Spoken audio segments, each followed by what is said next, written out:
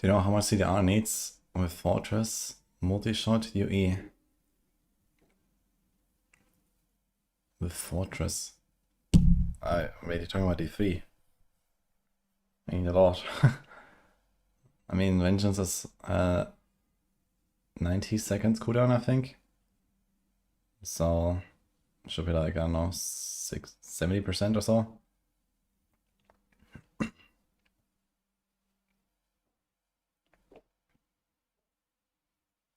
The demon form set will be unplayable on pit push. Who knows? Don't ask me, man.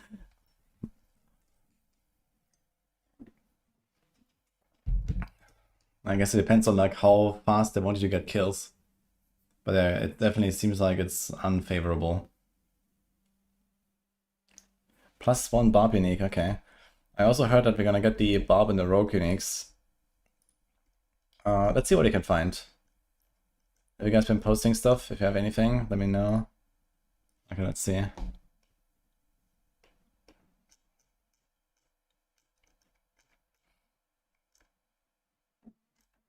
Okay, we saw these yesterday. We saw the big army. It's kind of sick, actually. Let's save this.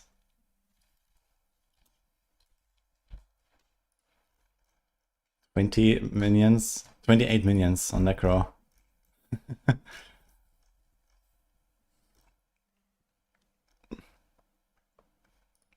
Okay, that is pretty interesting. 6 maximum shadow form stacks is actually pretty big.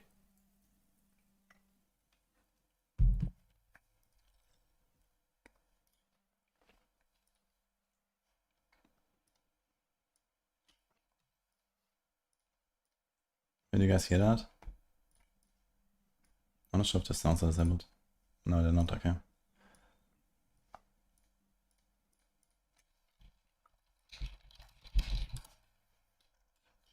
Fishing side quest. Fish a Cocalodon, fish a Silver Belly, a Darkling. Okay, we've seen the Fortify aspect. We've seen that one. We've seen the Volatility aspect. Shaco, terrible. Who the fuck reacted with this? Bam. Okay. Early game set jumps. Okay, we've seen those. You can change transparency, zoom, and color. That's neat. A screenshot we've seen, it was like pretty opaque, the minimap. So if you can like change the transparency, that's gonna be good for sure. Kinda interesting for sure.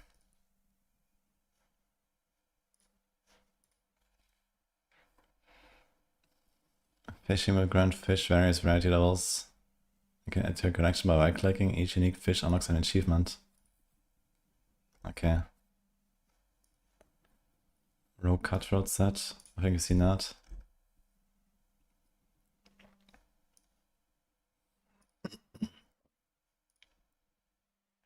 Cold Dark Shroud. Looks cool. Cold Dark Shroud is just snowballs. Floating snowballs.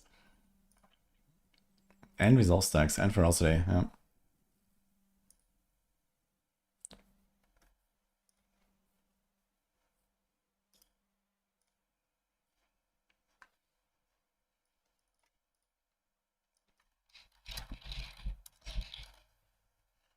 Where is the lightning imbuement? Yeah, it seems like that's not happening after all. But okay. Aspect of coagulation. What the fuck? Coagulation. Coagulation.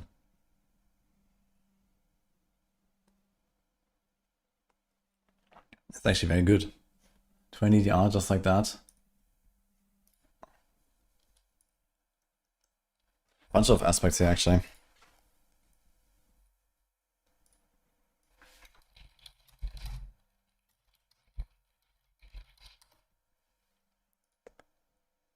I mean, the 30% extra fortified generation is also not nothing. Aspect of diabolical armor, demon form grants 20 damage reduction plus an additional 1% for 5 seconds anytime you take fire damage up to 5. Very specific fire damage thing. What the hell? Okay.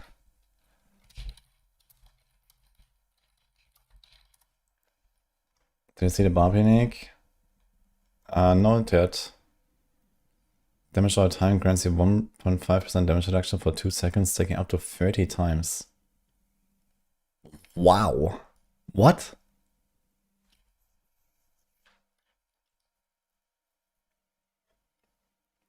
That is insane.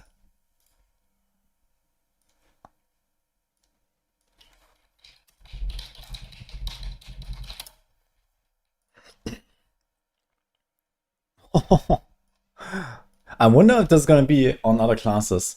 This was a... I guess not, right? They're not gonna put this on like a Warlock or like a Druid or something with the name. So this is still a Paladin aspect. But it will hopefully solve the gap a little bit that, you know, the Paladins experience of 200 weapons. I would really like to play some 200 Paladins, I gotta say.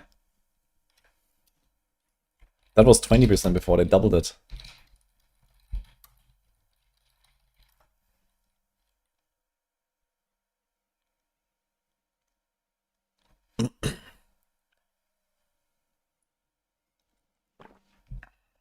Rob had everything 2 or 3 days before the embargo even lifted.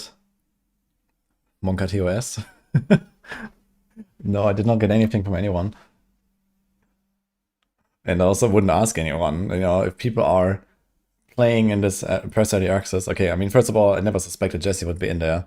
Second of all, I don't want to ask Jesse. You know, I don't want to ask anyone for this. You know, either they release it or they don't. Like, what is this? You know? Like, I'm gonna ask them to break their NDA? Like, what is going on? Either they're releasing it or they don't. I mean, what can I do?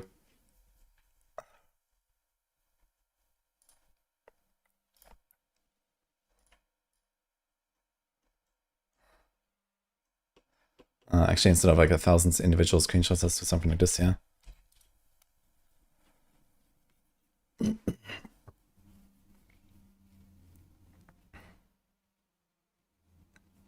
Rogue unique is nice. Okay, let's see this here first.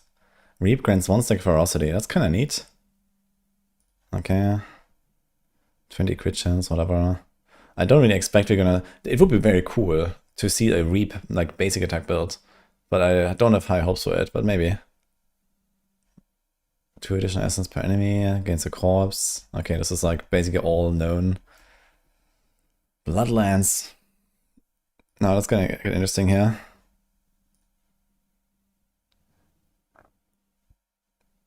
Dude, I would really love to play some Bloodlands.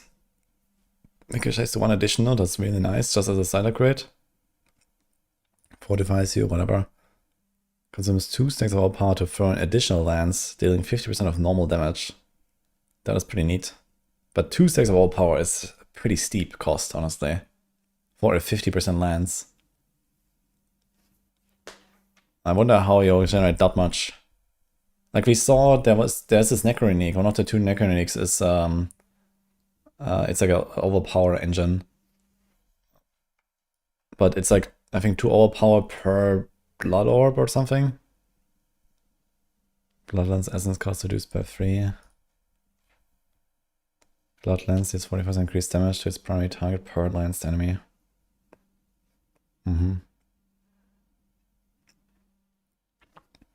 That is extremely OP. What the fuck? Every third cast of Bloodlands sends a blood up on a first enemy hit. I say, so here you would spend 6 overpower and get 2 back from the blood orb. Casting Bloodlands will pick up a blood orb around you and control additional lands from it. Dealing 125% of normal damage. So you would actually, that's actually kind of funny. So here it says consumes 2 stacks of all power to gain additional lands for 50%. And it's 1 blood orb to get 2 all power stacks, right? So every 3 casts you get 1 extra. Or you just do this here, where it does 125% of normal damage, which is more. It's like a lot more. Bloodlands becomes a darkness skill and deals shadow damage. Enemies hit are permanently lanced The lance deals 80% corrupting damage per second to them.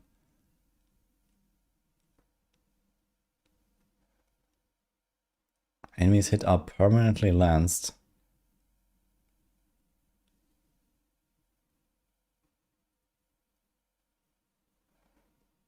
Okay. And this is actually kind of crazy. What? This is insane as well. Like, especially like early game, like leveling and stuff. That is kind of correct. Okay, it's a C upgrade, and the C upgrade will be at level, I think, 32. So it's not that early you can get it.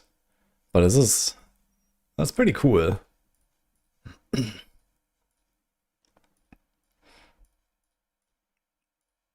So if you could generate a lot of blood orbs, you can do some crazy stuff here.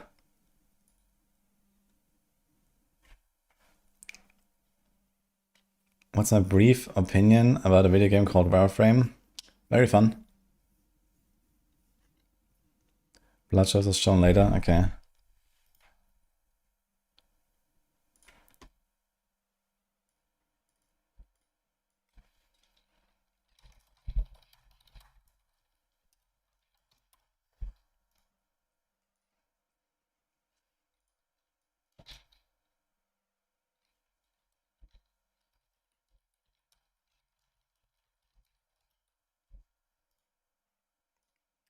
Kind of fucked here because it doesn't really show all at once. So I have to like do individual saves here. I'd like to just take a screenshot. Yo, Psycho Gaming Media, thanks so much for the sub, by the way.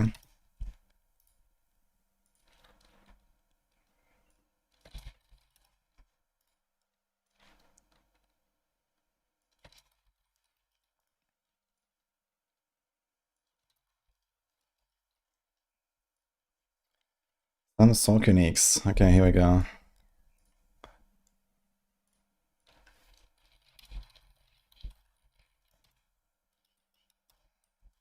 Fireball does 80% increased damage and every 4 cast launches 2 additional projectiles. So it still does that. Dude, people are posting a lot of uniques here, holy shit. Casting forward, okay, this seems like pretty pretty the same with ice shots ranks on it, it's kind of funny. Flame Scar. Incinerate gains 1 final charge if radiating the area around you, increasing damage dealt by 300% by costing additional 50 mana per second. I don't know what Incinerate now does, but it sounds kind of insane.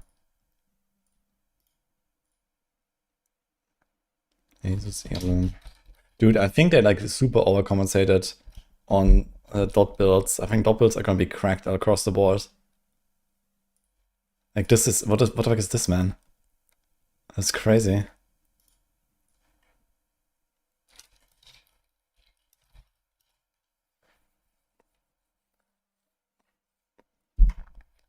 Sounds like it scales up as you hold it. And it says something about charges. So maybe it's like, okay, you have like sort of a burst and it like recharges.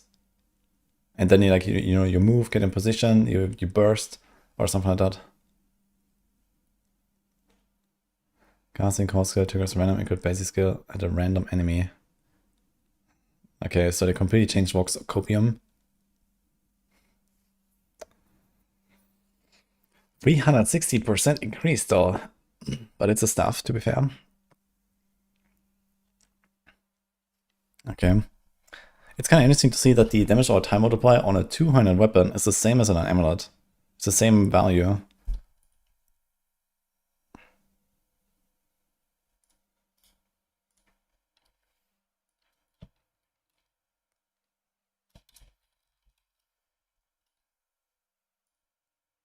Staff of Lamesa and charge bolts deals 106% increased damage, lasts 300% longer and seeks enemies.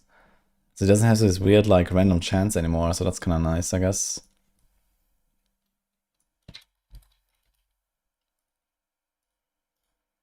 Okay, Axial Conduit.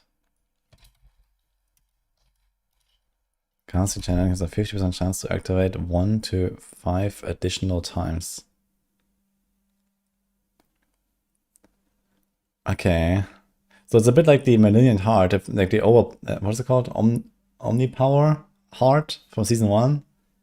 I loved that actually. I played Chain Lightning back then. It was so much fun.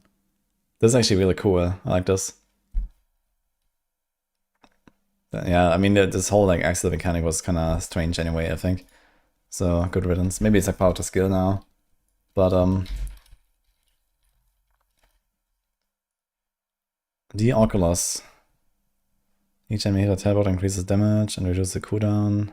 Becoming injured with teleporting. Okay, this is the same as before. It just doesn't have like Giga teleport ranks anymore. 790 life on hit with GA. That's a lot of life on hit, dude.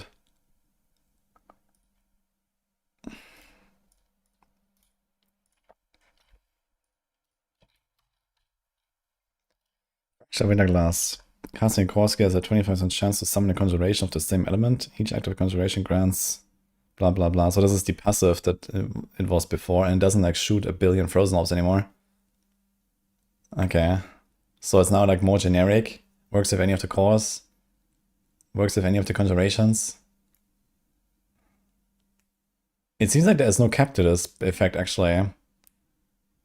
So I guess it's just capped by the number of conjurations you can have, which is 3 plus 3 ice blades.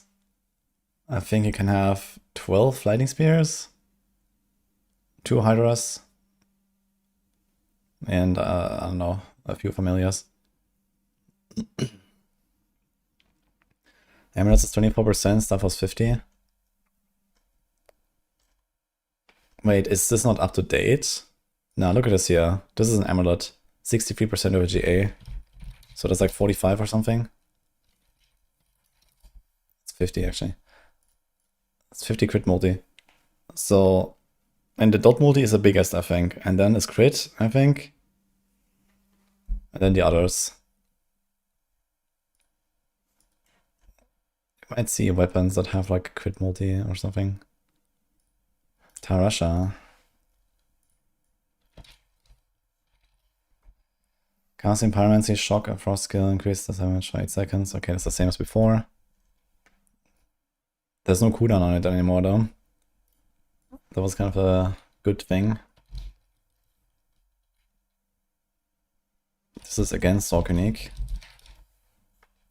Overpower increases your Pyromancy skill damage by 25% and size, mana cost, and cooldown by 10%. So it's the Chaos perk from Season 10. But man, that is awesome. I really like this item.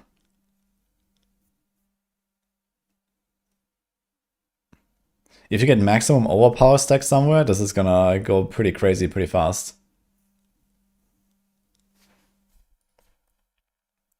Sid bindings.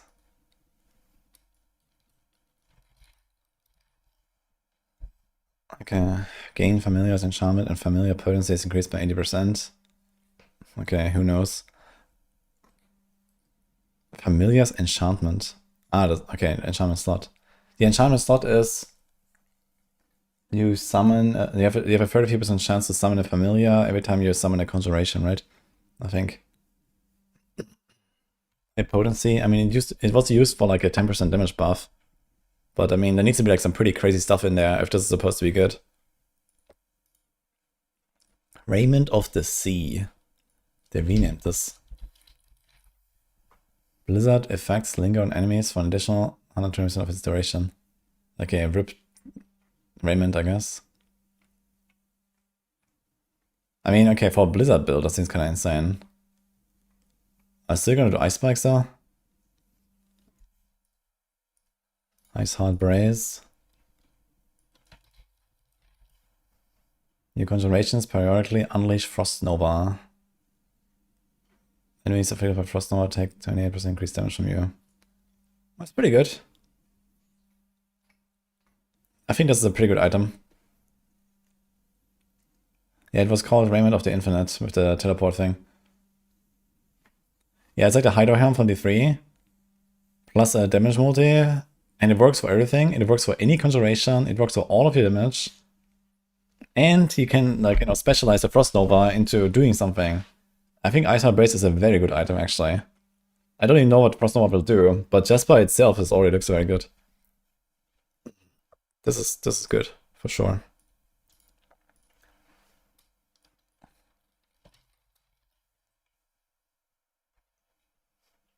Fang of the Viper Magi.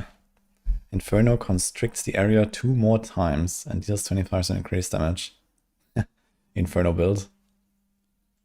How many times does it do it right now, actually? Like 4 times, I think, right? I think it's 4 times, I'm not sure. Or 3 times? 4 times? Something like that. So 2 more times, that's like, I don't know, 50% more, let's say. And then 25% more. So it's like an Inferno build. Interesting. The CD is too big. You have Flicker Step. You have Hectic. There's a bunch of stuff to fix that. There's a mod now to make it follow on you. Okay, set charms. Okay, these are old ones. I like this like triple LA. It's kind of funny. I wonder at what level you can equip these actually. Do you have level requirements on these? Like if you actually get this like early on, this could be pretty good. And it can roll this as well. It's kind of funny. Look at this. What time is launch in the EU? 1 AM on the 28th, most likely. Are there any tier lists on builds yet? There will be no tier lists. We will start building them when the game is out. I'm not joking, busy. Okay, legendary seals. I mean, I'm not gonna take a screenshot of every single like stat they can roll here. They're all like relatively similar. It's like some damage here, some damage reduction there. When you have this or that set, some attack speed, some ranks. So it's just like some examples basically. I was gonna do like one screenshot like that. Okay. So ranks around the berserker, vulnerable damage, maximum life, attack speed while berserking, damage reduction, berserking. Interestingly, the damage reduction here says plus, so that's very sus. But I would expect it's a multi.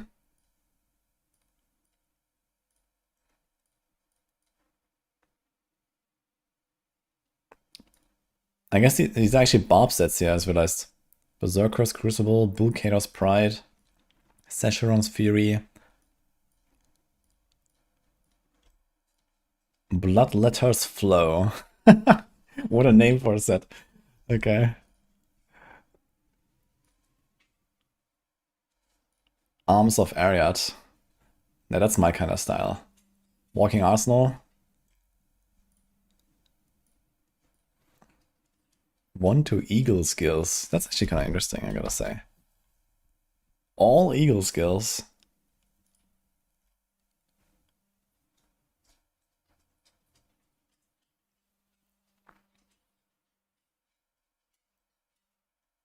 So much info you want to log in today. Oh boy. Okay, here comes Whirlwind.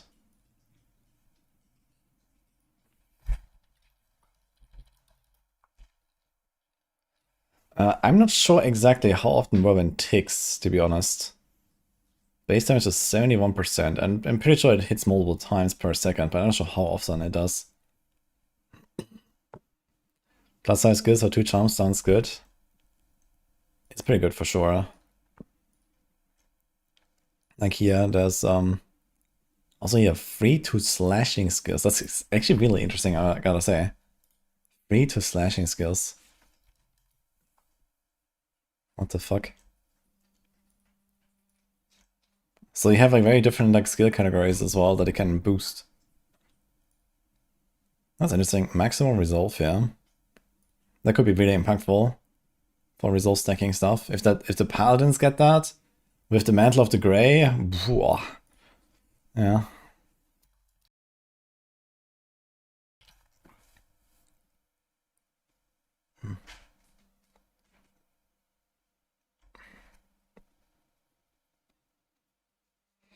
Does this expansion change builds completely? Not just the builds. Okay, so here's more stuff. So some move speed while whirlwinding. Okay, whatever. Cost damage bonus. These 4% increased damage costs 10 additional fury. 40%, huh? Okay, am I getting somewhere?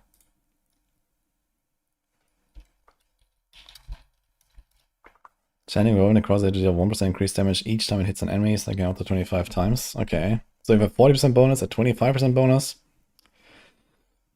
That's almost double already. Whirlwind also explodes. Wait, this is like a Westy side grid. Critical strikes weaken enemies. Okay, so here you can do like the support Whirlwind basically. With speed and weaken. Or you can do damage Whirlwind with extra damage, extra cost, and just stacking damage. And now creates 2 Dust Devils that each deal 62% damage. Okay. So you have that. Whirlwind also explodes, dealing 18 fire damage and inflicting 50 burning damage over 5 seconds. So that's the fire conversion. And that is actually the second upgrade. So what does the third do? Attacking with another skill grants 4 stacks of charge, up to 20 that decays over time. Your Whirlwind deals 1% increased damage and gains 1% movement speed per stack. While Whirlwind has charges, it launches iron shrapnel at nearby enemies, each dealing 6 damage. Okay, 70% damage, inflicting 14 bleeding damage all 5 seconds. Okay.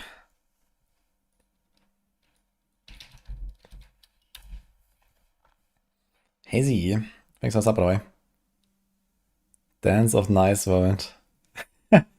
Yeah, it's kind of funny actually. So it sounds, it's like very close. It depends on how often it shoots it. So this winding could be really huge. And this burning stuff also as well. This is a lot of burn damage. And deal fire damage.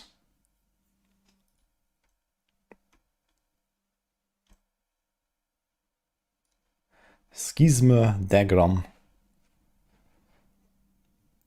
Okay. So this says, this French. Agrom and his summons deal 50% extra damage. And on top, you invoke the other half of Agrom. And get a second charge of Command Agrom. So I guess you get 2 Agroms. Okay, that's a lot of minions. So that's like the Giga minion army stuff.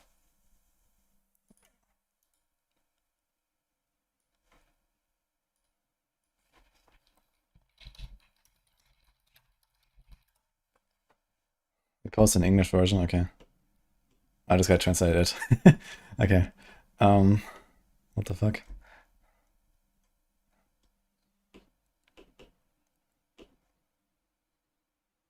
This is an Andarius, by the way, I think.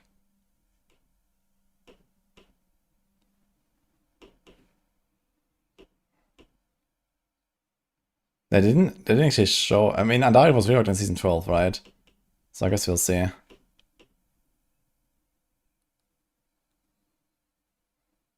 French sounds so cringe in video games.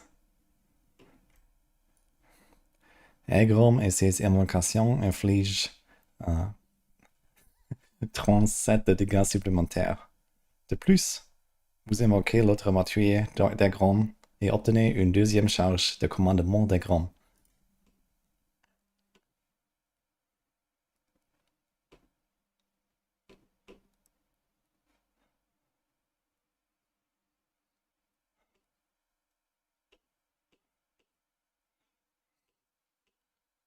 Beat over SMHing. Okay. Blood Search.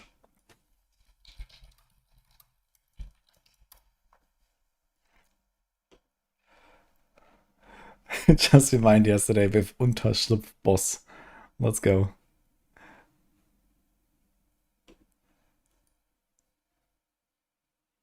Is this real? This font looks a bit off, but okay. Staff of Iron Latch. When using a channel skill, all incoming damage is reduced by 30% and stacks. When at 50 stacks, channeling skills deal 225% increased damage. There's no like blue number and anything here. Like this looks kind of off. Is this real?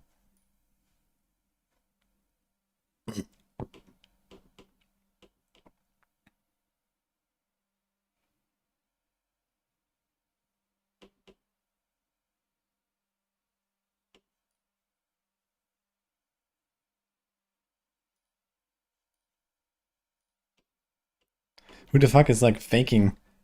I don't know. Okay, anyway. Familiar has 4 options, look at that.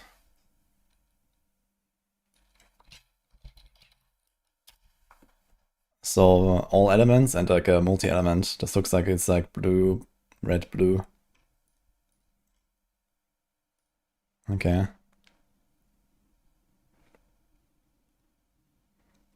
Hi, Jabun.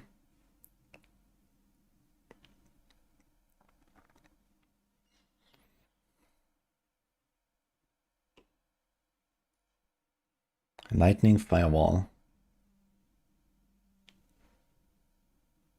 I think he means incinerate. This is incinerate.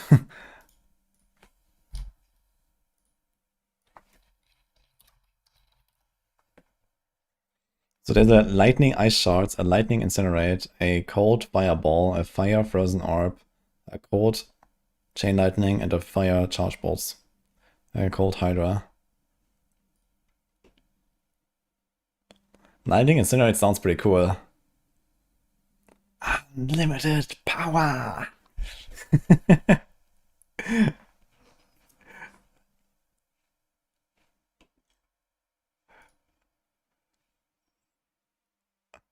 Lunging strike has increased range, damages all enemies in its path, and can lunge without a target, and has a 2-second cooldown. What?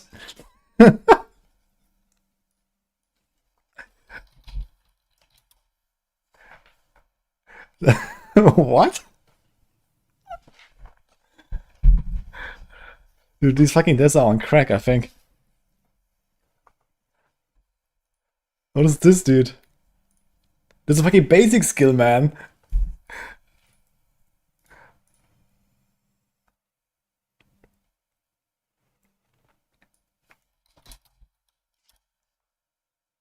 Hammer of the Ancients gains 2% increased critical strike chance, so 20% fury, up to 20 at 200, current bonus 10.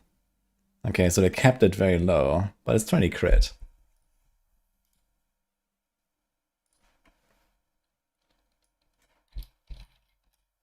I wonder if I'm still gonna see Silic. Upheaval ignites the ground, burning enemies for an additional 150 damage over 4 seconds. It now deals 5 damage. 150 extra as a burn is quite a lot of extra, to be honest. But the Whirlwind scene is better than that. I'm not sure how often Whirlwind ticks. I think Whirlwind actually looks extremely promising.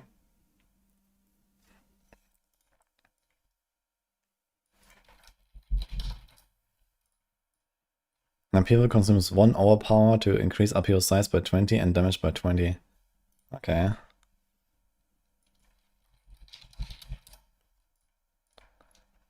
Rend now deals fire damage. Each slash creates a wave of fire.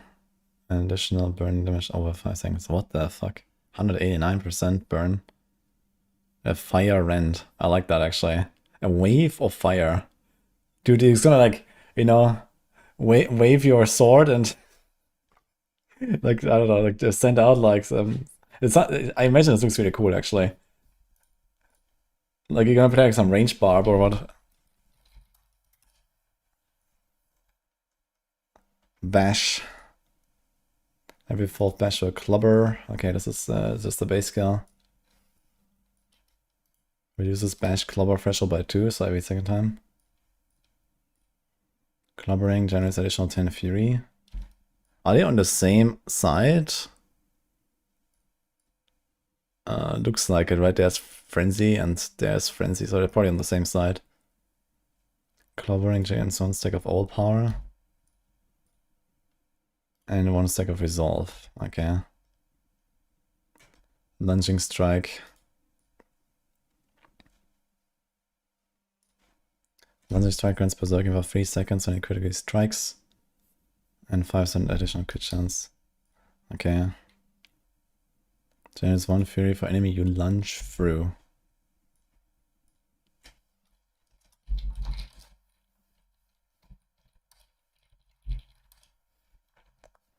Shit.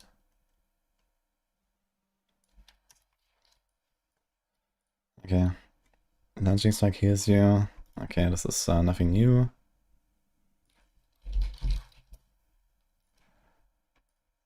Lunging strike has increased damage. Okay, we've seen this.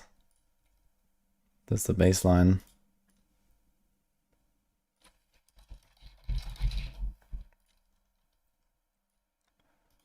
Range increased by 2.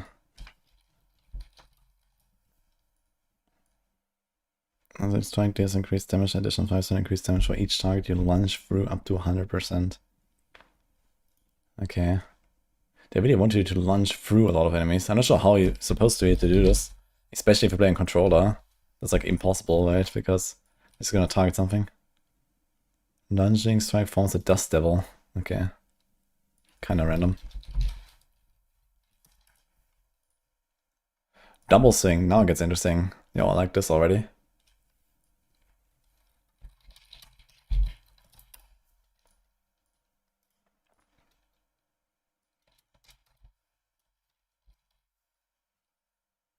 $75 times 2. Decrease fury cost of the next double swing per hit by 2 once per weapon. Base cost is 20, which is relatively low, to be honest. You can do like 1 generator, 1 double swing, already at like level 3, basically.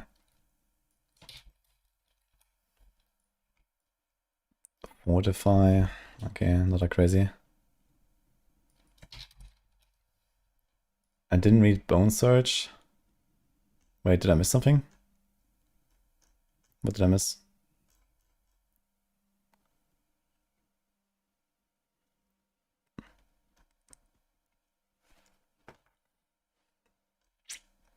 Hoda. I've seen this actually. Here's the baseline Hoda. Further up on its own, okay. Increased damage and size.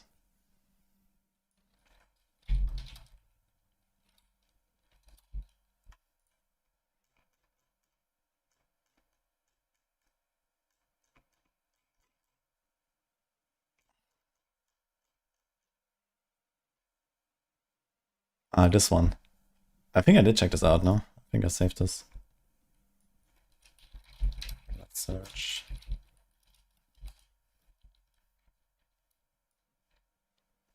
Bloodshot becomes a bone skill, and instead of expelling a blood nova, expels 10 piercing bone shards, dealing 60% damage each. Instead of dealing increased damage, Bloodshot expels 1 additional shard for each enemy drawn from up to 5. I think we've seen this in some clips, actually. I've seen some, like, Nova, the bone stuff going on in one of the press videos, and also, like, in one of the official videos, actually, they've shown this.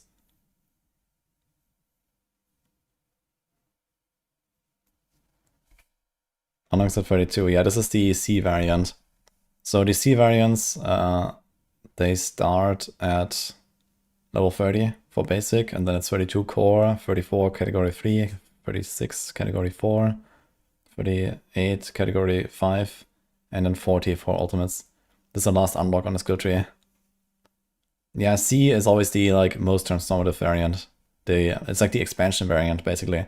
So there's 2 variants that everyone gets, and C is only for expansion owners. And it's later. And it's like the most transformative.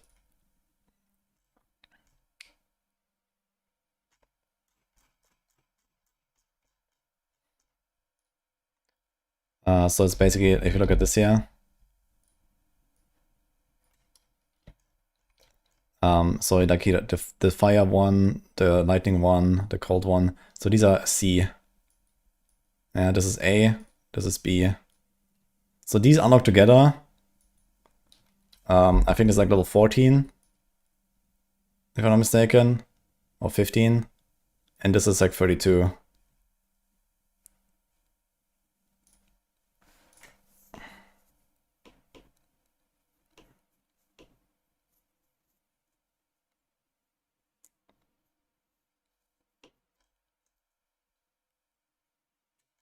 Okay, we saw double swing.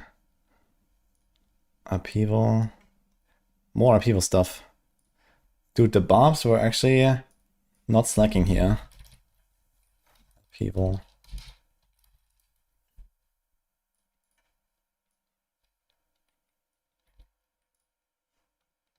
Various increased damage to the first 5 enemies. That's kind of big.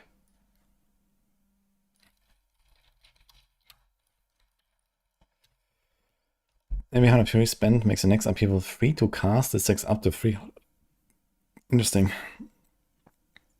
This could be kind of interesting if there's something like, what is it called?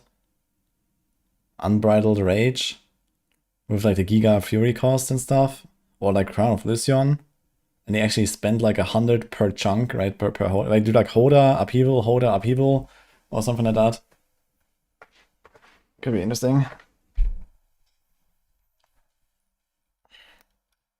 Reduce the cost to 28. What's the base? Upheaval flings iron shrapnel. Inflicting 150 bleeding, man. Holy fuck. This is a variant though. This is a bleed variant, okay. If that can like shotgun, that's gonna be insane. Pierces enemies, deals some physical damage and shot. Okay. We've seen this one actually. Upheaval gains 75% increased damage depending on the cast range. This area increases, but the damage bonus decreases. What? Okay, it sounds like you can like modulate size and damage depending on how far away you click or something.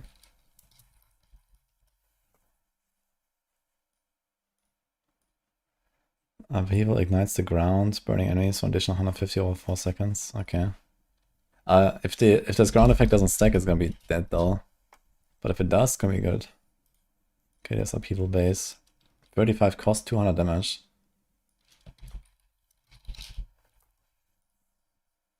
Inferno sticks to you now, yeah, I heard that. Okay, here's Bone Splinter, variant C.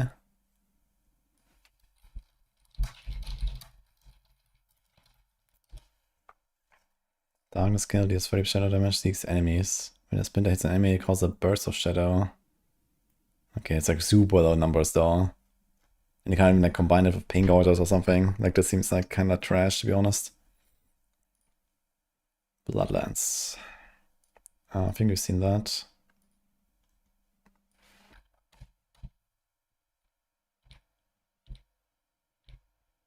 Okay. Bone Spear.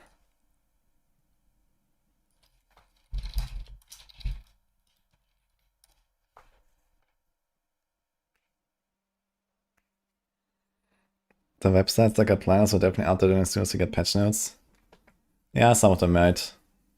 I mean, the thing is that, you know, it's still an incomplete picture, right? It's like just like, okay, there's like 3,000 skill tree nodes now, right? And we have like random pictures like here and here and here and for this thing and for that thing, and you know, like they basically have to put it all together. So yeah, realistically, oof, yeah. And we're probably not gonna know everything. Like there's a lot of examples now, but if people don't literally post like a 30-minute video mousing over every single node on the entire tree, then you can't really do it anyway, I guess. So for a Maxwell Planner, for example, there will be no update at all. You know, we're not gonna do anything with these pictures. We're just gonna wait for the data mine and then we do it, right? Like you can't even make builds anyway, so what's the point? So at least we can't do complete builds, right? A lot of stuff is still unknown.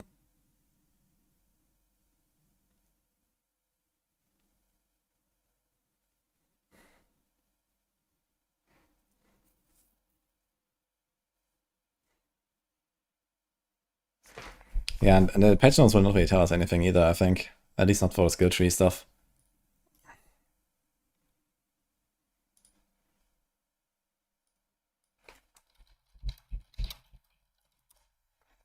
Bone Spear minus... Okay, 20 essence cost for Bone Spear is kind of nice. Dude, I would like to play some good old Bone Spear again. These 4% increased damage to the first enemy, that's kind of good. Bloodbath. Okay, Blood Surge, here we go.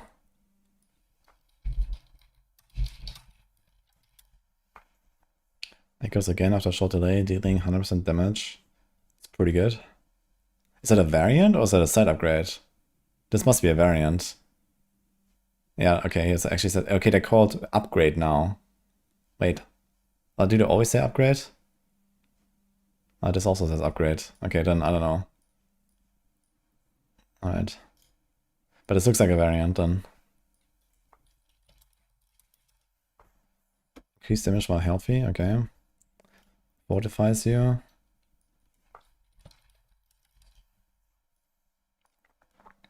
So 2/6 overpower against size and damage. So this is like pretty similar to the Blood Lance. Consumes overpower stacks and do more damage and stuff. Have you seen that? Weakens enemies on Blood Surge, that's funny. Support Necro. You and what army? Blood Surge expels smaller blood nose on your minions, dealing 20 damage. Blood Surge minion, no one is increased by 50% for each enemy drawn for up to 50. Okay, so when you have 28 skellies, that is a lot of damage, actually. Now, okay, 28 skellies is probably unrealistic for a build that tries to deal damage with this. But let's say you have like 15. It's still 300% weapon damage. That seems pretty good, actually.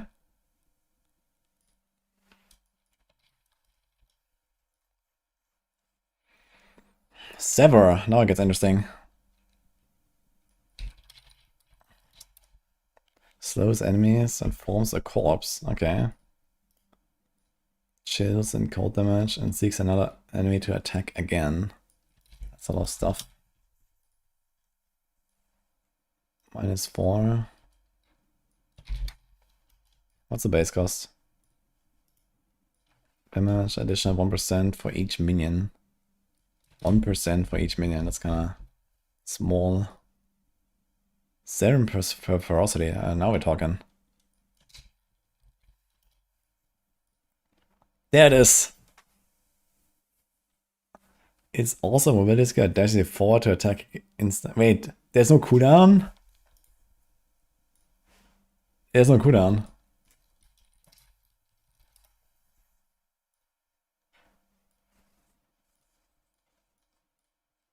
It doesn't. Okay, it might be like a hidden cooldown, but it doesn't say any cooldown. It will just be the cost. Okay, that's actually insane. That is better than I thought. Sarah sends 3 additional specters. Okay, we've seen that. And here's the base.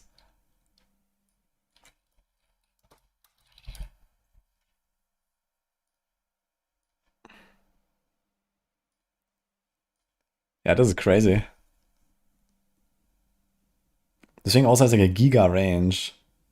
It's not as fast as teleport, but you have it like infinitely as long as you have resources. That is extremely good.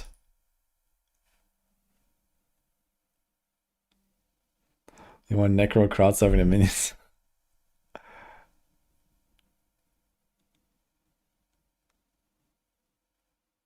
You can't go over walls. Yeah, that's fine.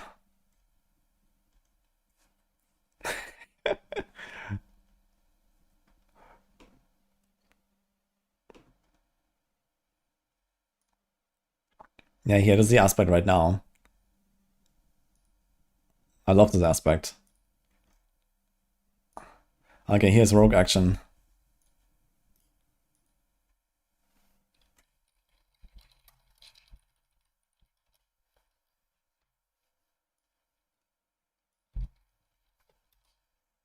But it's just like the overall tree, I guess.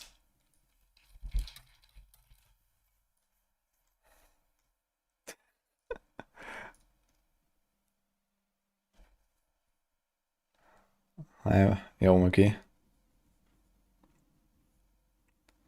Looking forward to a 28 million Necromancer build. Yeah, if Sever has no cooldown, that's insane.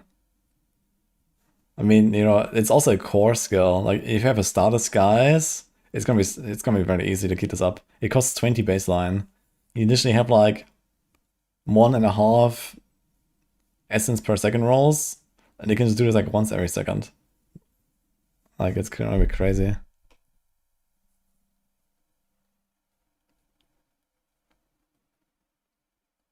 Die Wahrheit. The truth behind Lord of Hatred. What a video, man. Okay. I watched it yesterday, actually. New druid skill tree looks insane. This looks like it's just from the original like, footage there. Okay.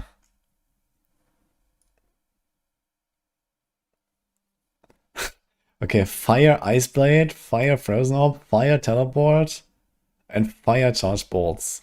That looks funny, man.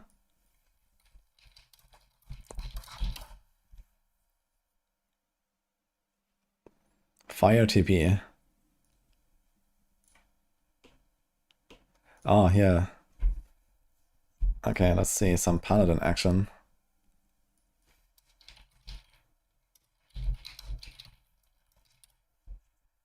Okay. One additional time. Okay, this is not too crazy. Here's the base. Still costs faith and has a cooldown. 5% attack speed, 2% crit, 6 4 times, weaken enemies. Okay, this is all the same. I don't really expect the Paladin to change too much, but there will still be like a lot of new things, I guess. More bonus from potency. 15% more bonus from potency. Okay. Resource generation for unit allies. That is pretty good, actually.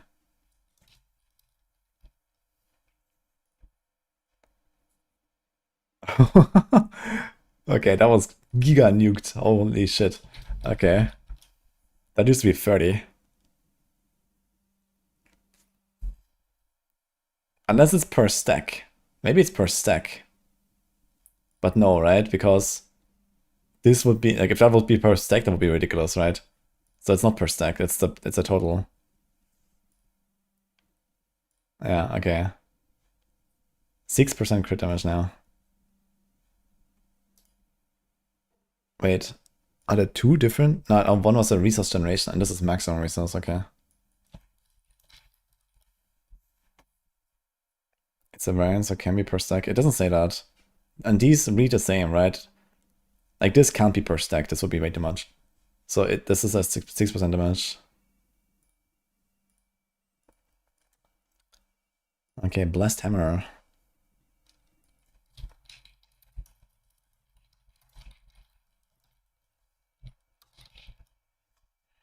Still costs very little. And you can make it cost even less.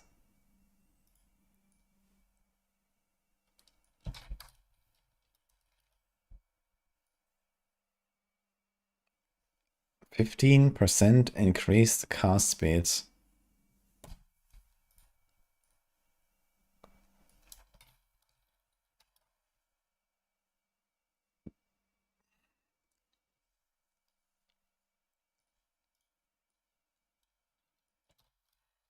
Interesting wording. Hitting enemies with plus 7 increases the damage. Okay, 25%. Disciples Halo. Still seems relatively same. I'm not sure if the numbers changed exactly, but Mortar Combat was one of the things that was like kind of like not good. So one of them boosted that. Third attack speed bucket, let's go. Yeah, cast speed is a bit sus, I gotta say. Maybe this is cap 2 in that case. Okay, so this is kind of the same. We have a slow now on Blast Hammer. Okay, pretty good. Divine Lance.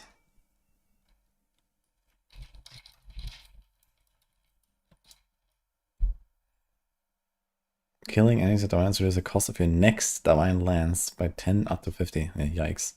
Okay. There's also cast speed.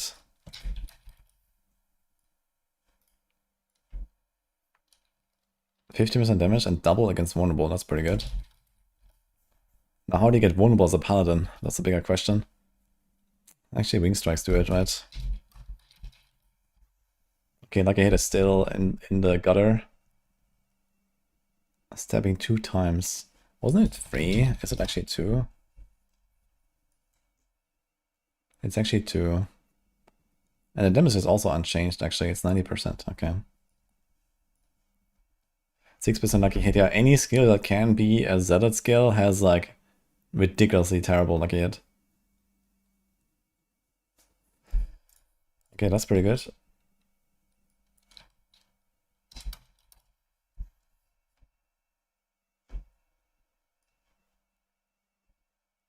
Does anyone have a video of the map overlay? It's in one of the videos I watched yesterday, yeah. But I posted a screenshot of it on X, you can check it. Okay, cost reduction. Reduce the cost of an extra violence. Oh, we've seen this actually, okay. Isn't this crazy?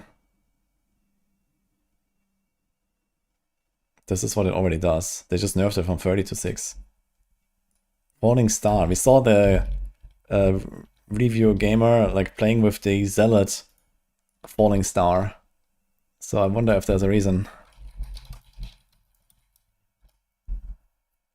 There's some damage with cast again with 15. Fanatic Descent is this one. And Awakening. Okay, this is like unchanged. Knock down enemies, creating a fissure.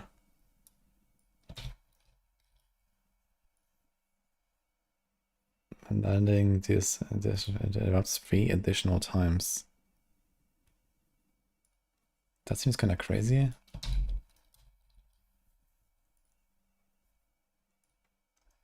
Okay. Alright, Blessed Shield.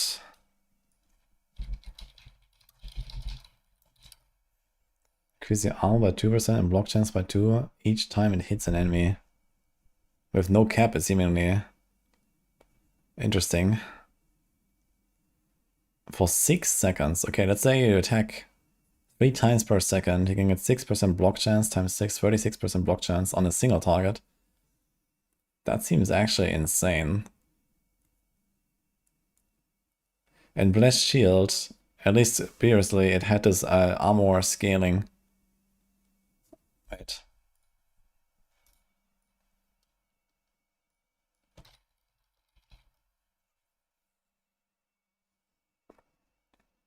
If you hit multiple, it can go way higher, yeah.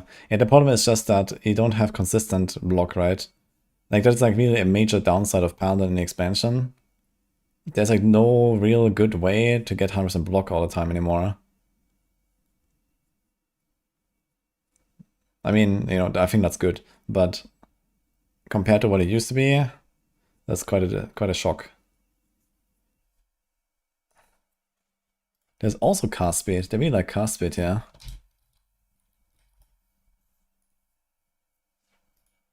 Okay, 75% of a shield's block chance. Okay, so previously it was based on the shield's armor. Now it's shield's block chance. Maybe there's like some giga block tempers you can do now instead of on guard. I could imagine that might be a thing. Like maybe they buffed the block temper and it's went to like 15% on a temper or some shit. Gain 5 faith.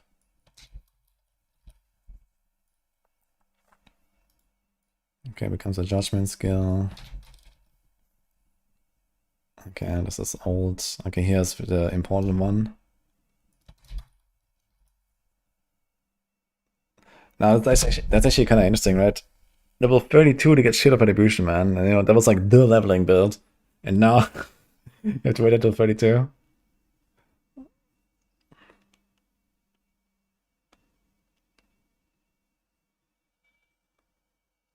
They didn't nerf it. That is insane, actually. They didn't nerf shit of attribution. Really?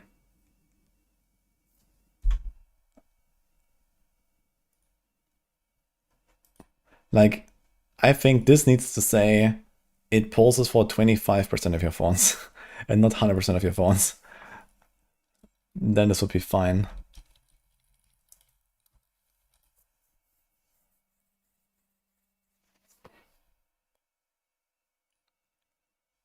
Okay. Zeal. The broken passive got removed. Yeah, but the thing is that there are other phones builds on the Paladin, right? And if you want to like balance out these different phones builds inside the Paladin class, this just can't do 100% of your phones per pulse, you know?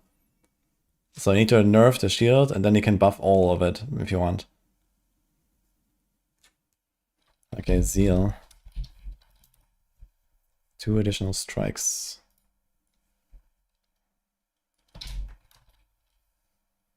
10 crit, doubled against weekend. Okay, they seem relatively unchanged here. Death or Glory costs 10% life. Monka is same thing. 40% crit chance. Damage and crit. That is actually really huge now, because Perdition crit is nerfed and stuff like that. So I think hitting 100% crit chance is actually not going to be so trivial anymore. And also no passives and stuff to give you crit. Like this, like Zeal actually has pretty big stonks, I gotta say, with Red Sermon. And then there's 40% damage reduction from the aspect. I think that's actually huge Zeal stonks here. Because you can't hit 100% block anyway on the other builds, I think.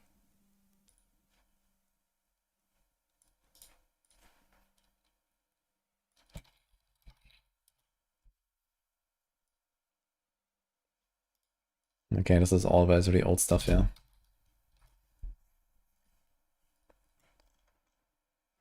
Condemn. So now it gets interesting. I was wondering if they're gonna make like a D3 Condemn Satyr. Yo, lactose intolerant. Thank you so much for the sub. Condemn casts significantly faster.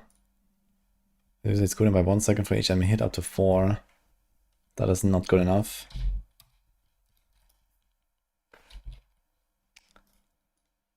It's a baseline of 15 seconds.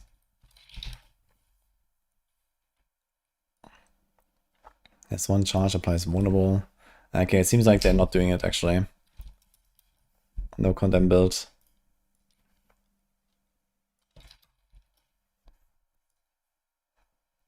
Builds up marks for enemy strikes into you. Okay, they still have the Shepherd of Flock though. 50% size, kinda nice. Weaken, kinda nice.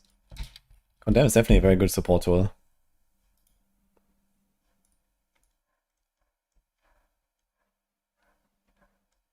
Okay, Spear of the Heavens. So that's also still there.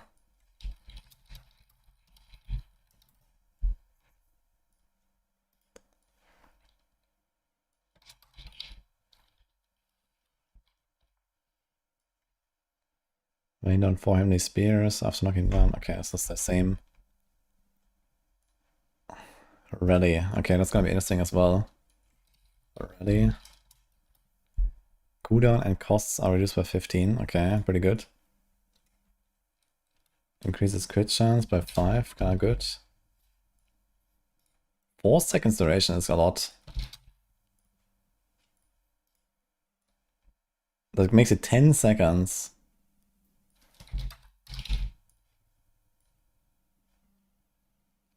And unhindered while active.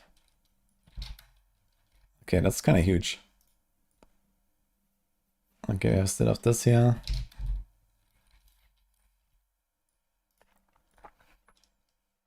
We still have this here. And we still have this here. But yeah, you press it once, you get a 10-second buff that makes you unhindered as well. You can reduce the cost by 15%, so it's like around 30% life cost, which is relatively steep, but it's kind of insane actually. Okay, here's something. The Open Eye of Gorgora. Inflict damage short time. Okay, this is a barb. This is the barb bleed key passive.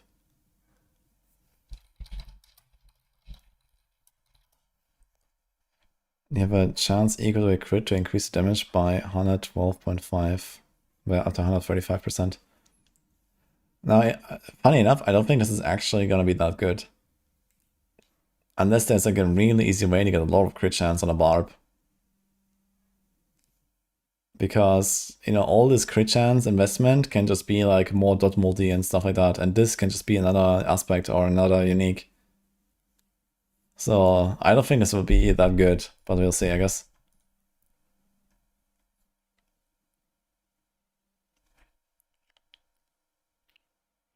Life on kill is now max of 22 on I-900. Really? 22?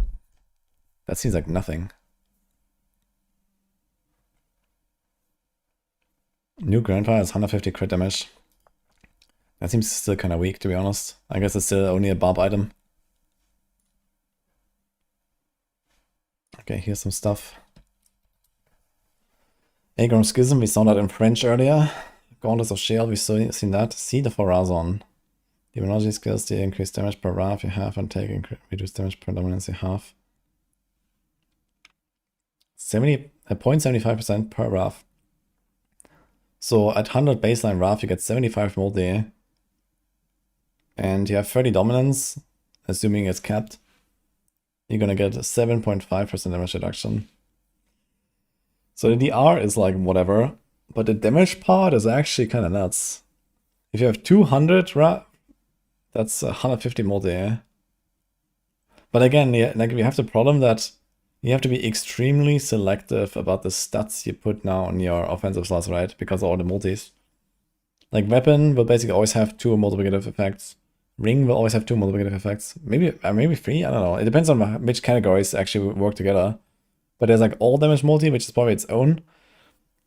And then there's like a crit and vuln and dot, I guess. They're probably like one category. And then there's like elements as well. So I guess we'll see, but we've seen these, they're kind of insane. Dude, all these aspects are ridiculous. They're actually making like really strong defensive aspects. And I don't really like it too much. Because, you know, you're gonna have, like, the bigger these numbers on the defensive aspects become, the more they have, like, the stay in night. You know, get one shot or, you know, survive everything.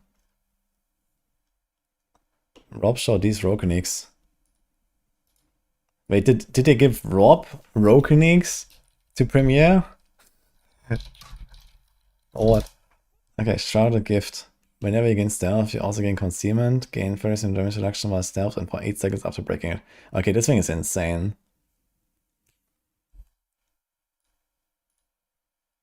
That is really good. I don't even know what concealment will do now, but I imagine if it's like somewhere on the level of what it does now, you get like, okay, vulnerable application, we'll see. There's like dodge chance, there's healing from stealthing, there's resources. That seems extremely good. And you have an 8-second timer. Okay, and then you have Etna. Dealing 2 different types of non-physical damage. Okay, that's the key passive. The chemical admixture. Increase the potency of your imbuement skills by 60%, non-physical damage by 60%. Basic skills are now imbuable. Okay.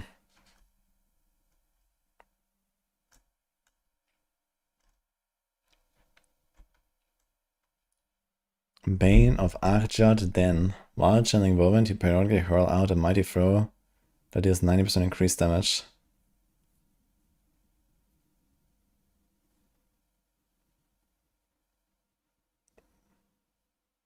They really want to make like a god DH barb, huh?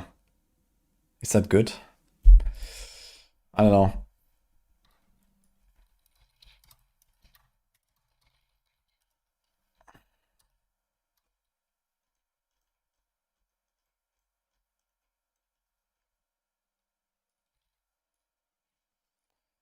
Interesting though.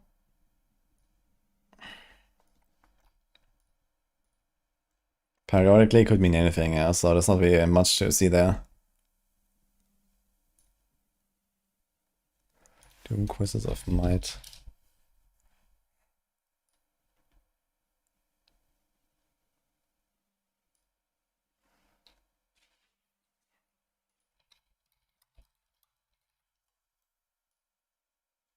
What do you have here? Wrath Generation, Life.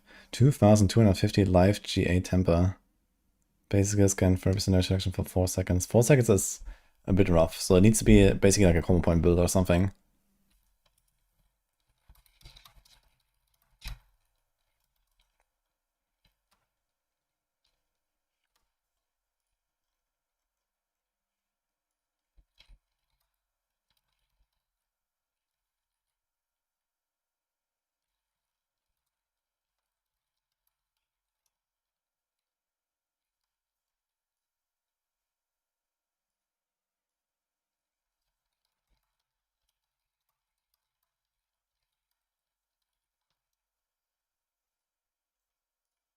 You've seen that. Veil unique confirmed. Yeah, we've seen that already. Okay, that was it. Wait, no druid stuff. Where's the rogue stuff? Oh my god, man.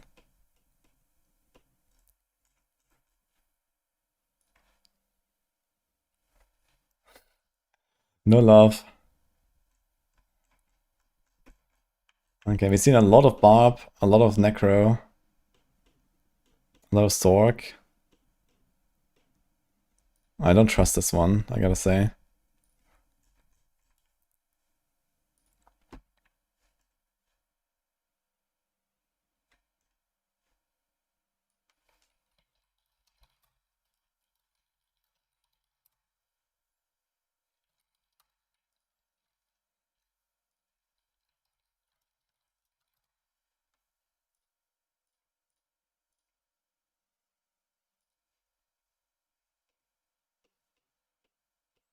Anything else?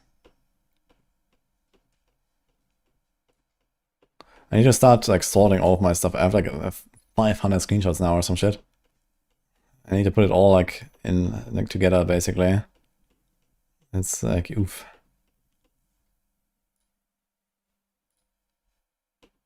Is Rogue good now?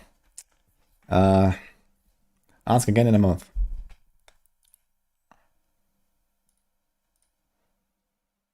I think I've seen those.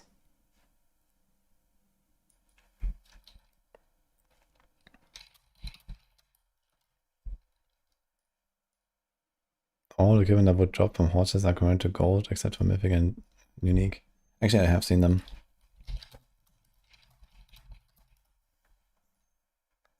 Making a spirit one sheet of all the spirit one info we got. Nice.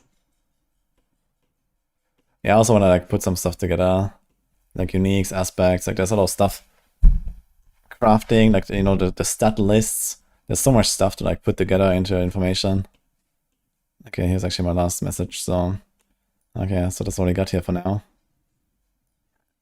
Impetus. 50% increased movement speed while close to your demons. Okay.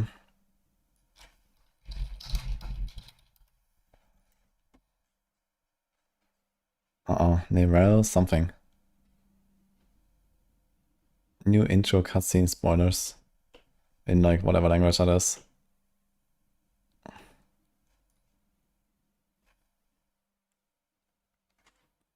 Can make a Google Sheet of all the screens and send it. Yeah, I don't need just the screenshots. I have the screenshots. Like all this stuff needs to be converted into neat tables. So that's the bigger problem. Okay, also I need to check my message here real quick.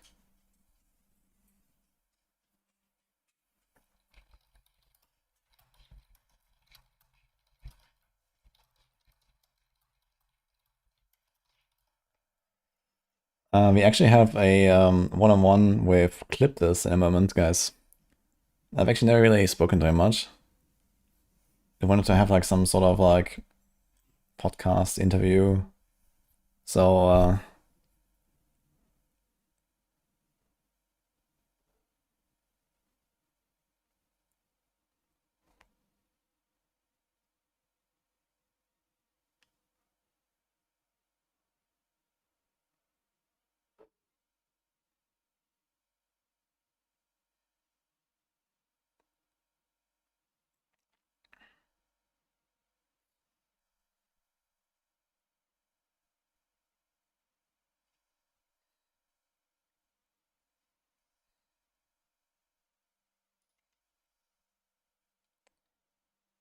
what is a neat table? I mean, you know, I need to start making a Google Sheet. And then we go, you know, okay, here's all the Barb info, and then, you know, every single skill node, and then every single aspect, every single unique. Here's all the druid, and so on, right? And so we're gonna like start puzzling it together. And then we're gonna have like some, okay, here's all the cube recipes, here's all the cube materials, and, you know, this kind of stuff. So, we actually haven't really seen a lot of sets. We've seen some names of Barb sets. There were like 5 different Barb sets. But I haven't actually like really shown anything in terms of what they do. It's kind of strange that, you know, like how do we end up with like, I don't know, screenshots of like 3 random skills on the skill tree for the one class, but then like no other information, right? No sets, no new unique, no nothing. Like it's like so kind of like random.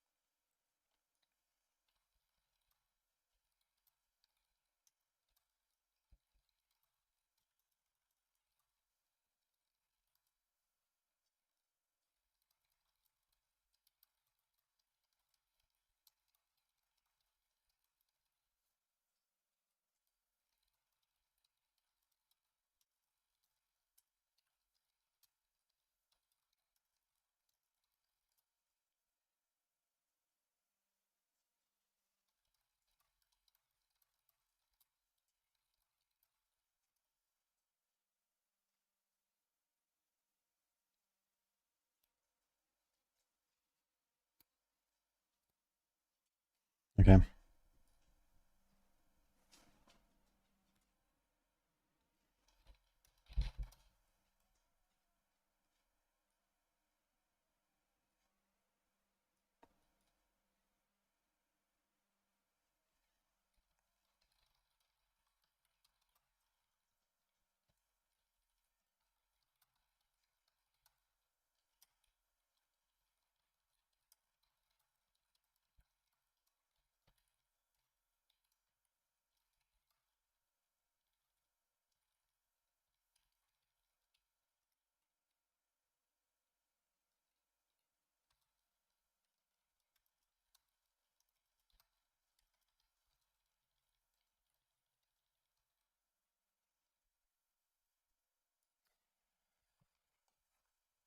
I just have to set it up here real quick.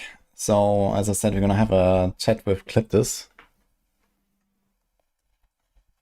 He sent me some link and stuff, so I need to check that out.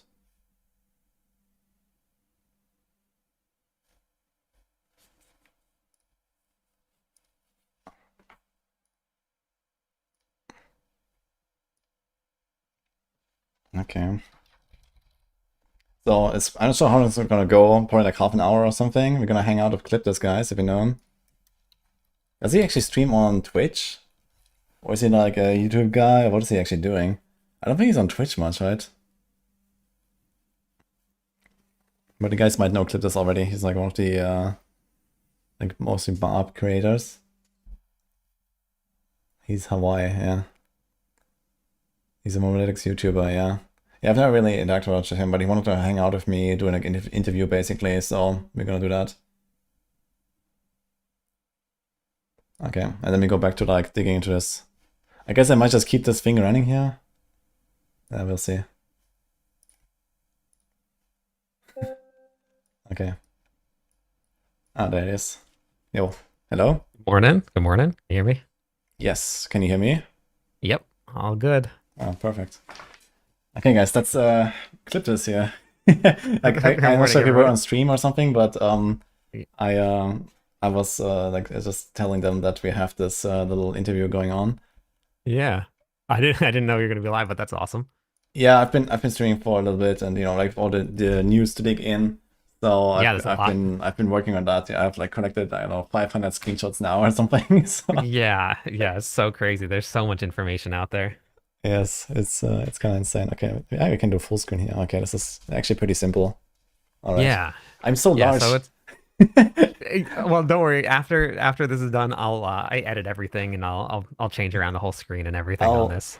I'll lean back a little bit, so like this Okay. is probably fine now. Okay, yeah, that works. So I'll just hit the record button on my end. You'll see a little countdown, and Yeah, then we'll I'm just we'll like, get. I'm just gonna turn off the alerts and stuff a little bit and this kind Yeah, of stuff. So I guess maybe the chat is fine. but I guess this here and the alerts. Okay, so we don't have like so much stuff going on there. Yeah. Okay. All right. I'm good otherwise. Okay, cool. Actually move my green screen blanket here. Then I'll hit the record button and then we'll get going. Okay.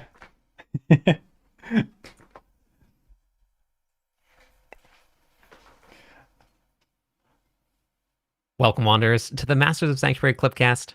I'm your host, Cliptus. With me today is a legend among Wanderers, a world-first hardcore butcher, and a Diablo partner. This is wudijo. Woody, welcome to the podcast. Thank you. Yeah, nice to be here. Hi, Cliptus. It's been a pleasure to like actually talk to you for pretty much the first time now, right? But I've seen you like around, making content and stuff, but you never really had an opportunity, I guess. So it's nice. Yeah, it's really awesome, and I really appreciate you taking the time to do this with me. Now, I'm sure that there's going to be very few people out there listening that haven't got to hear your name thrown around, seen some videos. But for anybody that doesn't, and just for everybody here that's listening, why don't you introduce yourself? I'm actually very curious as to how you got into content creation, what your journey has been, and what kind of brought you into the world of Diablo. Yeah, sure. So, I mean, I'm wudijo, so I've been blasting a lot of Diablo in my life. Like in Diablo 4, I guess most people that play Diablo 4 might know my name. So I've been like, really going ham on this game in particular in the last years. Before launch even, I was preparing and waiting for it and, doing everything I can basically. And now we're here basically. So it has been going relatively well. And I also, I lead the Maxroll team for Diablo as well. So I'm the director for everything Diablo on that site. So we have all the, guides, resources, all that kind of stuff. We have 22 writers now. It's a lot Wow. of people. So, Yeah. Basically I'm handling a lot of stuff there, also with like the just like the design and like, for example, we have a big planner update coming and this kind of stuff as well. So I'm doing these things, not just the guides themselves. And yeah, in terms of like content creation, so before Diablo 4, there was Diablo 3. And I was doing that for many years, actually. This is actually where I started around Cool. 11 years ago, actually. It's pretty much 11 Wow. years, I believe. That was during the early days of Diablo 3 Reaper of Souls. When I was just kind of like blasting on my Demon Hunter. Like, I don't know, this was at a time when I was just like, I don't know, I was studying at university. I was like kind of, I was gaming a lot, right? I was a gamer for a long time, but I never really knew about Twitch or streaming. And this whole ecosystem was completely new to me. But it was actually my brother that got me into streaming, who told me one day, like, hey, what you're doing is actually really good. You should maybe show that off a little bit or something. So Yeah. this is basically where it started, and I was just like randomly streaming my like Torment 6 solo Nephilim Rifts to like 2.5 people. Yeah. Of course. Yep. I remember those days. And then at some point I actually had like a big breakthrough basically, which was in Diablo 3 Season 1 when I did the ball lightning build and I cleared the world first Greater Rift 45 back then. And That's awesome. that was a huge breakthrough moment for me when like that was going everywhere and it was super viral. And I got like, insane amounts of followers. I had like a video that I woke up the next morning at like 400,000 views in like one night or something. It was insane. That's insane. And that basically put me on the map. And I went from like streaming to like 3 people to like streaming to 100 people in one night with that video, basically. That is so cool. Yeah, and since then I've kind of been like doing this on the side and not really seriously for the first years, but kind of like over time it kind of grew more, and then eventually Diablo 4 was on horizon, and it was actually like, I don't know, 3-4 years in or so that I even got like partnered, because I never really monetized my content as well. I was just uploading YouTube guides because people asked me, hey, how do you do this? Like, give me a build, and I was like, yeah, okay, fine, I'll do one, right? And then like I was like, okay, you have the video, stop asking me questions, leave me alone, I want to blast. Right. Yeah, And let me blast. it kind of backfired. So people just kind of kept coming back for more. So that was unlucky. But yeah, that's kind of like how that built up over time. And well, Right. at some point I decided, okay, now I'm gonna take it seriously, and I'm gonna go all in, and I'm actually gonna become a full-time streamer. And that was now around 5 years ago, actually. So with like Wow. with COVID and stuff like that going on, I actually decided to try this, and that was like a kind of like a big boom with streaming as well, I guess. I can imagine. Yeah. And that yeah, this is basically how I got here now. That is very, very cool. Yeah, I wasn't even streaming then. I actually didn't even really know about content at all at that time. So that's very cool that you've been doing this for that long and very, very successfully.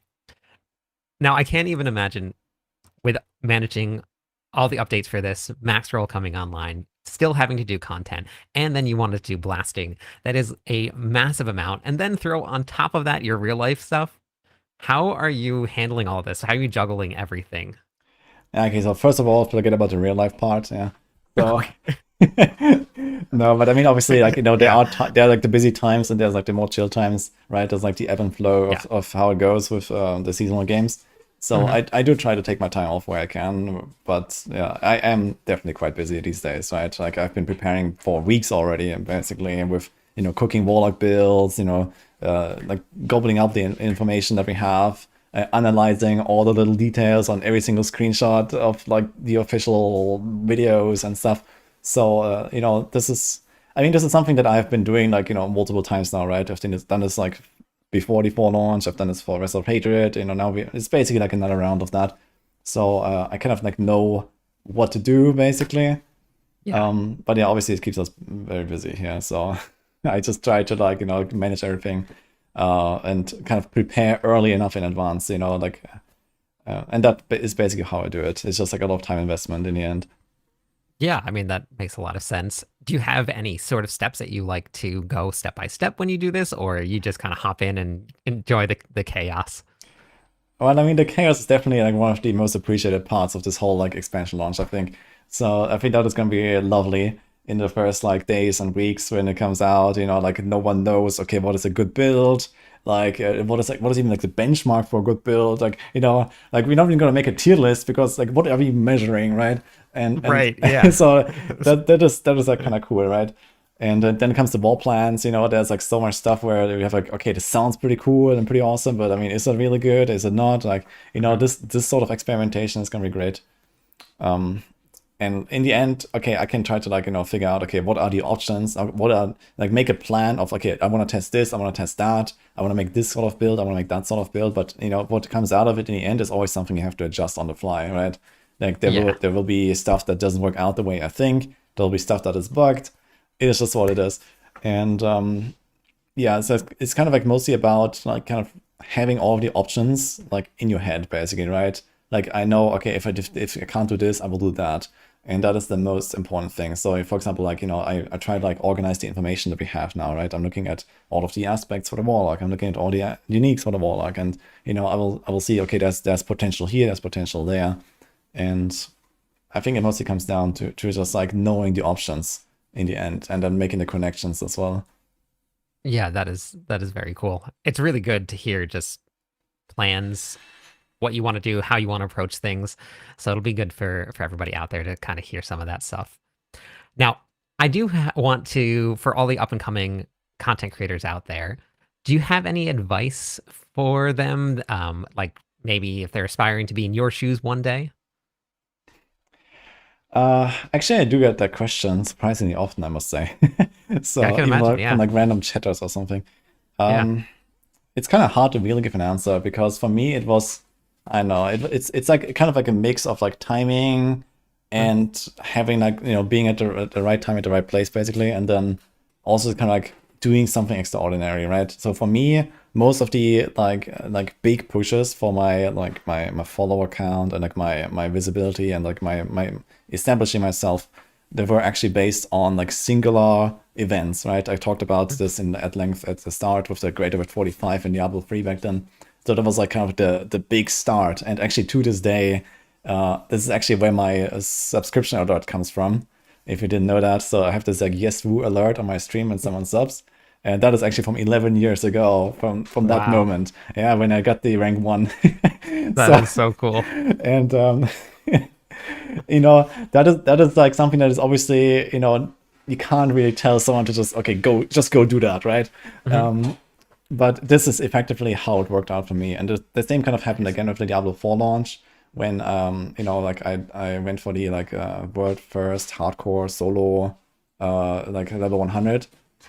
So I was like, again, preparing as much as I can, like, cooking builds with all the information we had, trying to like understand every single detail of information that was available, And this is not just, okay, I know, okay, this is a good skill and I'm going to play that build, but it's also, okay, like how does the game function? Like how do monsters even behave? And, like what is the timing between abilities or all these details, right? You can like overanalyze anything if you really want. And this is effectively what I had been doing as much as I could to help me in that quest. But yeah, in terms of like giving any advice that is actually actionable, I think it really comes down to being good at one specific thing when you want to be like a content creator. So it has to be either you are just like kind of the best at the game itself.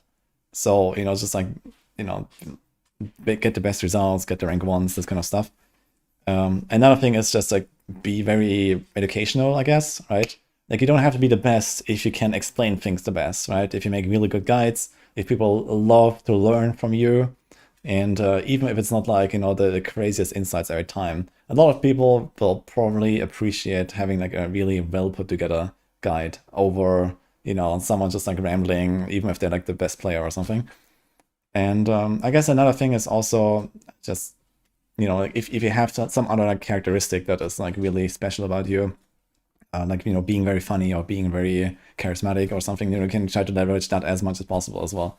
So it has to be like one of these things basically, and something that makes you stand out. Like a lot of people try to stream, and I almost always I can tell from the start, like, hey, this is like doomed to fail. And if you really want to try to take this seriously, and I see people, streaming to no one, for like 10 hours a day, and they're doing this for like 3 years straight, and they just never get anywhere. So I think at some point you have to just realize, okay, either you have to change your strategy or you just need to not continue, basically, if that is really your goal.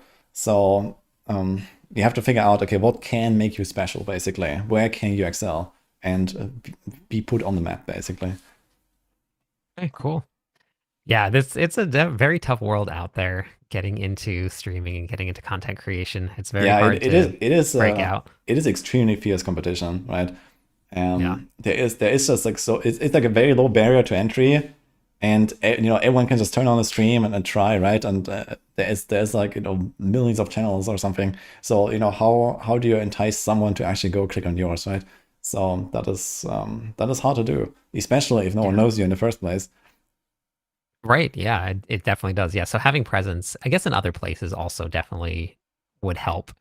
Not just unless you're doing something like a world first, something like that.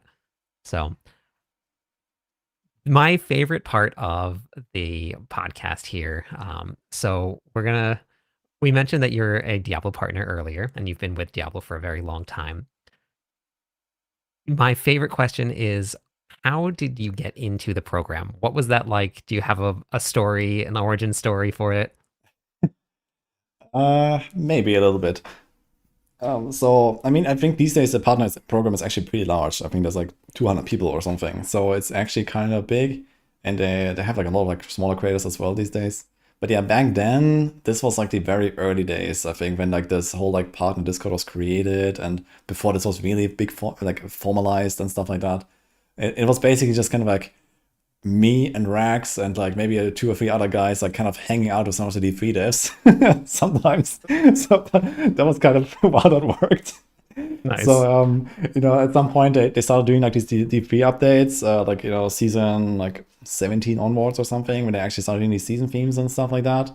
And it was like seasonally we would have like a chat with the D3 devs, talk about the ideas, talk about, okay, like this is something they really shouldn't do, this is something they really should do. And it was actually kind of nice because a lot of the feedback that we gave was actually reflected in the patch notes most of the time. And, Oh, that's cool. yeah, like like the later D3 seasons, they were like they were going really well, right? And I think this was like in large parts thanks to like these like feedback rounds they've done with us. Obviously, I don't want to take all the credit or something, right? But Right. I felt like it was helpful for them. And this is kind of like where that whole Diablo partner program kind of like had its initial success, and then it kind of expanded a lot with what we have today, with like the Diablo 4 like community mostly, I guess. And yeah, this is kind of like, they just asked me at some point, like, hey, okay, we want to have a round table. You want to join this? And this is kind of where we got started. This was like, like 7 years ago or 8 years ago or whatever. So a long Wow. time now. But Yeah, that is. yeah, so I've been kind of like in touch with like Blizzard devs for a long time, and it is always like a pleasure to talk to devs for me. So I've been doing this like dozens of times basically at this point. Yeah, I mean, that's pretty cool. Like you are from the original team. That is very awesome that you got to have that much involvement in. I heard I didn't really get to play a ton of D3, but I did hear that the Reaper of Souls turned everything around, and it was a really, really great playthrough. Yeah, I mean, even Reaper of Souls itself, I mean, it's like at season 38 now, I think. So, it did have like a long lifespan of, very different episodes, like the, so, Yeah, like the early days, there was a lot of stuff going on. And then it kind of like, fell off a cliff because they just kind of stopped developing it completely for like, I don't know, 4 years. And then it came back and they started doing updates again, and that suddenly went really well. But obviously, like all the community had left, everyone had moved on to PoE, and there was not really right. much going on. And yeah, this was kind of also this moment with like the partner program starting, right, where they said, okay, there's like a new team now, and they're trying to do their best. Basically, they were like basically 4 people or something working on the game. All So right. and they actually did like a huge turnaround with like some of the later seasons and really cool updates. So yeah, that was fun. That is very cool.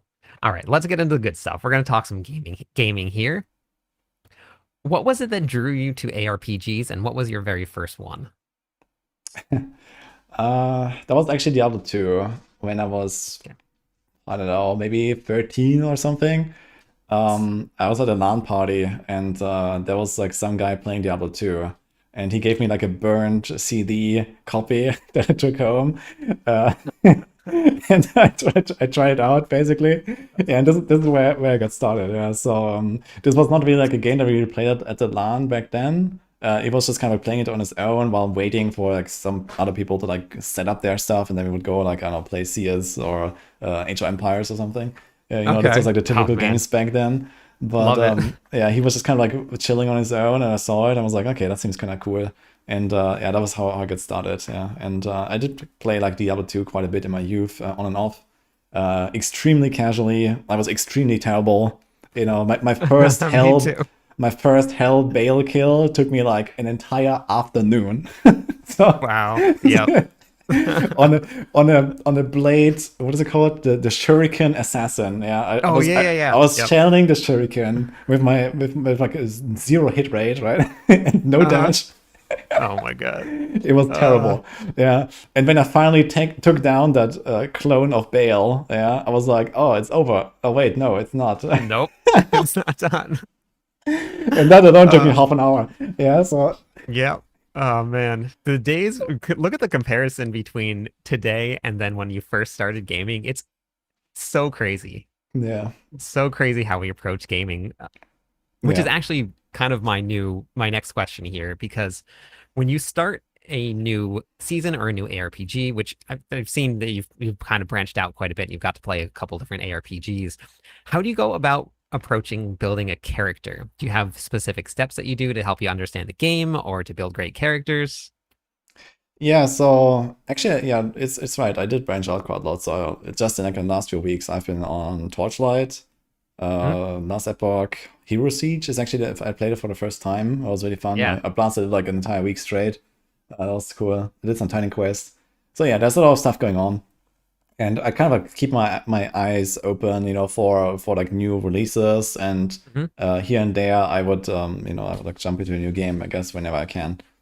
But yeah, in terms of like approaching how a new RPG, I guess there's like so much kind of like knowledge that you can transfer between the games, because they usually have similar concepts. You kind of expect, okay, items to work a certain way. You kind of expect skills to work a certain way, and kind of expect monsters to behave a certain way. So especially after having played lots of different games in that genre, you definitely see similarities. You see patterns, or you understand patterns really fast, even if you don't know too much about the game. So it is not that hard for me to like get into a new RPG because they have similar designs, I think. But in terms of how I really approach it, like usually I go in completely blind on a fresh game. So I like doing that, kind of just like, relying on my own instincts, my own research, if I do any. But for example, for Path of Exile 2, I was like a little bit like Diablo 4, right? I was like, trying to gather all the information beforehand and, trying to like Right. figure out, okay, what would be a successful build, right? Before we would actually really play it. I don't necessarily do this on like, let's say, like my more casual side games. Right. Makes But sense. yeah, it's kind of like I go in and I try to just build stuff and I try to understand, okay, how does this choice impact my character, right? Like I would maybe I try out two different weapons and see like which one does more damage, and then try to understand why. It's always about the why that kind of like makes you understand what you need to do, basically. So that is like the most important thing, I guess. Yeah, just testing, throwing something on, trying a new skill. That's kind of half the fun of it, I guess. Yeah. So this part of the podcast is one of my favorites because I want to know a random fact about you that even all of the people that are watching you may not even know. Oh boy. A random fact about me. Okay. I don't think I've really talked about this, but I used to be actually extremely like shy and introvert when I was younger. Okay. So I never imagined myself to be like a streamer or like even have like an audience or something like that. I was always like a very calm guy, very like kind of in the background, like a very nerdy guy at school and stuff like that. So Uh-huh. maybe that, I guess. So Yeah. I I don't know. I would have imagined myself to like I don't know, get some sort of like office job or something and kind of like chill there and like not be bothered by anyone. But yeah, that didn't work out, unfortunately. So And now you're in the spotlight doing world first. That's a huge change. Huge change. So let's get into some juicy stuff. Now, you have been poring over all of the information that has been coming out the last couple days. We have the developers chat tomorrow. So, what are you most excited to see that has been coming out during these reveals? uh, I mean, obviously, like trying to understand all the like new build options and like the skill tree stuff. That's kind of like the biggest feature I think in terms of like what the expansion brings. So that alone gets me excited. Like, I see like a screenshot of a Necro with 28 skellies, and I'm not a minion enjoyer, Yeah. but that is Uh-huh. just cool, It is And very if we cool. if you get that level of coolness, across like, a handful of archetypes for all the classes, then that is just gonna be amazing, right? So I think that alone is gonna be very exciting to jump into, and like, like I'm actually pumped to make a Necro at some point, even though Yeah. I have by far the least hours on the class so far. But I want to do it, I actually want to try to get at least one of every class done during season 13, Mhm. and just like see some options, see some builds and whatever. So that's gonna be cool. But yeah, one thing that got me very excited, like in particular, is actually in the cube and the new transfiguration. I'm not sure if you have seen that, but Yeah. transfiguration is coming, and there is a tuning prism, which is like a way to like modify the transfiguration outcome. And there is a special one for the amulet where you can add legendary Yes. affixes. Yeah, so I Uh-huh. think that is extremely cool. And like a super late game chase. Like first you have to get Mhm. the amulet, you have to craft it with the right stuff, try to get GAs on it if you can, and then you're gonna gamba with that thing to get the right legendary, and then you can still decide to brick it or not. I So know. that Yeah. is, I mean It's that is so just cool. amazing, yeah. So in terms of like one particular standout feature, I think that is just like top notch. Yeah. Yeah, I was pretty excited to see the tuning prisms added in. That was a really nice touch to the cube. We knew we were going to get crafting, but on top of that, adding in this extra layer of choice, I really am excited about that. And I also actually played a necromancer in D2 because we had so many minions. Yes. So I'm pretty excited about that. Now, on the other side of things, there has been a lot that has changed. We saw difficulty scaling getting pulled back a little bit. Are there things like that that you would like to see them kind of update in the future and adjust the way that they changed it? Um, I mean, we have seen some of the press release footage, and we have seen people with, okay, arguably they had boosted characters of like, PTR vendor, I guess. But Mhm. even at like Paramount 200 and, almost guaranteed not min-max builds, right? Some people are like blasting for like Torment 11, Torment 12 and stuff like that. So that is definitely a bit concerning, I gotta say. Mhm. I do expect, okay, Warlock comes out, it's gonna be OP, it's gonna be similar to the Paladin, there's gonna be a castle node on the Warlock or whatever, right? So Yeah, probably definitely something is. like that. So maybe this is the reason, and the other classes are actually a bit more reasonable. But it looked like Torment 12 was a little bit too easy. I guess we'll have to like wait and see like for the final verdict here. But yeah, I would hope that they're not at least I'm okay. I think it's fine for Torment 12 to be a thing that you actually get to eventually, right? Even on like many builds for every class. So that is ideal. And even one-shotting anything on Torment 12 is fine. Yeah, as long as it takes me a long enough time to get there, right? Like it's all about the journey of actually, how is the leveling up this experience, and then how do I go from like torment 1 to torment 2 to torment 3? How much time would I spend in each torment? What can I look forward to in each torment? And then okay, here I unlock this thing, and here I unlock that thing, and then okay, now I finally have my core unique, and now I finally have my set, and now I finally have my mythic, right? And then every time you go up one step. So as long as it's kind of like that, and it's not just, okay, we go in, we get 3 items, and boom, we are in Torment 10, then that is going to be good, right? So it needs to be a journey. There needs to be like, many avenues of progression. And we do have the framework for that, right? There is, Yeah, we do. we have the aspects, we have the uniques, we have the sets. So there is these multiple steps that kind of come online step by step. And then also like masterworking and just like the big multiplicative stats they have put on gear now. That actually gives you like also a reason to keep upgrading your gear much more than in the past, right? In the past, it was like, okay, the aspects and the uniques are everything, right? As long as you have those, you're set, right? And like, okay, if you have like attack speed or willpower on your weapon, like who cares or something, right? So Right. and now you actually have like really big stats, and they will also be felt as you progress. So as long as we actually have to do like sort of enough min-maxing and enough of a grind to get to Torment 12, I'm good with that. But I guess it remains to be seen. Yeah, yeah, we'll definitely see how that goes. But I also think that the change that they did to the itemization is very, very cool. Yeah, it's definitely an upgrade. Yeah, so I'm also excited to see that. It's actually Yeah, something I've also been like suggesting at various points. So I'm glad to see that it's actually making it into the game now. So like bigger stats, multiplicative stats. These like this crit multi and the one multi like, and the good thing is also like they can actually tune even entire archetypes of builds like this now, right? Like there will be builds that will maybe not even go for crit because only really the crit builds will go for the crit multi now probably, right? And hmm maybe going 100% crit on every build is just not really a default anymore, right? And then you also have the dot builds, right? And the dot builds have their own multiplier on gear, and that is way larger than the others because dots need the most help, right? And yeah, if they actually realize, okay, we've missed the mark a little bit, they can also like fine tune these numbers a little bit season by season even, right? And like kind of lift up entire archetypes if they need to or something. So that gives them a lot more kind of like tuning knobs for like not just a single build, but entire concepts of builds. So I think that is going to be quite interesting to see if they're gonna use that. yeah. I'm very curious to see. And you mentioned the dot builds, and a lot of people have been asking for dot builds for a really long time. Do you think this is going to be enough? Uh, it definitely looks like they've done. Honestly, I think they might have overcompensated. So Okay, the numbers look pretty cracked on some of those multipliers. they Not do. just on the gear. So there's the dot multi, which is definitely the biggest multi that you can put on a gear. We've seen examples of a 60% dot multi stat. Right, this is not even that. This is bigger than Yeah, some aspects. Yeah, and that is a right. stat before masterworking. Yeah, so it is absolutely crazy.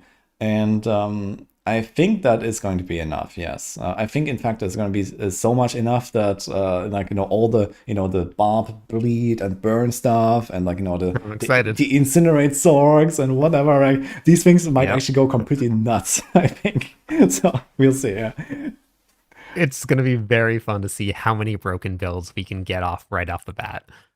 Yeah, but it's gonna be good because dot builds have like especially that archetype has been extremely underdeveloped in D4.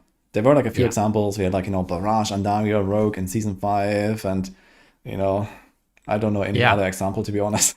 So, so yeah. Anyway, Yeah. that's just how bad it was, right? And Yep.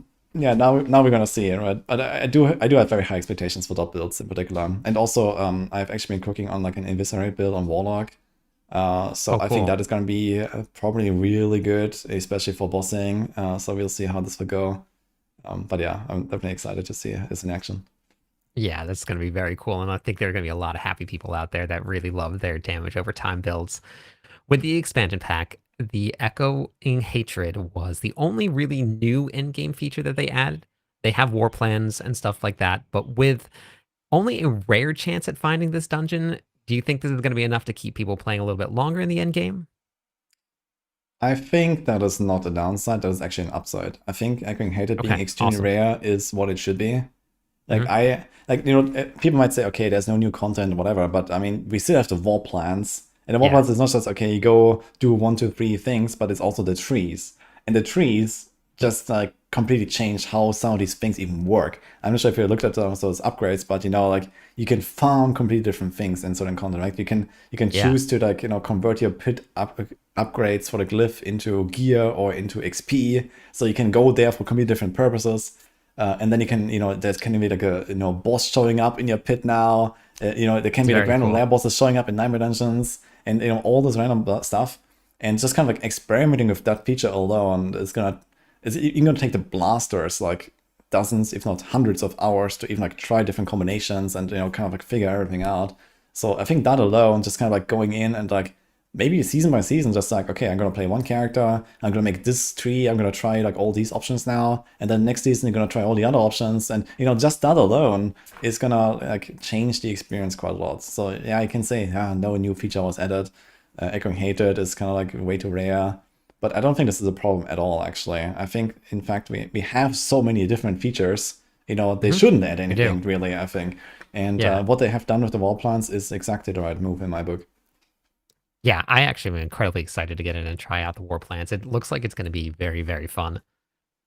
So here's the $1 million question. On the launch, are you going to start Warlock? Yes. um, Nice. so I'm definitely excited to dive into a new class every time. I've done this with the Mhm. Paladin as well, and I mean it's also it's not just new class and stuff, but also like I make all of the guides. I have like a lot of stuff kind of like in the kitchen for Warlock guides on max roll and stuff like that. So it is kind of also partially my duty, I guess, Right, of to course. just be on the new class. It is definitely exciting, and I will have some of my favorite builds. I already have some things that I'm eyeing that I will start and take all the way to T12 and stuff. So there will be really fun builds for me as well. But Warlock's not necessarily like my main. I definitely want to go back to like Rogue, do more Spiritborn stuff, and then also like just dive into all the other classes. Right, I want to definitely go back on like a Barb. There's like really exciting stuff there, I think. Yeah, I want to do Druid, I want to do Necro, I want to do all the classes, honestly. So It's a very exciting time. yeah, so for the launch, I'll like focus on the Warlock, figure everything out, get the guides in order, and then yeah, we'll branch out from there. And then I guess long term, I definitely expect myself to kind of go back to the Rogue in the future and be on that class more than the others, most likely. We'll see. All right. Well, that is awesome. That's actually the last question that I got for you, but I wanted to just have you spell out where everybody can find you. There's going to be people that are going to listen to this podcast, so some of it's only audio. So if you could spell out your name, let everybody know where they can go check you out, that would be awesome. Yeah, so my name is Wudijo, spelled Wudijo. You can find me on basically all of the typical platforms. So Twitch, YouTube, X. We have the Maxwell guides. Yeah, that's pretty much about it. TikTok as well. Don't forget that these days. Okay. Very Yeah. Yep. important. I know it is. Um, that's it. Yeah. All right. Well, thank you for doing this with me. I really appreciate this. This was a lot of fun. And thank you, everybody, for tuning into this episode of the Masters of Sanctuary podcast. I will catch you all on the next episode. Yeah. Thank you. It was a pleasure. All right. That was a lot of fun. Thank you. And thank you, everybody that was out there listening. Yeah. Thanks, Litus. Was cool. Yeah. So Yeah. I wish you good luck for the expansion launch as well, and Thank you. have fun. What are you gonna start, by the way? I need to know that. Are you also Oh main on man. Warlock, or it's gonna be Barb? Oh God, I'm so torn right now because like I wanna get guides out for the barbarian for people, and I don't know if we're gonna get the skill tree ahead of time. So I think my class is depending on that. If we get the skill trees ahead of time, I think I will probably write up some barbarian guides, and then I'll start warlock. And if we don't, I'll probably start barbarian. Okay. I So mean, we're there's like we're little tidbits that like little screenshots that people post, but yeah, it seems like we don't have the full trees, and I don't expect yeah. them either. So yeah. I've been collecting all of the screenshots I can about the barbarian. I saw some stuff about lunging strike, some Hammer of the Ancients changes, and some whirlwind changes.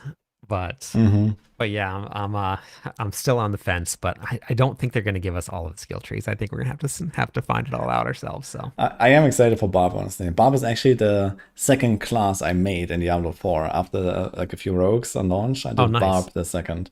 So I definitely want to go back to that, and I have some fond memories from back then. So yeah, yeah. So I'm pretty excited. But that's what I'm gonna probably be doing on launch. okay, well, sounds good. Good luck. Yep. All right. Well, thank you again. I appreciate that. I'm probably gonna just edit this and then post it up in just a couple minutes, and so it'll be out there for everybody to check out. Okay, yeah. All right. But are you, by the way, are you streaming on Twitch, or are you like doing streaming on YouTube? What are you, how are you doing this Yeah, actually? I stream. Well, so I stream on Twitch, YouTube, TikTok, all of it. Okay, is it just clip this with like no Yeah, extra? Okay, yeah. Just so clip like this this. everywhere. Yep. And then the podcast is the Master of Sanctuary podcast. I post it on YouTube, Yeah. and then it's also on Apple, Spotify, iHeartRadio, Podbean. It's all over the place. Amazon, I think, somewhere like that. So Okay. it's all over. Well, So guys, it'll be there. you heard it, so you can like listen in if you want to catch up if you have missed some part of it or something. It was fun though. Yeah, Thanks, Tiptus. yeah. That was very fun. Thank you very much. I appreciate it. Okay, have a good All right, one. I'll catch you all later. Thank you. Okay, was cool, guys. Just a nice little half hour.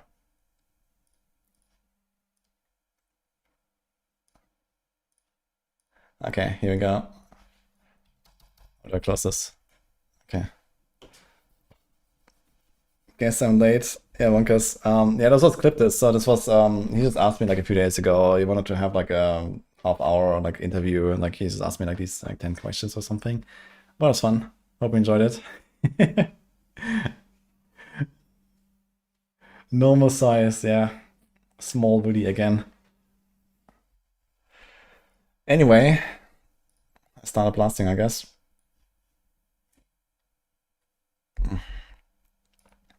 I'm glad you liked it.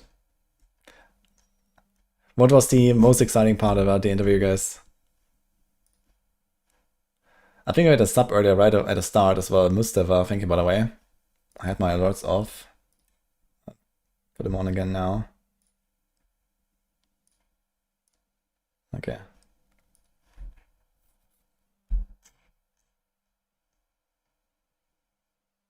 Good questions. Is Kratos going to play anything other than Barb? Yeah, I know he's like a big Barb enjoyer. But I haven't really like seen actually any of his content or something. So I just know he's like also like, you know, a partner, and I see him type there on sometimes. The introvert part, Kappa.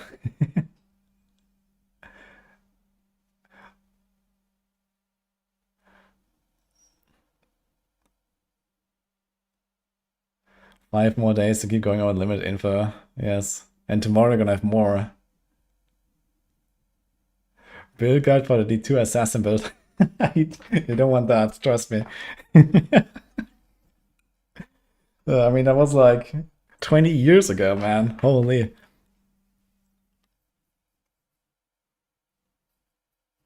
Hey, Bassett, by the way. Finding out to use to hack the auto game at first.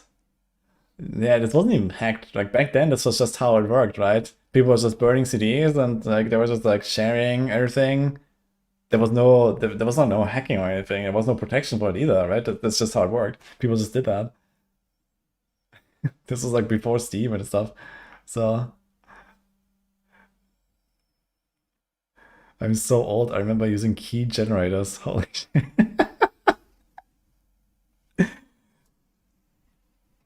Yeah, it was actually kind of funny because back then I wasn't like, I wasn't even able to like understand a lot of the games because most of them were in English. And I was just okay. I knew some English, right? But I didn't actually really speak English, so a lot of stuff I had like no idea what I was even doing in these games.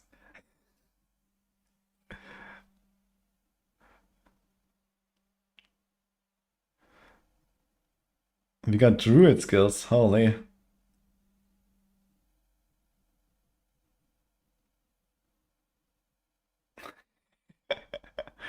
StarCraft LAN parties. Yeah, we didn't do StarCraft. Like on my LAN parties, we used to do a lot of. Okay, we actually had Diablo 2 LAN parties. So sometimes we would meet up, start a fresh character, all of us together, and just like play for the game, as far as we get. That was fun. Diablo 2 LAN parties. But yeah, like the bigger LAN parties, we also had a lot of like, Counter-Strike, Half-Life, Age of Empires, Warcraft. Those were like the big games back then.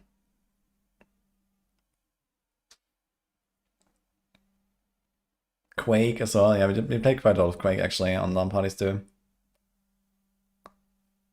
That was fun.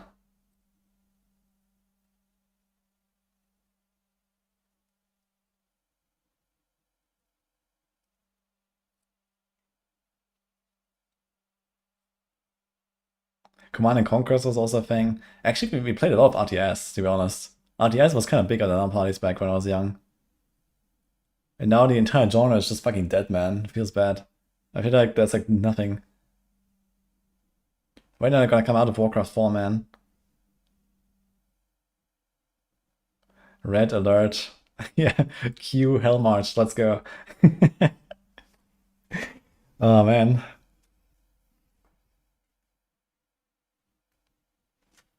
You go to Quake 1 LAN parties every year. Holy shit. LAN parties were so great. I wonder if kids will have them anymore. I think realistically what we're gonna see is people gonna do like virtual LAN parties. You know, you're gonna like walk around in your virtual VR room and literally like, kind of look over someone's shoulder and see what they're doing or something.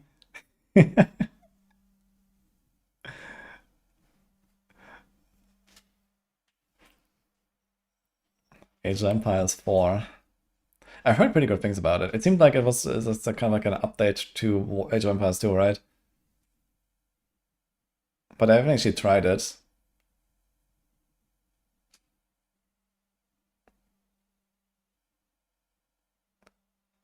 How do you think that wall points will work with multiplayer?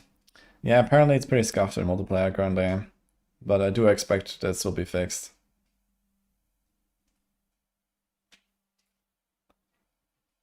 Used to play a flight simulator came on a floppy disk. Holy.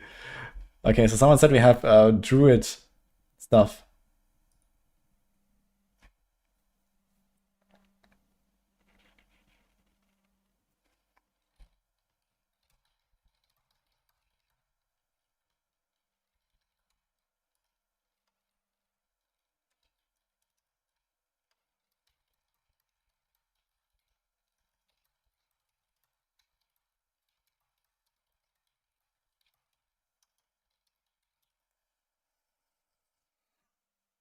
How many mule accounts did I have in D2? I didn't have any. I was playing D2 only offline.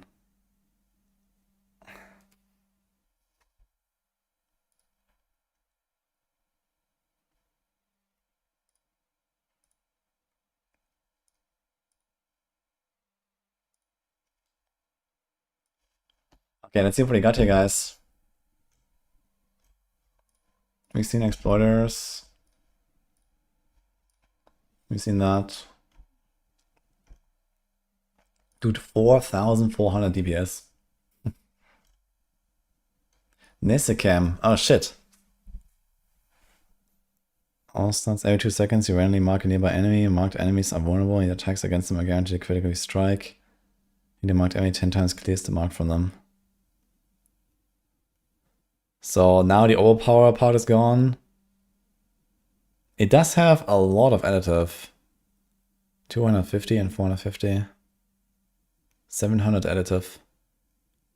I do expect that just the additive alone is probably a boost of like 30 to 50%, depending on the build. It has a Giga life roll, Giga all-stats roll. But I guess the other problem is like, you know, alternatively, you can have the big multi stuff on your weapons, right?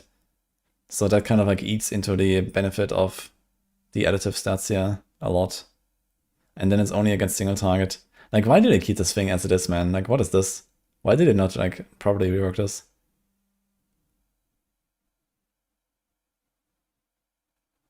It's a good stat stick if you find it, you know, in Torment 4. And then you use it until like in Torment 10, and then you throw it away, basically. So this is what Nezukim is now.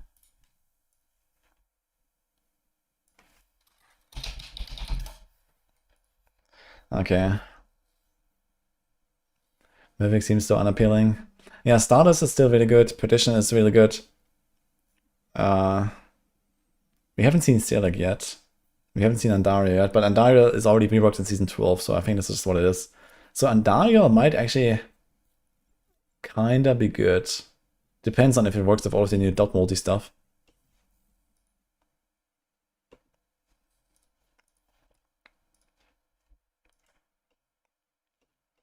They might crunch down Mythics into cube. I'd be happy if Perdition got straight up deleted, so boring. I mean, if it's really hard to get Perdition, and it, you know, I think that will be fine.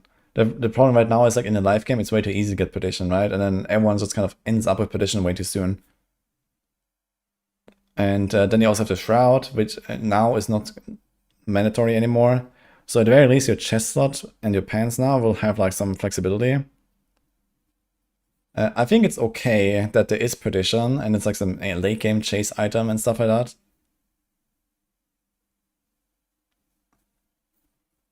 Like putting like a huge damage multi on an otherwise defensive slot is actually a kind of like good way to give you like really something to chase for like the late game, right? If it's like really hard to get, and then at some point most of the other stuff is maxed out, and then you can still hunt for that really big boost. That is kind of cool, I think. So this is what Perdition does pretty well. And now with Shrouds being optional, yeah, we're gonna have like definitely more flexibility there. Heavy spoilers intro cinematic. Oh shit. I don't mind the spoilers. Is this in English though? Okay. Ah, Grandfather's here. Okay, we're gonna watch the cinematic in a second. Oh, look at that.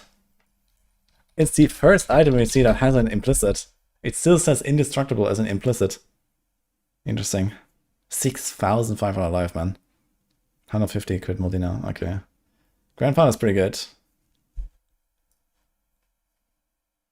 Tyrius has implicit. Oh, Doombringer's here? Okay. Okay. Have you seen the new mythic, guys? What about Eldarine? 15 life, 10 damage reduction. That seems so bad, actually. What's the life values? There's 35% life, 160 all stats. It has the heal proc, and it has DR, and percent damage, and 20 DR. So here's 25 DR. The life is a giga nerfed. It has life on hit. I guess that's an upgrade.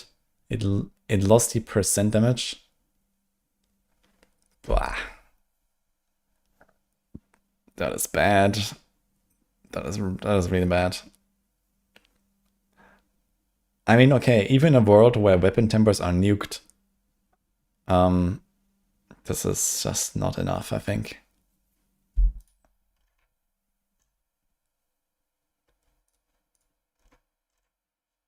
Stardust Skies is really good though. Almost unchanged. It was already not great. Yeah, I mean, it's not just that it was already not great. I mean, they changed items a lot, right? And in fact, they made most aspects stronger. And they made the stats on weapons stronger. So legendaries are just more powerful now. And meanwhile, they nerfed the Doombringer. So why? Watch indestructible means you can't salvage it. That would actually make too much sense. Baskinator. Livestream reaction, okay. Okay, he's just reacting to stuff, so this doesn't really help us, I think. Druid skills. Claws, cast speed. Okay, there's cast speed again.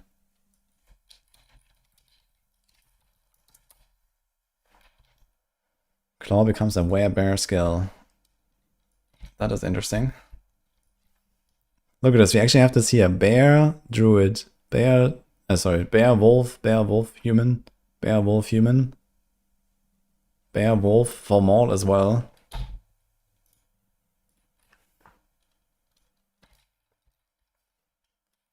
This modifier does not cost a skill point. Okay.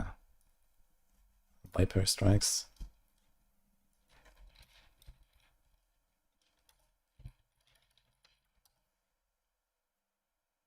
$150 damage and 67 poison.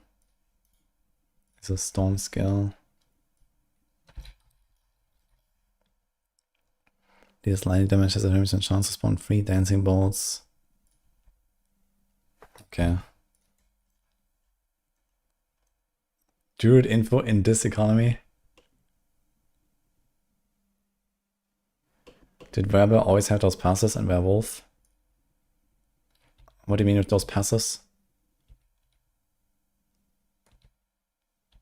Ah, here. Werebear form grants 15% damage reduction and 20% bonus to maximum life. Werewolf form grants 15% movement speed and 15% attack speed. Now this is new. So they gave the forms an actual bonus now. So werebears are chunky. Werewolves are fast.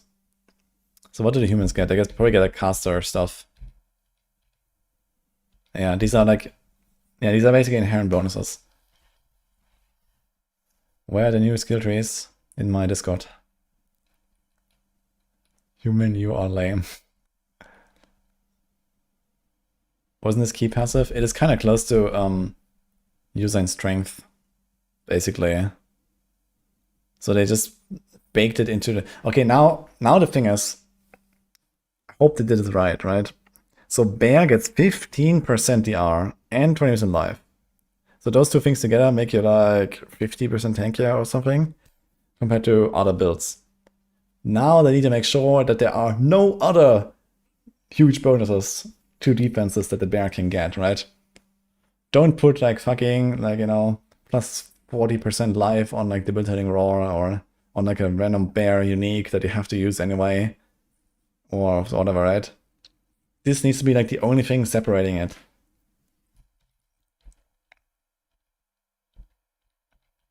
Because else we're gonna have exactly the same problem that we have on Live Server again, where bears are the only thing that survives and everything else is getting one shot. And like you need to keep it close enough. The fire teleport on Sork has no cooldown. Well, seems like it's gonna be a happy panda. We have seen some teleport stuff, but I haven't seen the tooltip of the fire teleport. 19 views on the video. Holy shit. They have petition, we've seen that. But let's just copy this.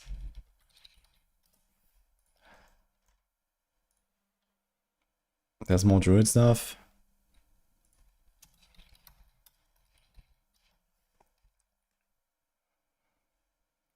So yeah, look at this. All three forms, like both animal forms. Wait, this is like a lightning claw. Okay, kind of interesting.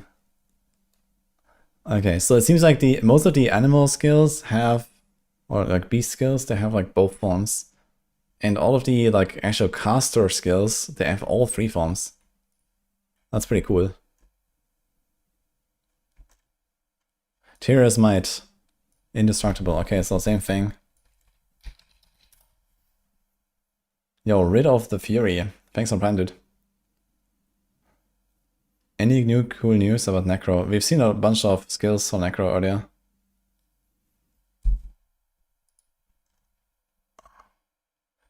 Okay, Okay, let's see this. 17% movement speed, 25% all res, 80 all res, 20 DR.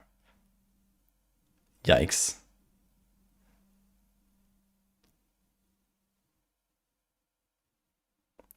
Seriously, how can it make so many cool uniques and then the mythics just remain so awful, man? Like all of them. Like what are they doing? Like there's so many cool uniques across all the classes, but the guy who's in charge of the mythics, he was just fucking sleeping. I don't know. Percent reds is really good though, huh? Yeah, insane, man. Crazy.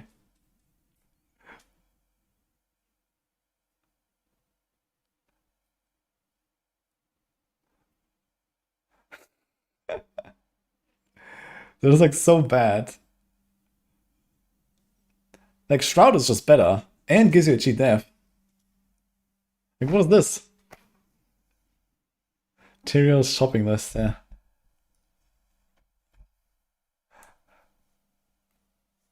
New mythic chest piece. We don't need more mythic chests, man. Just make them like not terrible. I don't know.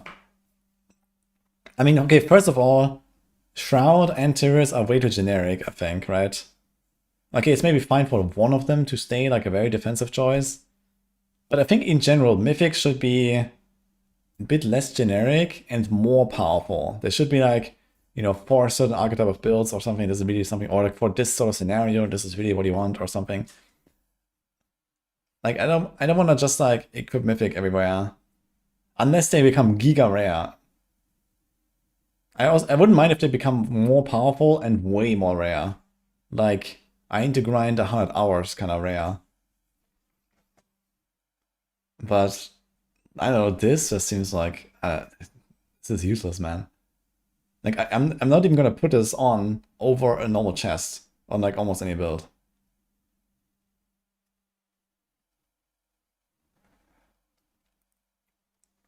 Just make uniques, you don't need a tier that is higher.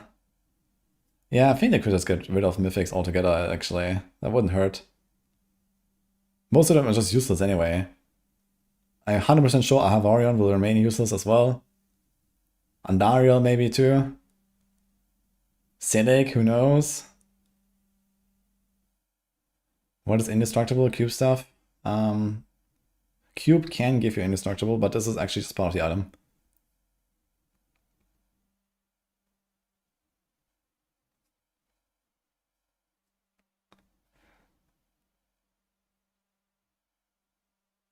Make them low weight outcaster transfigure and make them twice as strong.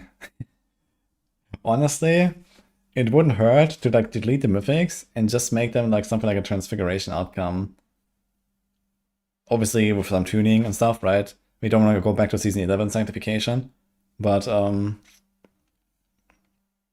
of like this kind of GG outcome that sometimes happens. I mean, that would definitely be more exciting than whatever this is. It's bad. Tyrael is really bad.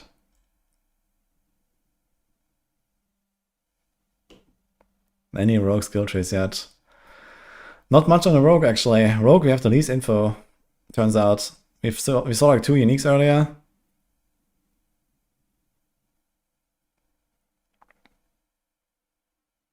Maybe some mythics have to be terrible, so crafting random mythics have some else in the pool.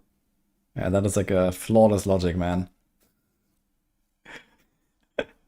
Hey, these are like the hardest to get items in the game.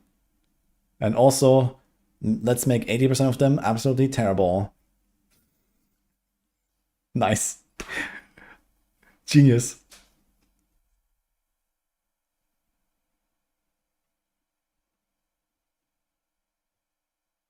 Like, just look at like Torchlight. You know, what are they called? Matchless legendaries or whatever. You know?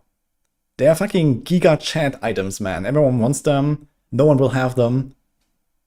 Right? There's like 10 of them on the market. And it's just fucking cool. And if you really want to grind it out, you go for it. But, I don't know.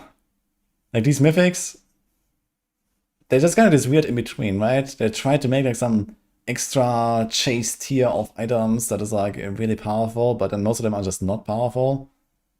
So you kind of just feel bad when you get them.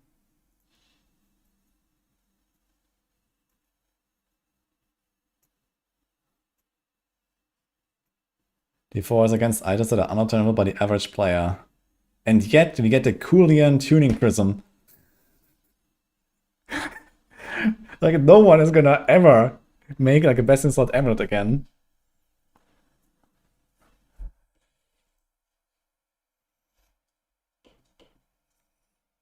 Anyway,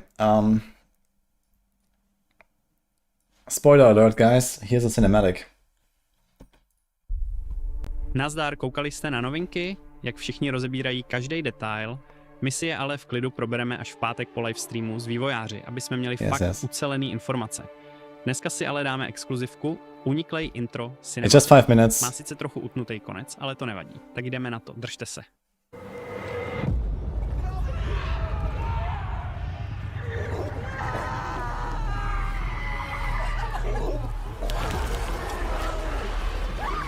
What the hell?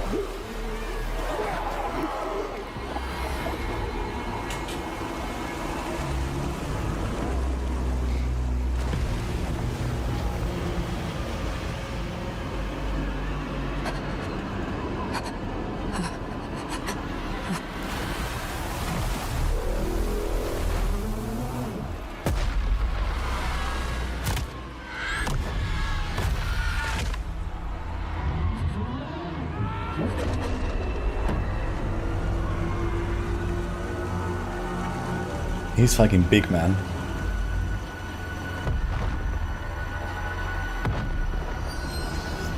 All those who touch the stone meet the same fate. No! No!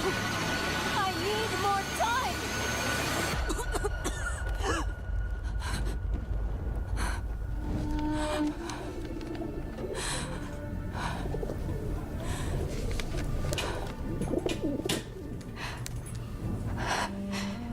I just need more time. Time. Nothing in those scrolls will save you, Neyrel. But I can.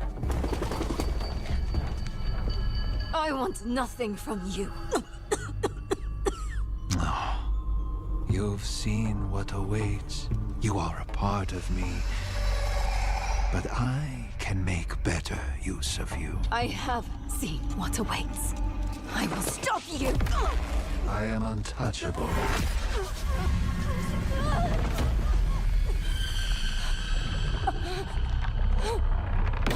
You think you have power here?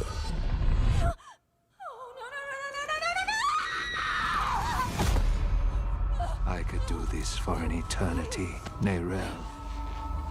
I don't see that you have a choice, but I'd like you to say yes.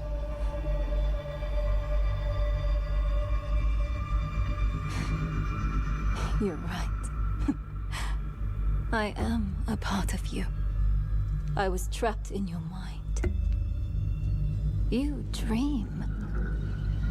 And when you do, an ocean of twisted horrors floods your mind. I saw the sun blotted from the sky. And the darker it got, the brighter the rage of man burned.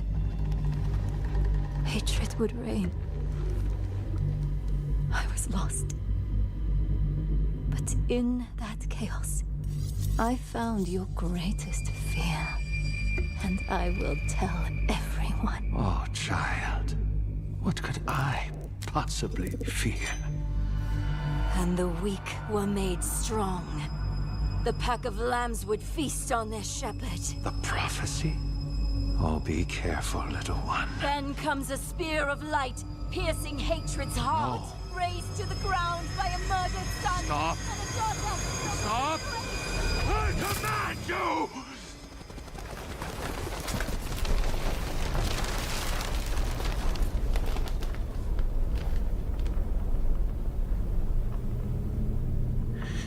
You could have been so much more.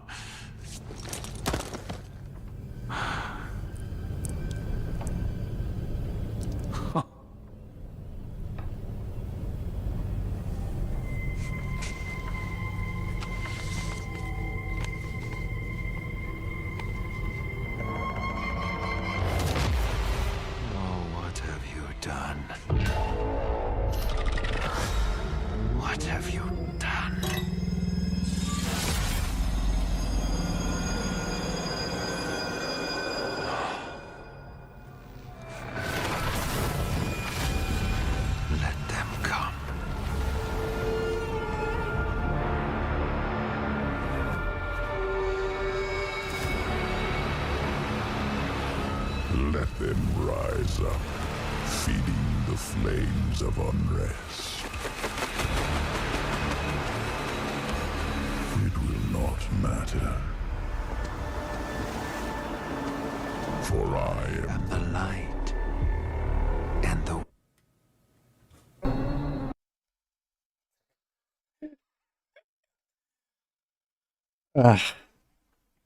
How did it cut it like this? What the fuck? Okay.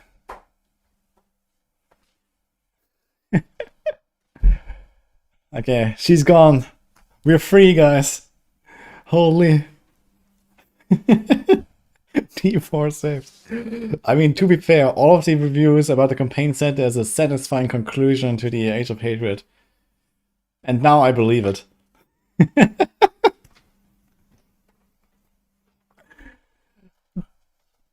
It took us 3 years. But we got there. Alright. There's a steak. There's some steak, you can also have some of it. Okay.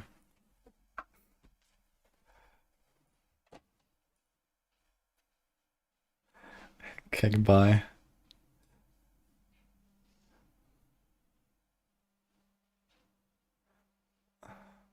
Frost will definitely have some good reveals.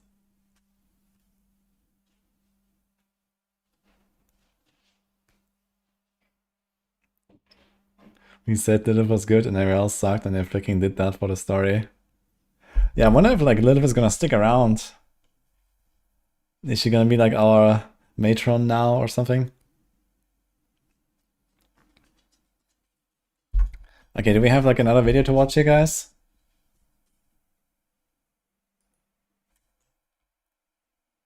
What the fuck is this? Holy shit. Every drop is a god drop. All core skills replace the wudijo karate chop insta. What the fuck? Who made this?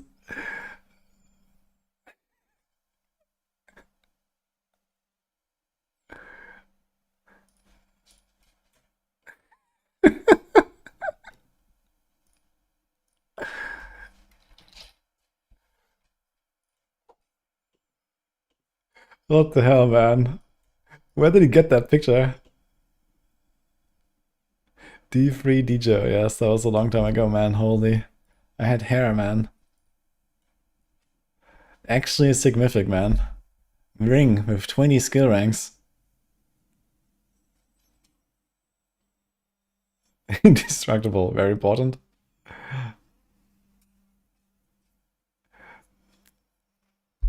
Two sockets as well, holy.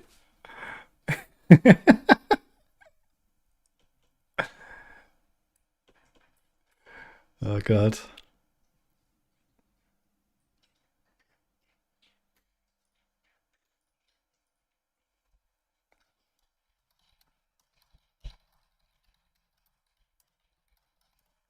And he has two transfigured mods, so you can do it multiple times, actually.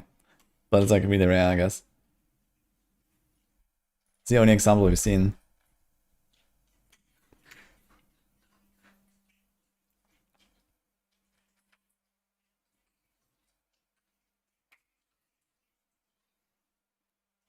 For the craft, unique charm recipe says some uniques are excluded. Do you think it's just for mythic uniques or some random ones?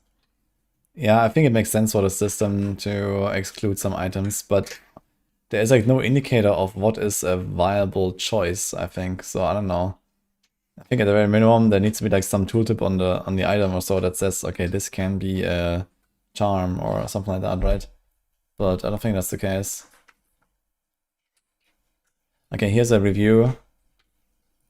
You can check this out.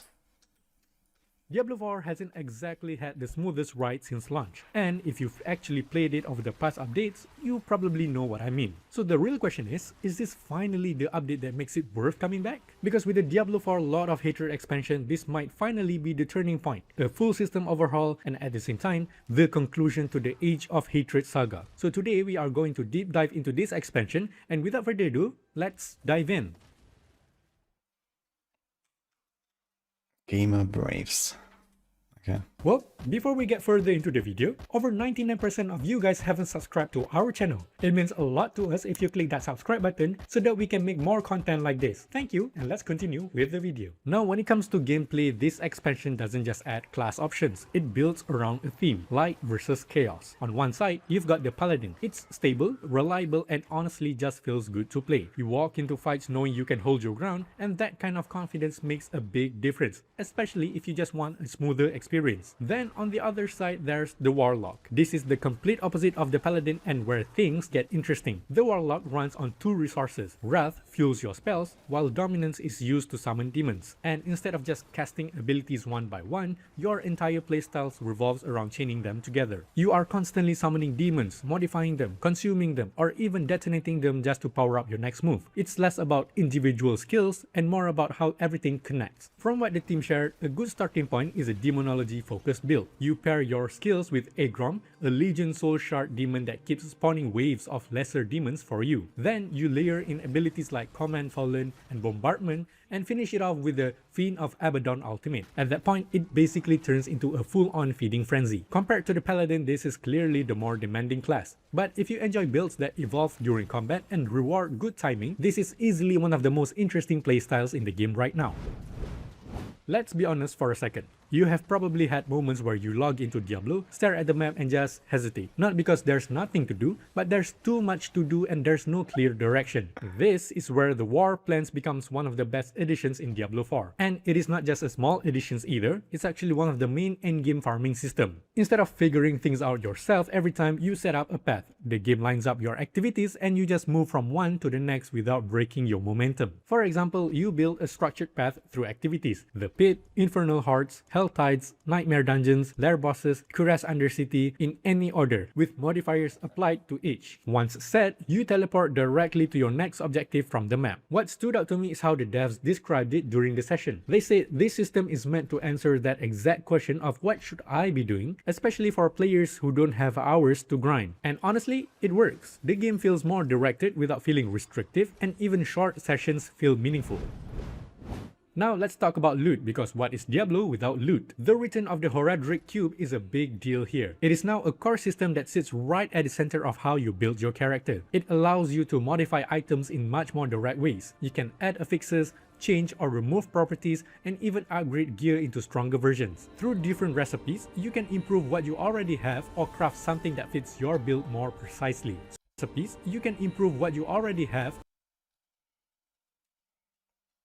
Okay, so the same rune recipes that we've seen already. More precisely. So instead of just relying on drops, you are actually shaping your build over time. At the same time, itemization has shifted a bit. Unique items now in your build over time.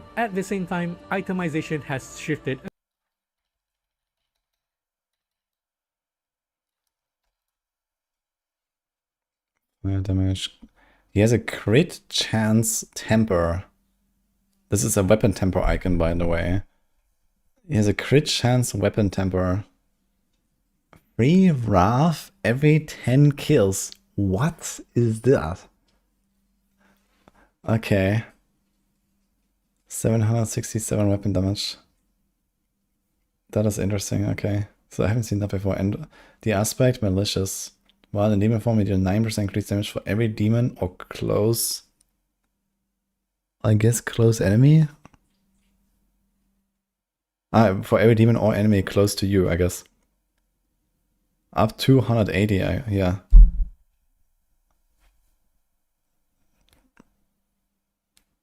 That seems terrible.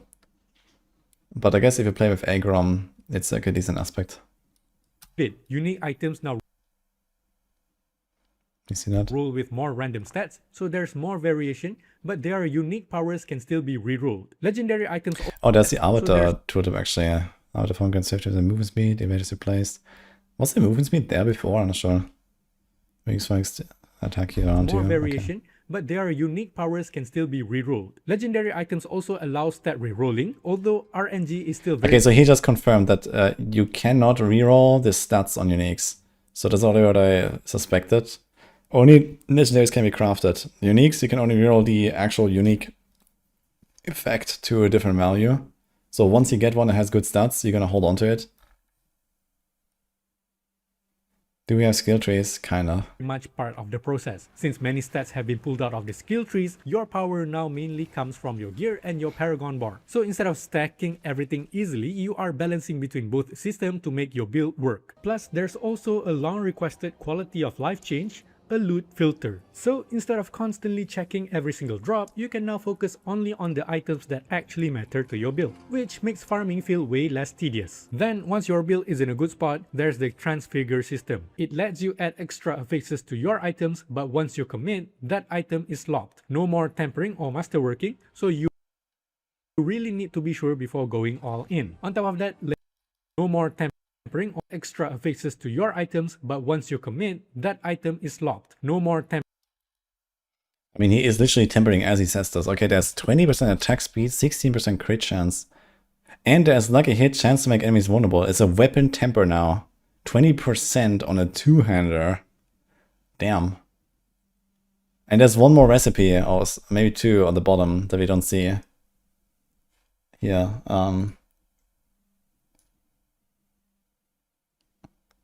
we need subtitles. Yeah. Okay, so it seems like all of the skill-specific stuff is gone. This is the entire list of temper manuals, right? For weapons. So there's basically elemental surge, trash, and then attack speed, crit chance, vuln chance. I guess offensive tempers you can do.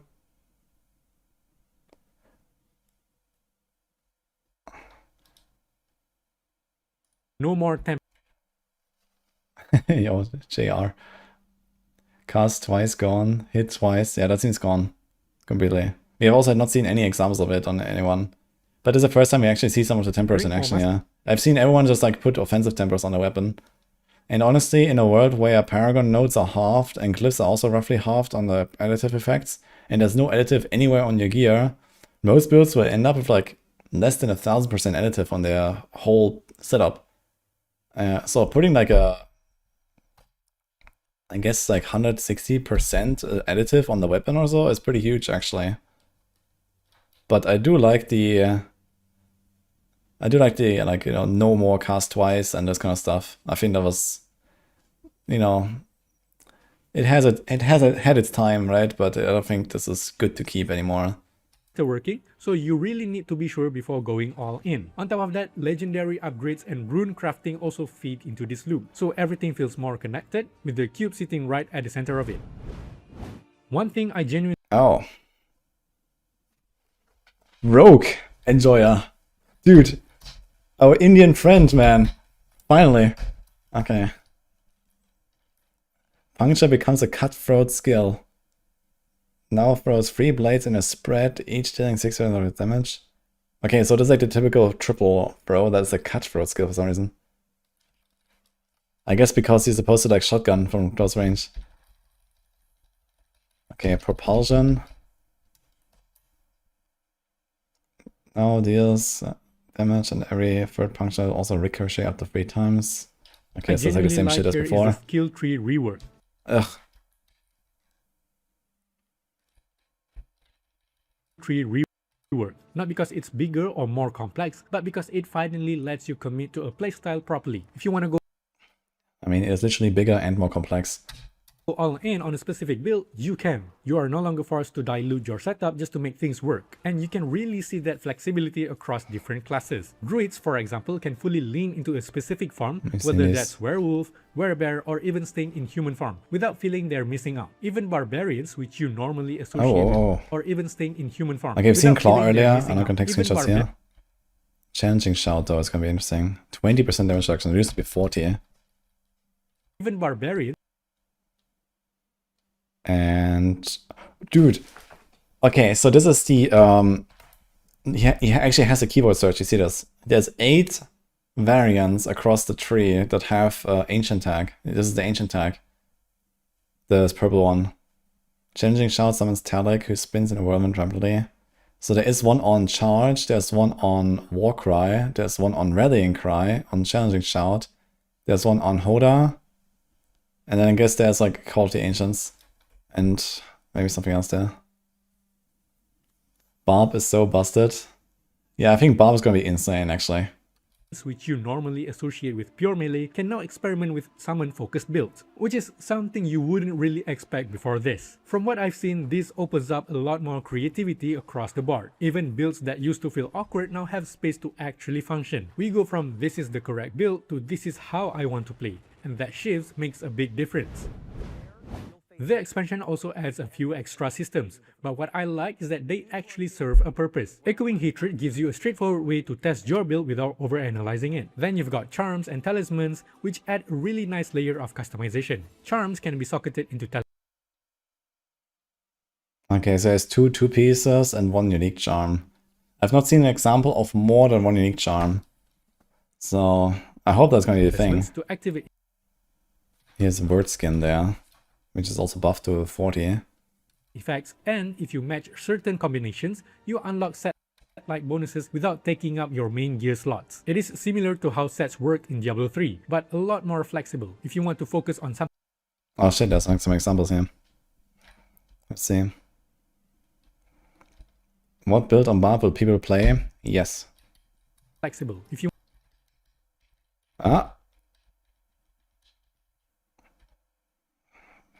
Paladin set.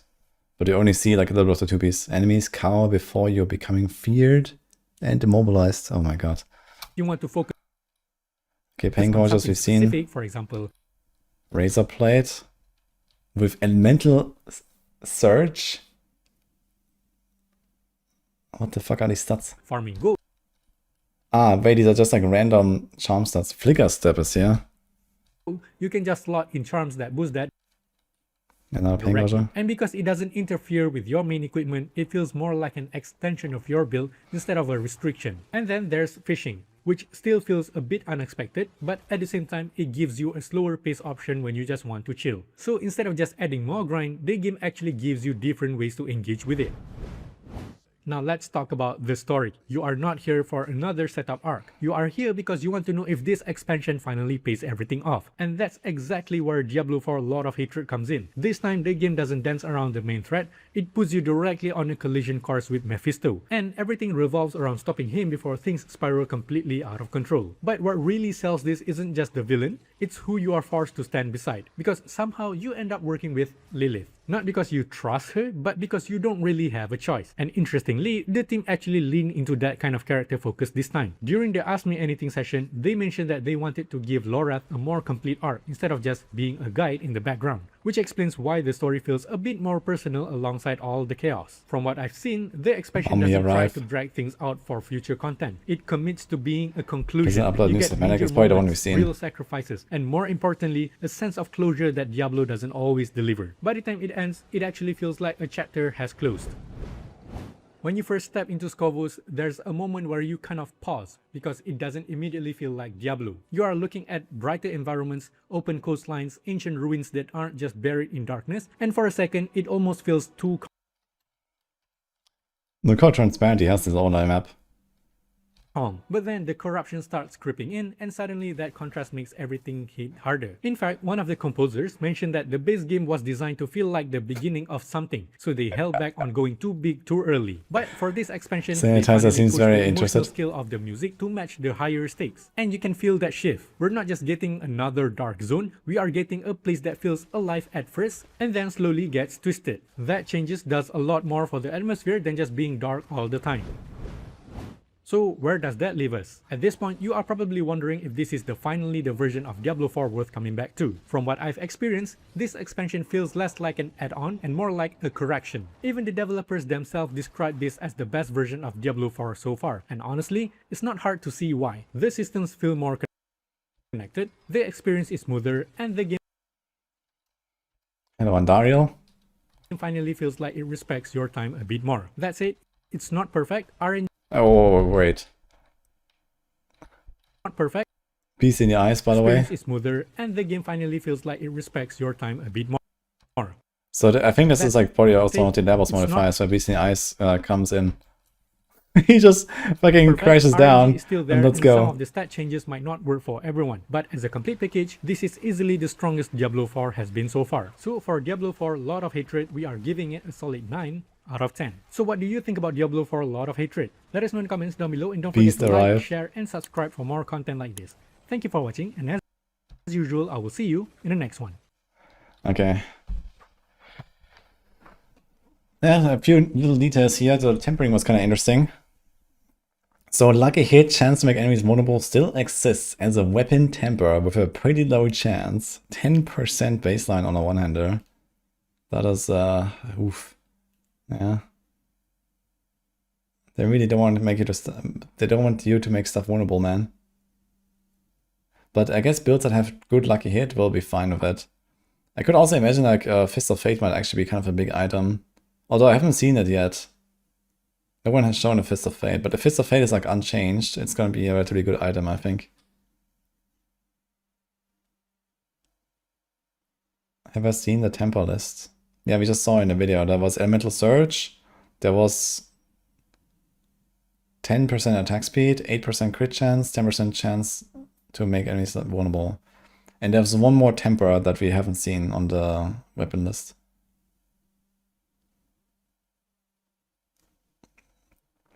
Let's just wait until the next expansion. Yeah, let's just wait 6 days. I think that was gonna be good.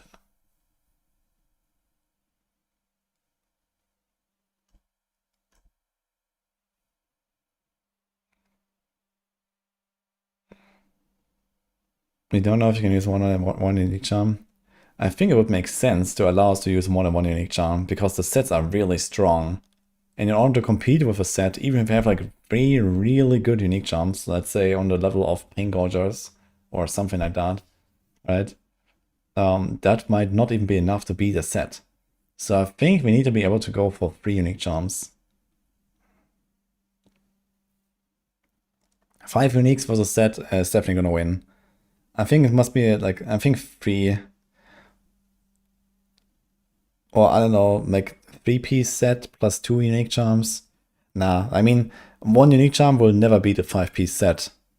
So, you know, a 5-piece set will already have a unique charm.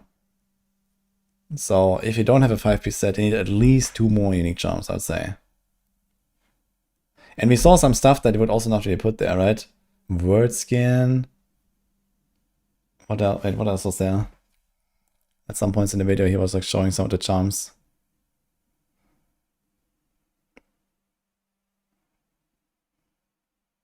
Here. Razor Plate, okay, but it doesn't have the thorns, which is kind of like the main reason to use Razor Plate. But this charm is like completely worthless. Like, what is this? Fucking Razor Plate, man. Flicker Step. I mean, if you're really desperate for boots, but you would equip them normally, right? You can just, especially because a lot of the unique builds are actually based on the damage of the unique, and Flicker Scan has a lot. Flicker Step has a lot of ultimate damage. Slot in charms that boost that. Okay, Pain Gorgeous is very good. And because it doesn't interfere with your main. Yeah. Yeah, so you need at least 3 unique charms to have a chance to compete with your sets, I guess.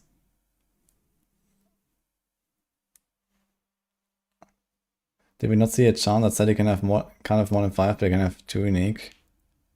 I need to check my stuff. Maybe that's the... I've only seen like these seals that just say, okay, 5 charm slots, and then there's like this random roll for +1, which this guy doesn't have. And that's it. All 3 Spirit Bomb weapons in charms. Yeah, I mean, that would be OP, yeah. Like, Spirit Bomb might actually have this sort of scenario where, like, similar to like Chaos Armor Season. It's basically Chaos Armor Season again, right? Spirit Bomb with like 8 arms.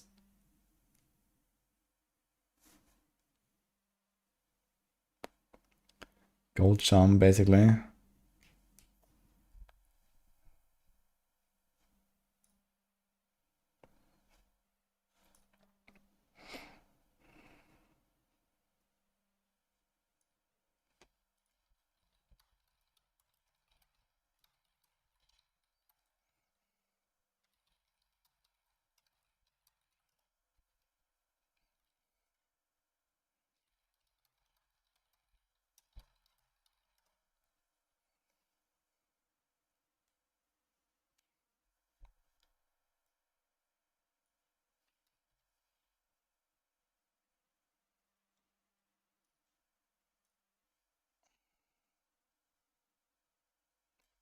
Who knows what mythic seals will have? Yeah, so we have not seen an example of mythic seals. And if I had to guess, it's probably because they were not in the boost. Like, Blizzard has been very bad at adding new stuff into the boost vendor. So, you know, they all used the boosted characters and they just didn't have a mythic seal in there. But there are mythic seals. So that's gonna be kind of exciting to see what they will do, I guess.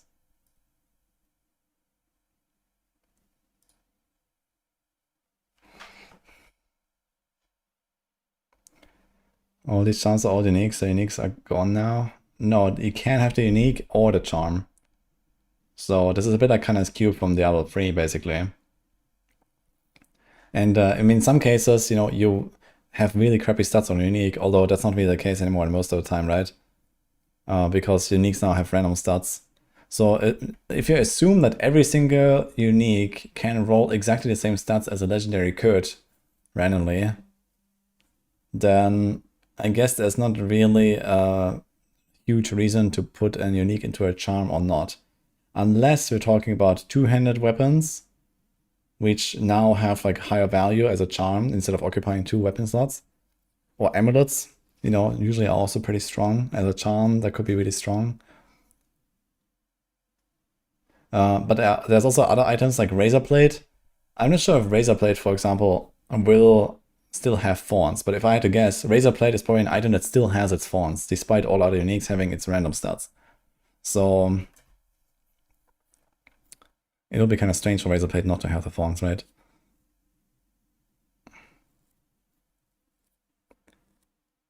I wonder if this heading with what's C3 of Mythic competing for stat slots. No, it's not.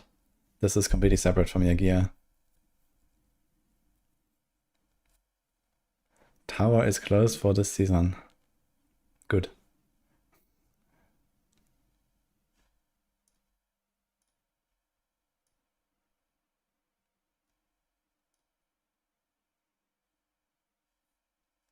Razorblade is just suggesting thorns. Do I have a chance to maintain a double privilege? Do you have an example of that, Ignition? You haven't seen any season mechanic? Yeah, I don't think there's a season mechanic. I mean, maybe they will talk about it tomorrow, but I kind of doubt there's even gonna be one. Hey, wow.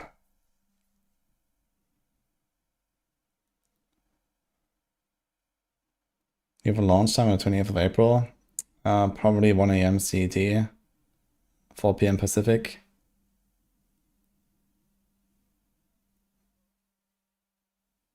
Okay. So if charms are actually scaled down, I should actually write this down.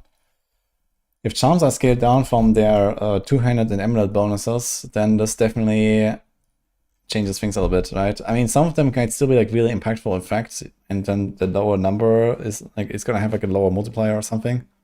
But if you look at like Kapeleke, okay, Kapeleke is probably something you would probably still wear, but maybe not. Maybe you would put Kapeleke in there, for example, on a Spiritborn, right? Or Zephyrzontec, or, you know, you combine the two. Like, you probably have to have one of them as a charm and combine the two.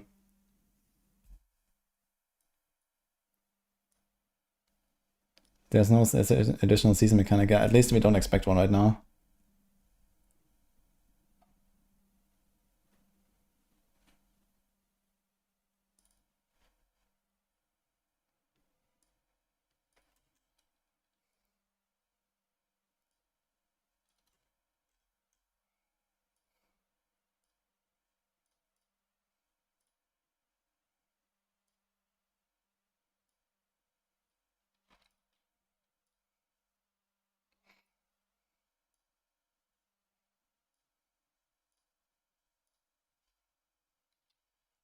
I should come to Brazil.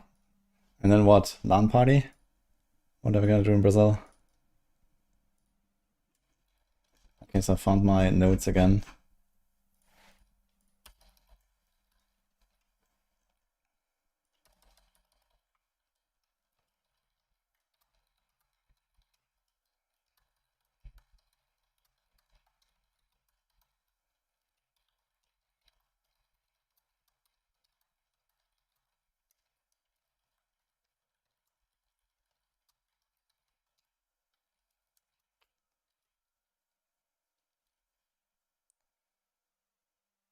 This season is going to be bigger than all previous seasons combined.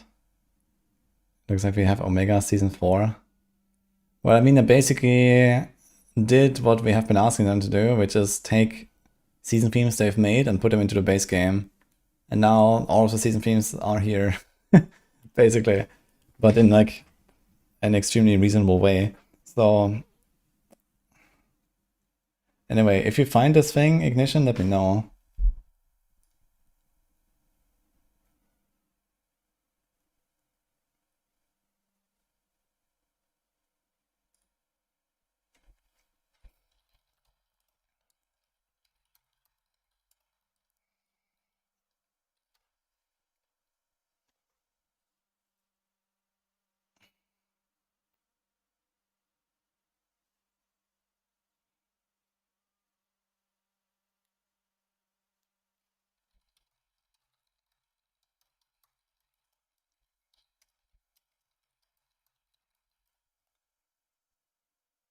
Season 16 of the Ramwalker, yes.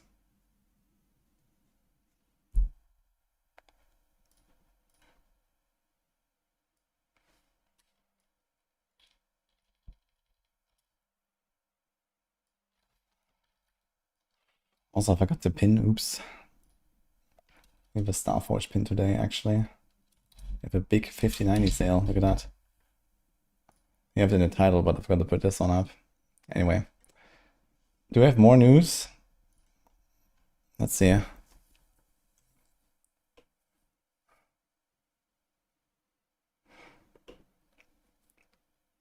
Knowledgeable charm, bonus skill XP, cooldown. Okay, these are like just like small charms. Warlock. Ah shit, here we are. Okay, unlocks 5 charm slots. Cannot have more than 5 sockets, but he can equip 2 uniques.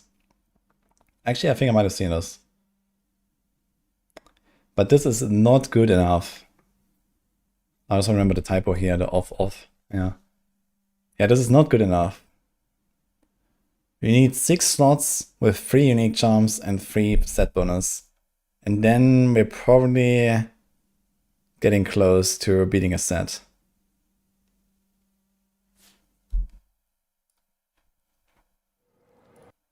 Yeah, we've seen this cinematic.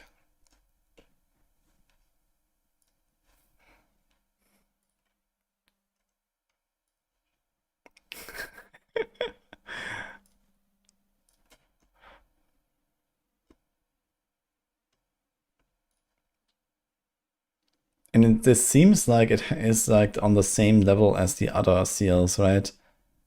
There's like this seal, and then there's like the 5+1 seal. Okay, I mean, this is gonna be good before you get the full set. Now the question is, how long will it take to get the full set, right? So maybe this is actually kind of like the stepping stone to the full set. So if that's the case, then I'm also okay with this.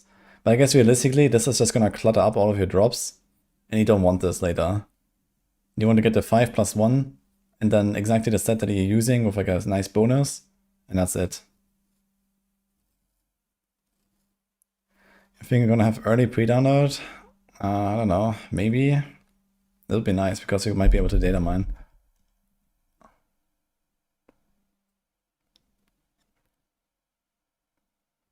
9% damage reduction is not a bad joke. 9% damage reduction is kind of good. This is just like an additional bonus in addition to what the set already does. This is just like a random affix, basically. 9% DR is actually one of the better outcomes here. This is like a half a defensive aspect.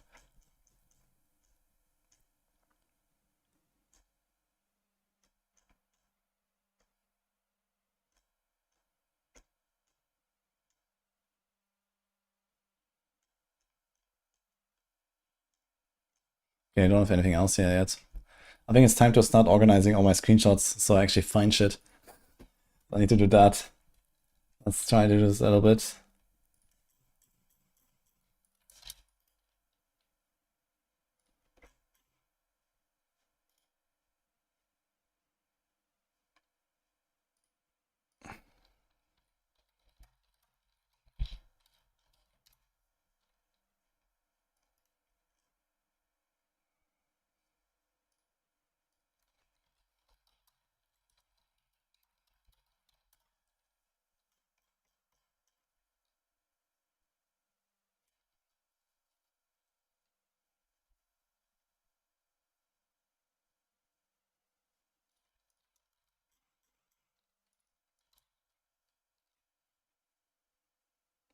Don't think 9% damage reduction is good.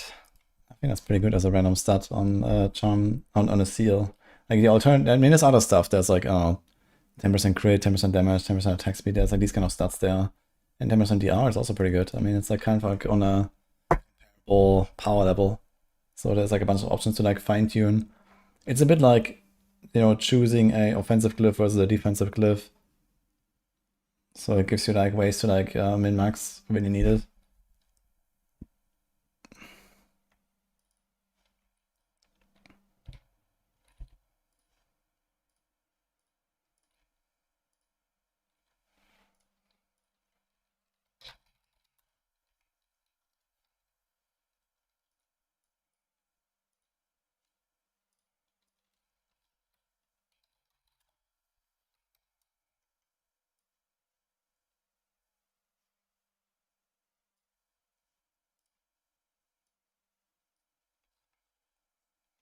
I think uniques will become more common now that the stats are random. I think it's gonna be the opposite. Although, I mean, with 12 torments, maybe the drop rates are gonna be nuts later on. So maybe later on, yeah, but at the start, I guess no.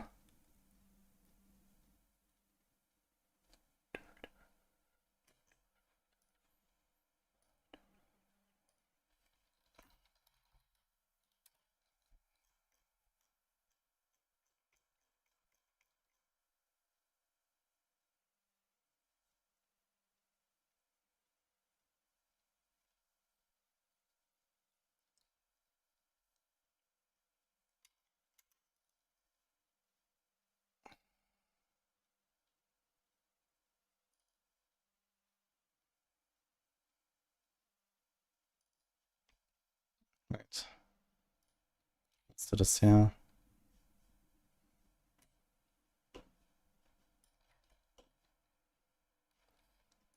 Yeah. I'm trying to clean up my folders a little bit and stuff.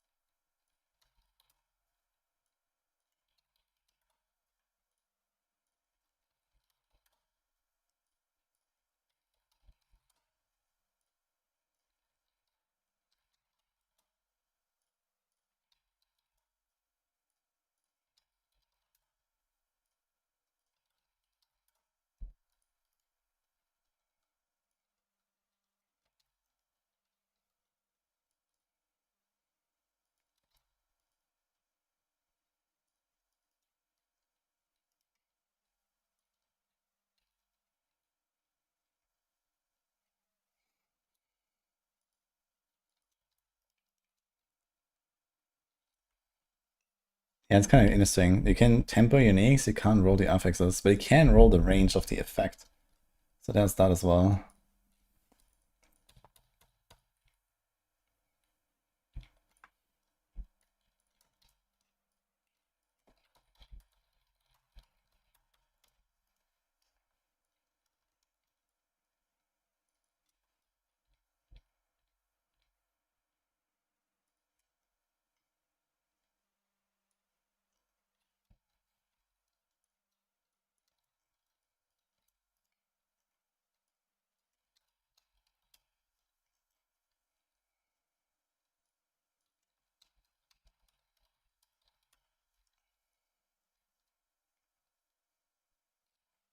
Yeah, you can feature one unique, and you can also upgrade common to unique.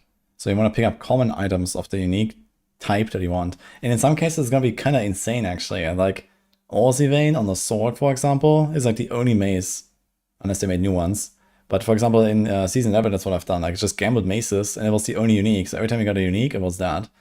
And it's going to be kind of similar with the cube crafting, I think. So in some cases, it's going to be like insanely good to do this.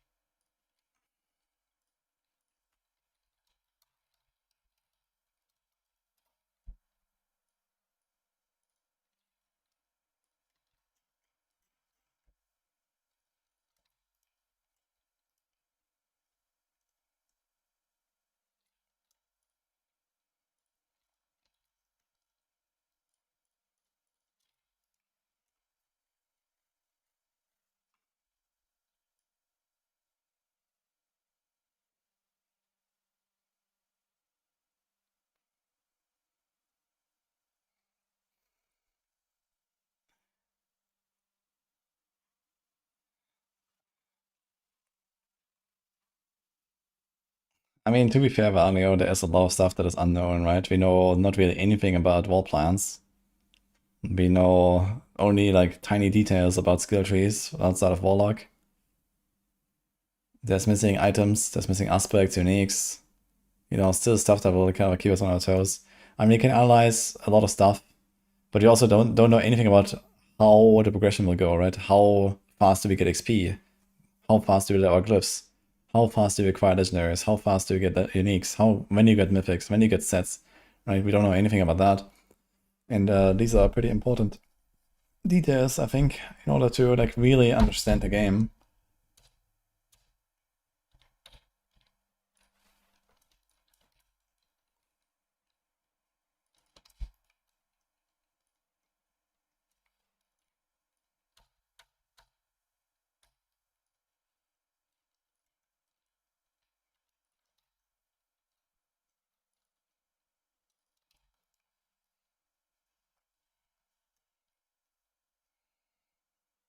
And those information might be outdated. I mean, realistically, there's not gonna be huge changes outside of some like, you know, broken bugs they're gonna fix last minute and this kind of stuff. And I think a high priority for them for launch would be to like fix wall plans to actually be like multiplayer viable. I think that is definitely a problem there.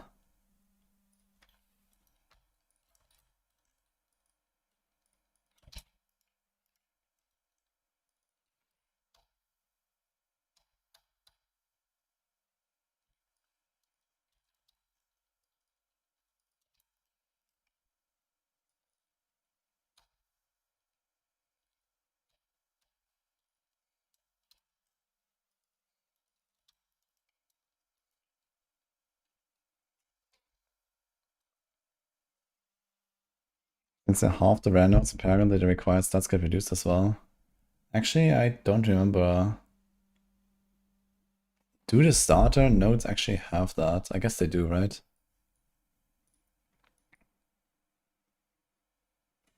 Yeah, okay, so the bonus is still there, because I remember it was 10 and 10. I'll see when I find a screenshot. I mean, our total stat values haven't... actually here, look. Okay, 190 int required on a Warlock. Why the fuck is this int? When it's actually main stat on a Paladin. Interesting. This is main stat, will int. Okay. So the number seems to be the same. Look, 190, 190. It's just that for some reason on the Warlock, this is the off stat here. So maybe they moved this around. So instead of having off stats on a glyph, it's main stat on a glyph and off stat here. But the number seems to be the same. And it looks like people have like a similar amount of main stats in the late game as well. So I think you will kind of still cap out on at least like most of the nodes on like 4 boards, and maybe the last board you won't or so.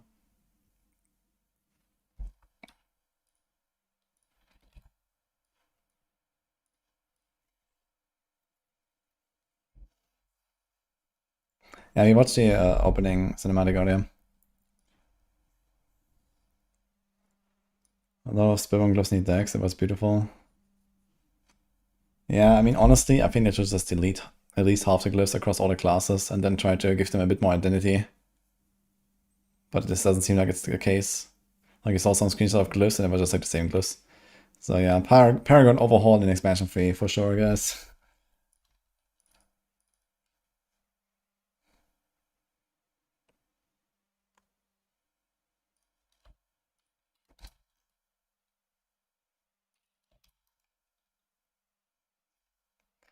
Spellbound's gonna be bottom of the classes, you're afraid? I don't know. Did you see those dot multis?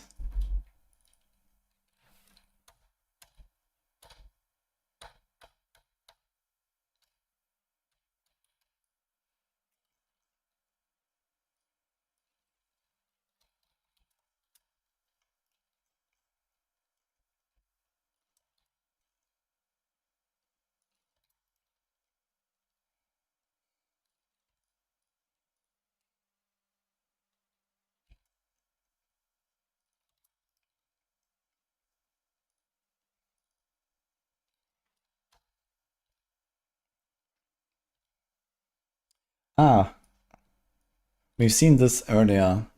Seed of Horizon. Wait. 0.4, 0.5. Yeah, I think you're correct about this.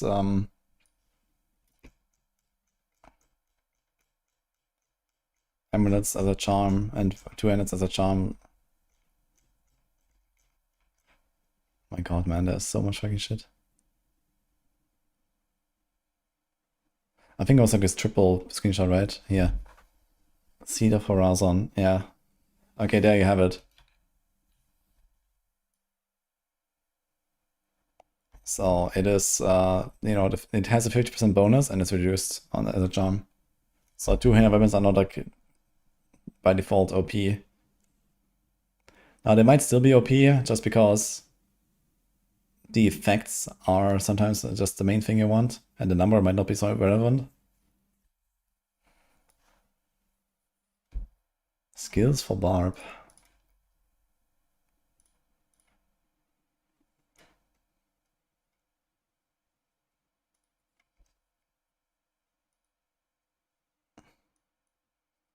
Okay, but this is Rob. So he's just reacting to other stuff as well, so that doesn't really help us. So there's no new stuff in there, I guess.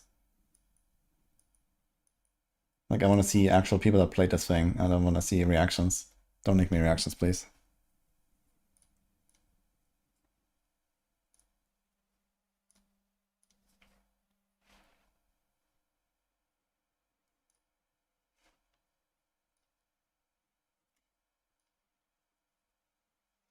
The new cinematic is cool. Yeah, I like it too. I think the whole like story build up is really nice.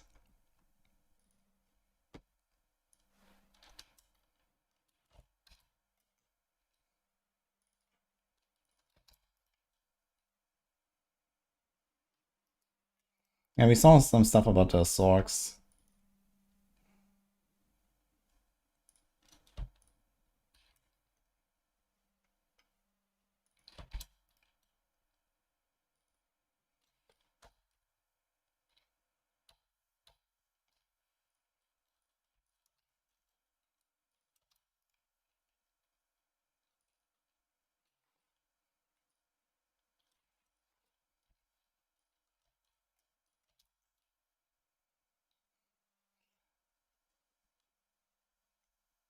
Okay, any guesses, guys? What is gonna be this?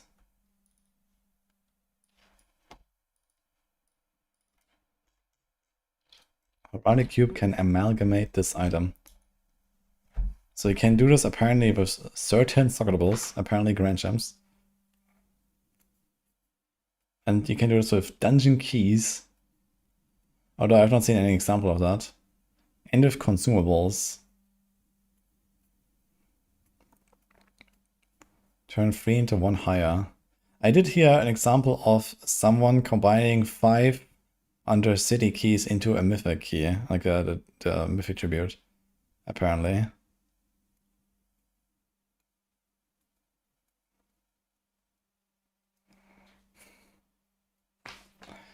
Don't you think we're getting too many sources of power? After all, the more sources you have, the less impact each individual one has. That is actually false, because usually your different sources of power are multiplicative with each other.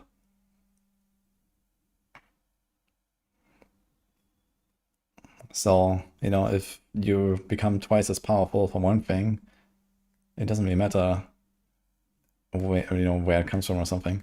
If you don't have it, you're going to be at half power. Being at half power is a massive difference. Mix 2 together for cold and fire. That would be cool, actually. I mean, this is kind of what it sounds with Amalgamate. But someone said it's just like a 3-to-1 upgrade, which would be kind of lame. And then the question would be, why is this in the cube and not just at a jeweler, right? Like, what is the point of doing this in the cube? There must be something special about it. And why has no one done it? If it's literally just 3-to-1, why has no one done it in this fucking test? They all have Grand Gems.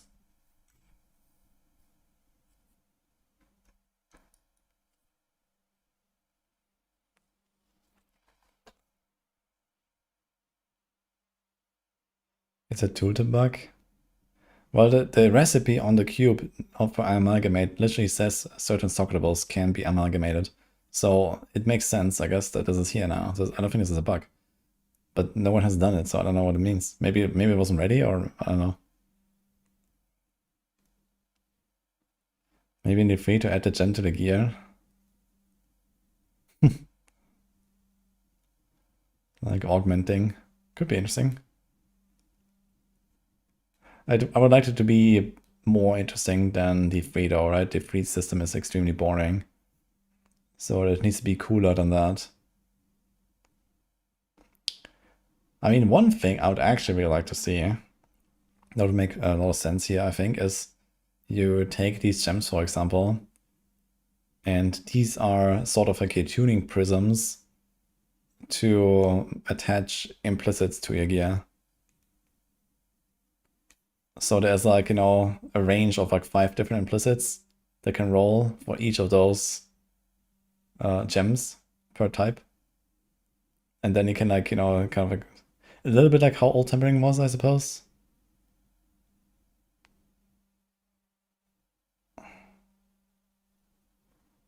Yeah, it could mean that X amounts of grants is the next tier, but we have not seen any example of that. And no one has talked about it either. Literally none of the reviewers has ever mentioned amalgamate.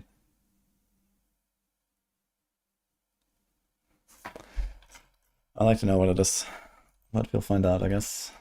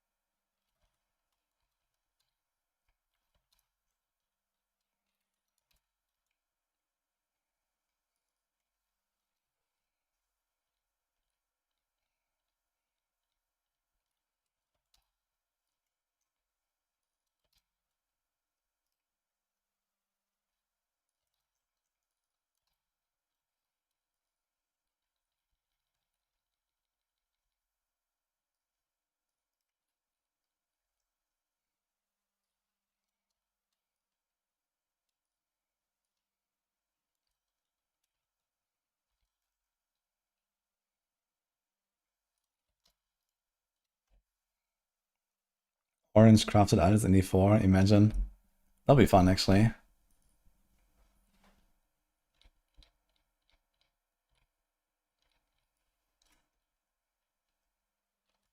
Seems like they didn't change the amount of glyphs that exist at all, which is kind of sedge.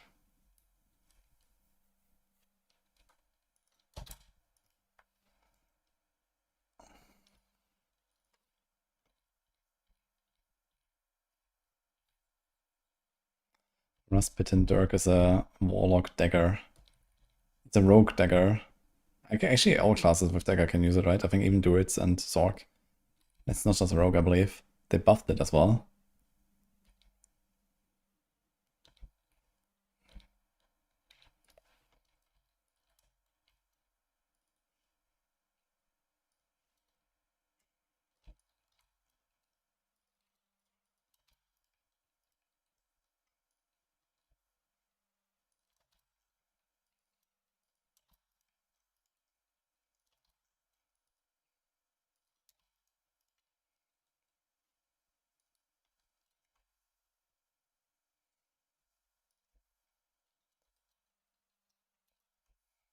All sets are uniques random? We don't know, but it looks like all of them, and most of them at least.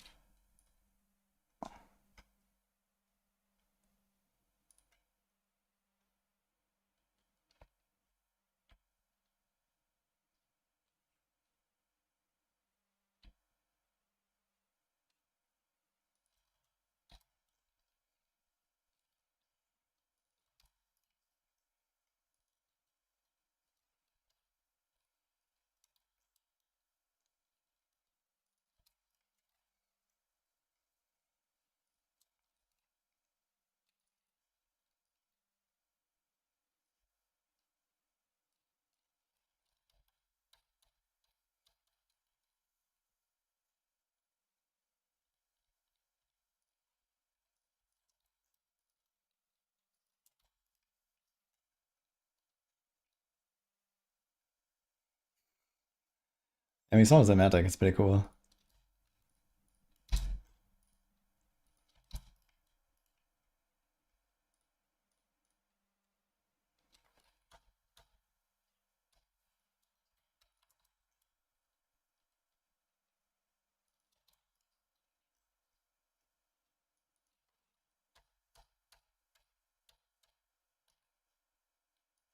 Okay, there it is.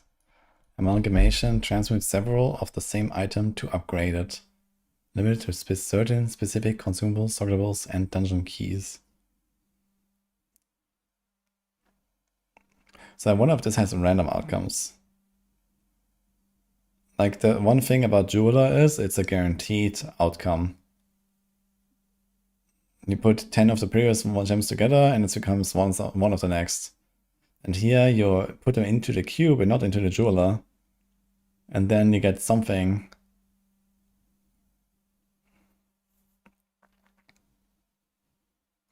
You can get Grand Gems easier than Jeweler upgrade. Yeah, that's also true, actually. Like, Jeweler is like a 10 to 1. And this is maybe 3 to 1. It's smaller, controller friendly. I guess most of the builds probably. Yeah, it seems like a tier upgrade, but I mean, apparently this works with Undercity keys. So if I can take like my 500 random harmony tributes and upgrade them into 160 random like radiance tributes, that's insane. And if then I take those 160 radiance tributes and upgrade them into 50 mythic tributes, like what the fuck? So if there's like a 3 to 1 with a guaranteed upgrade every time, that's completely insane.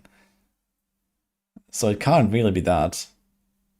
I think there is going to be randomness in there. There must be randomness. Because else the system is completely broken. We don't need Mythic Undercity, says X_ignition, hoping that he's gonna find Mythics at all.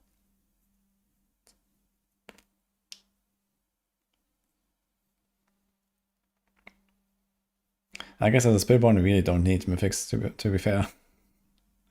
Because Shroud sucks. Petition can't be equipped. So I guess you're fine, actually. I guess most Spellborn builds will just not run a Mythic.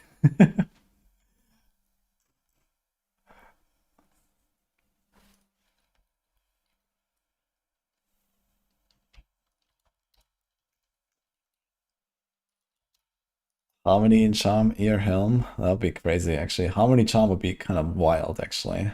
I wonder if that's gonna be a thing.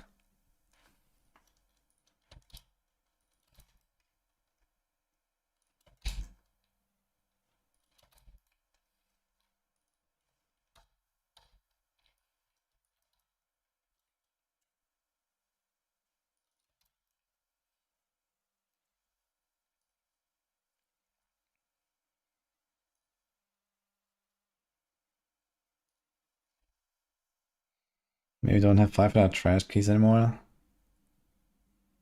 I mean, that would help. But on the other hand, we're gonna regularly run Undercity, right? You know, the average frequency of an Undercity run is 1 every 7 activity choices. If you look at the wall plans, right? So I think most people will actually run a lot more Undercities in the future and not less. And not having any tribute at all would be also kind of strange.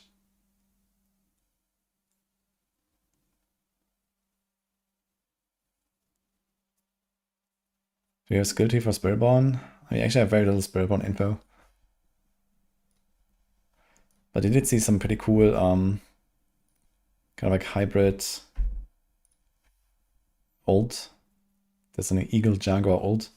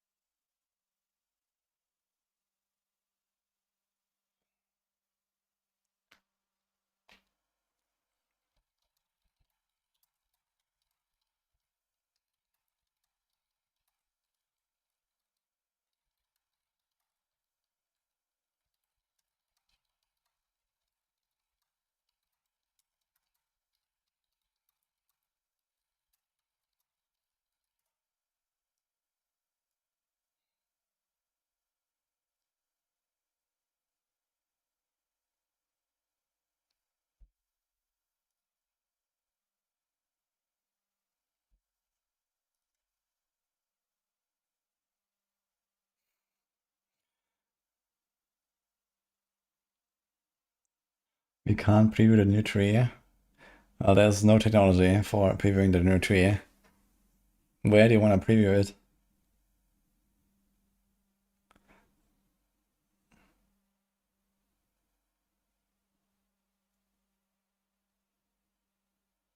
Did I see a new Frosty video? I did not actually.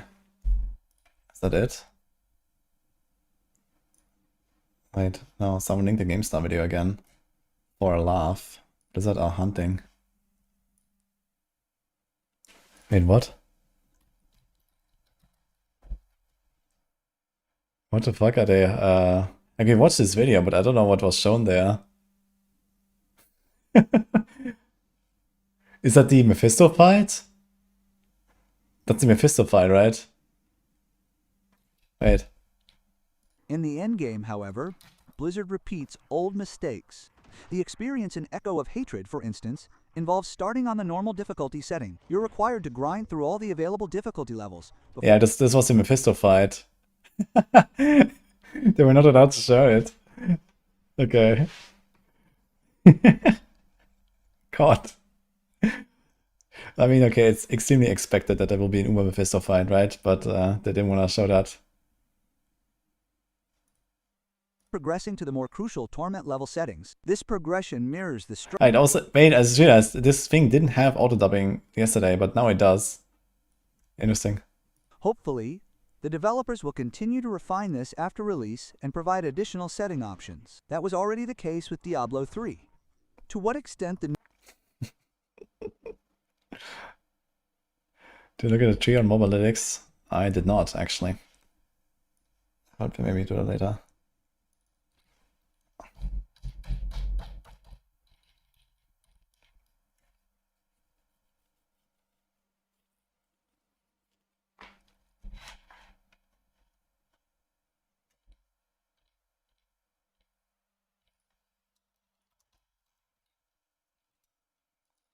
I just want to finish sorting out my screenshots first. And then we can like start adding new stuff.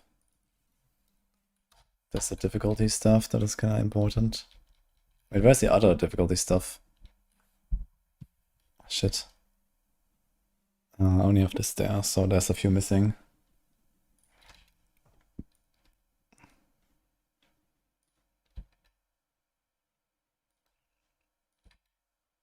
Too many things.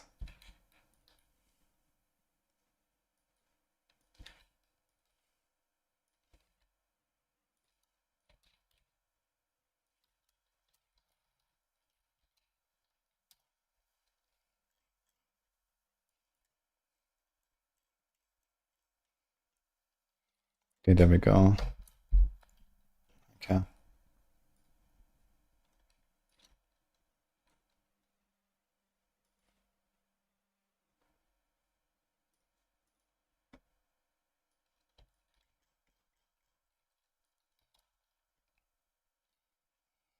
The luck ring is insane.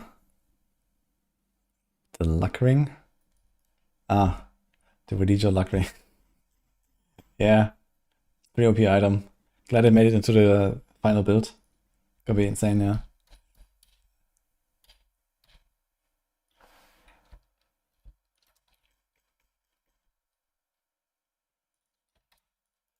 Huge chase item. Finally got mythic.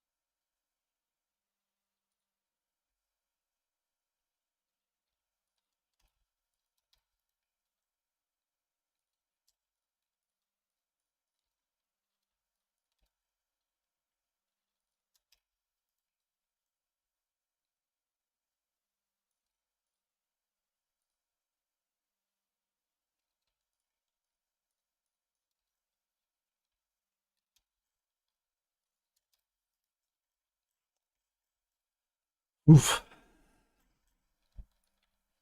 Okay, like 2/3 done with my screenshots. Fog. Okay.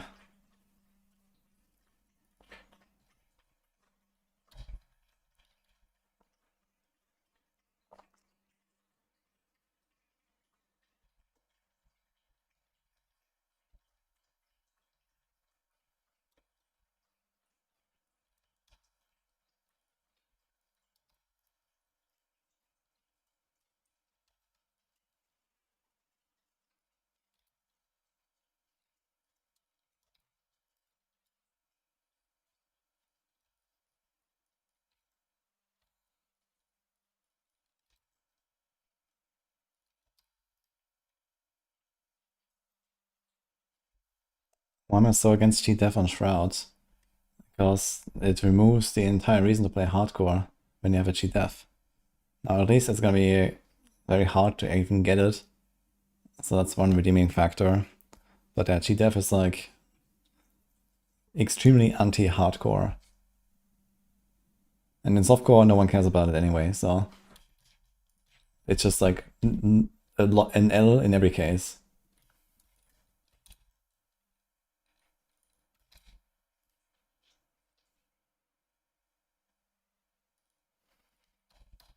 Like the whole point of playing hardcore is that you feel adrenaline sometimes, where you can't feel adrenaline when there's a cheat death.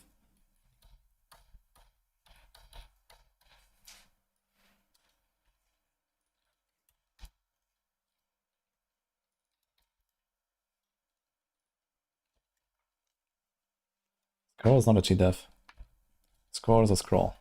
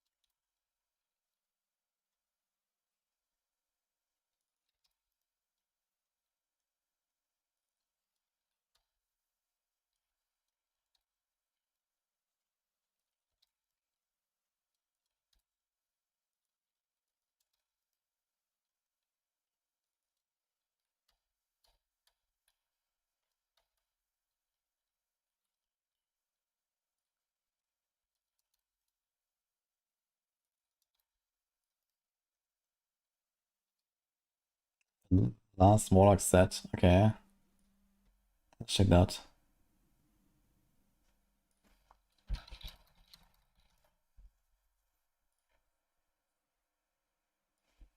Okay, what do we got?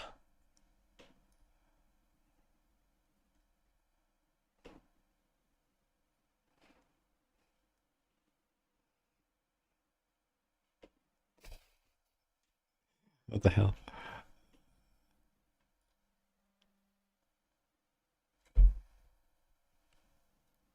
Okay, there's more of the Horizons chains. Gain 8.5% damage, reduction per active soul shard demon, gain all soul shard demons and deal increased damage. Okay, this is like the Giga army set here. We've seen the 2-piece already, kind of. But I've seen more now.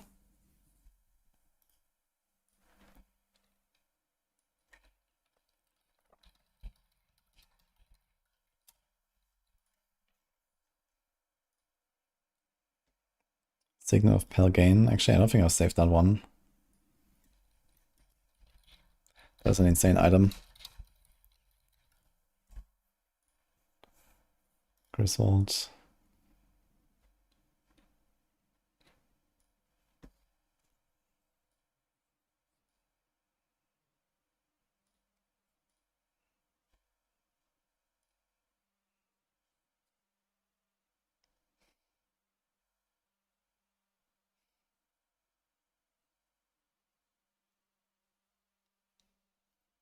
Are there 3 different sets that all start with Cathans?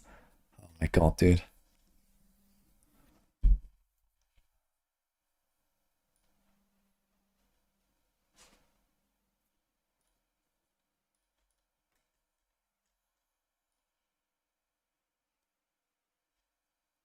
Wait a second. That is not the same that we have seen.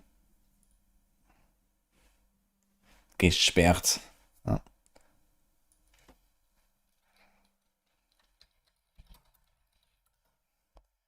This seems weird.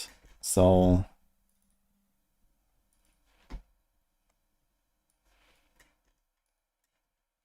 here it says monster kills grant 700% more experience and 180% more gold. Does even stop more frequently.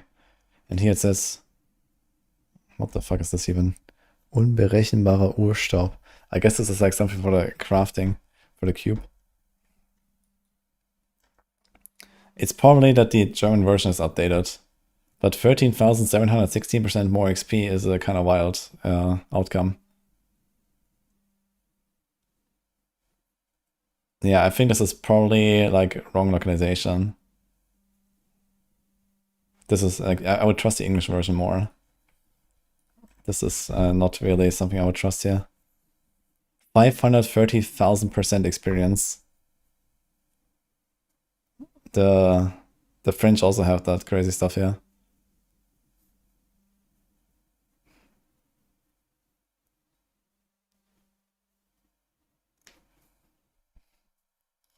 Yeah, that's very sus.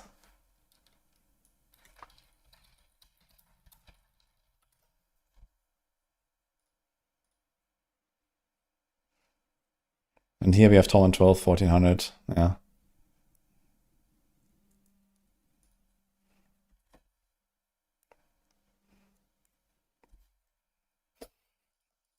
Oh my god.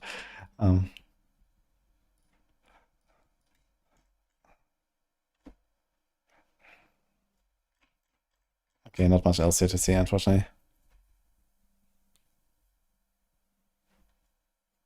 Kill one mob and get 300 Paragon. Yeah, that seems kind of cracked. Unless they like giga scale up the XP. I mean, if they have like a crazy exponential XP curve towards Paragon 300, it would make sense to actually give you like incentive to go to the next torment level, right?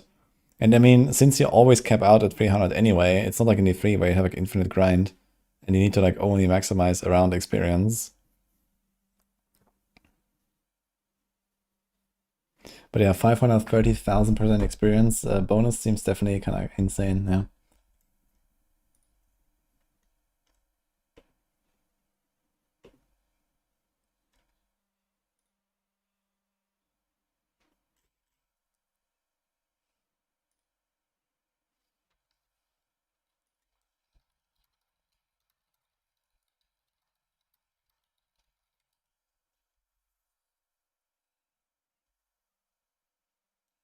They just be typing random numbers. Not that. I guess it's just they have like some sort of multiplier. So like for example in D3 there's like 5% more XP per tier. So if you just go down this route, right?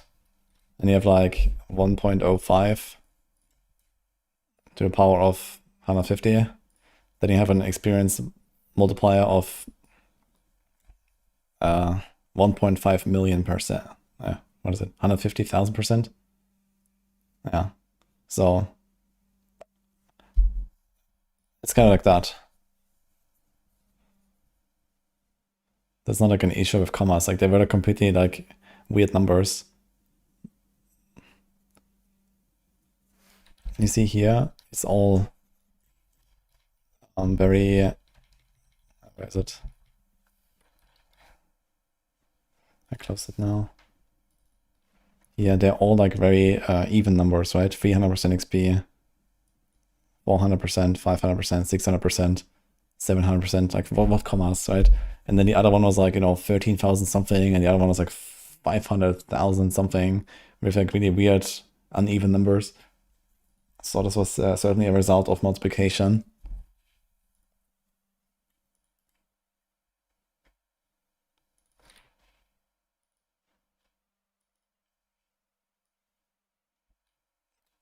What about negative armor and res? Doesn't exist anymore for a while.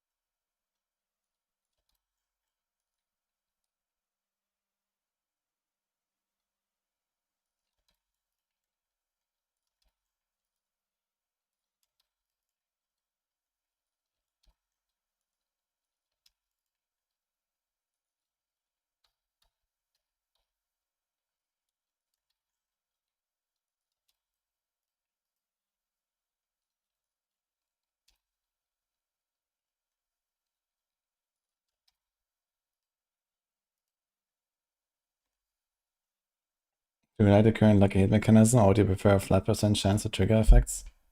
No, lucky hit is a very good system, I think.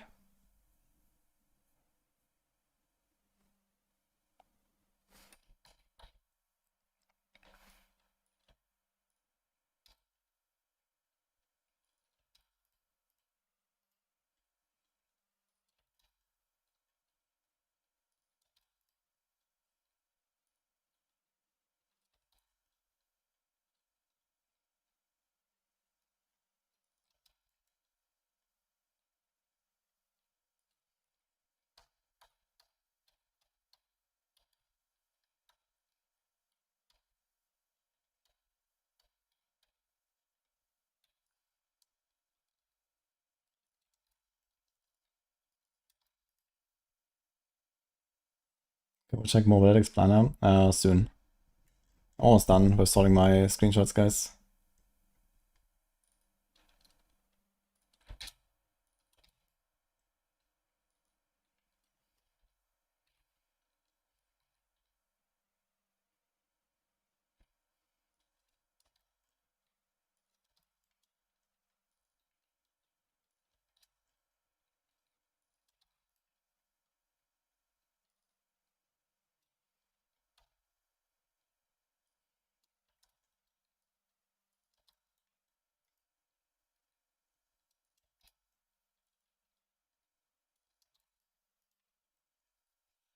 Can you import export loot filters? I mean, that's like a necessity, so I would say yeah.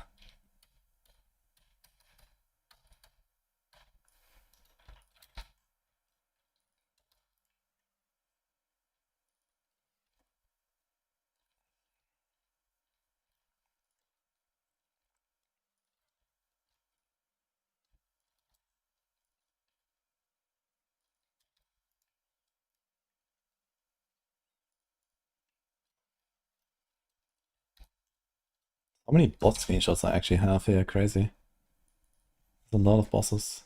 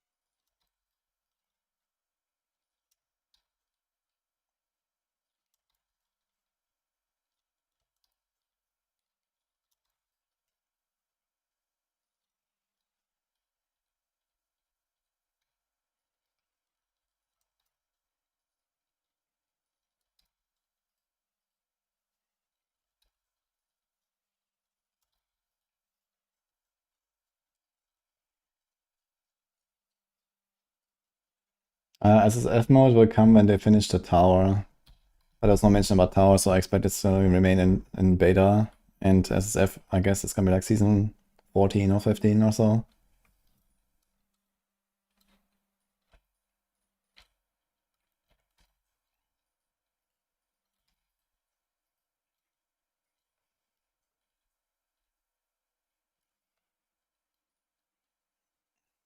Well, that is still a pretty interesting screenshot here, by the way.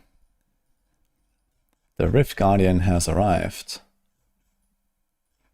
And this was just like randomly, he just spawns into the pit. Like that. So that's the thing now.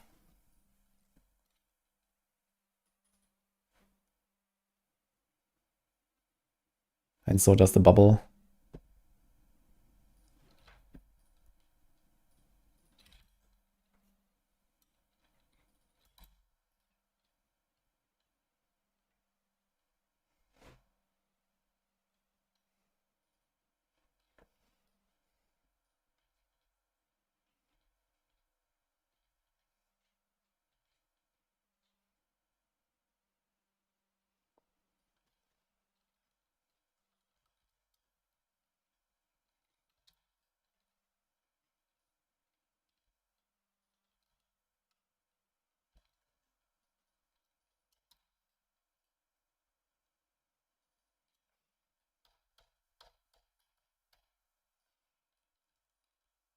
Dude, how is it that I have exactly like 2 rogue screenshots here?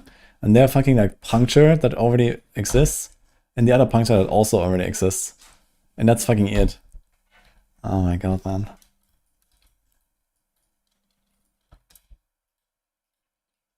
How did we get so fucked on rogue?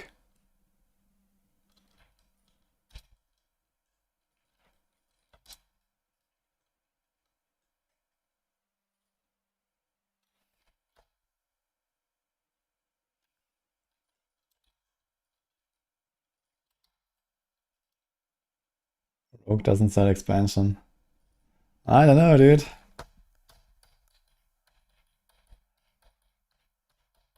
I made an entire career with Rogue.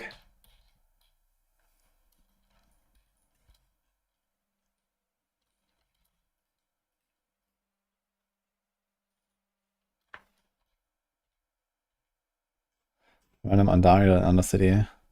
Random Beast in the Ice.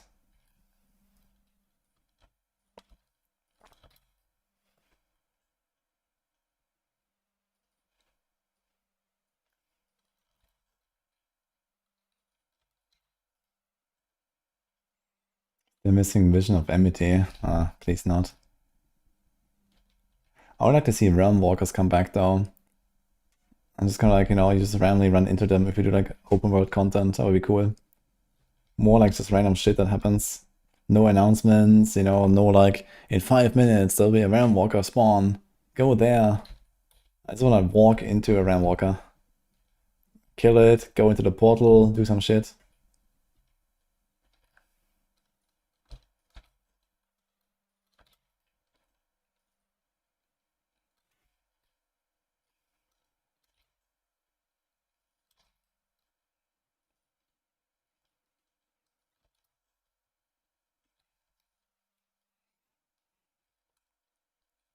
That is an insane insane aspect, I think, yeah. Malevolence. Overpower stack for 10 Wrath, you gain while at maximum Wrath. That seems extremely good.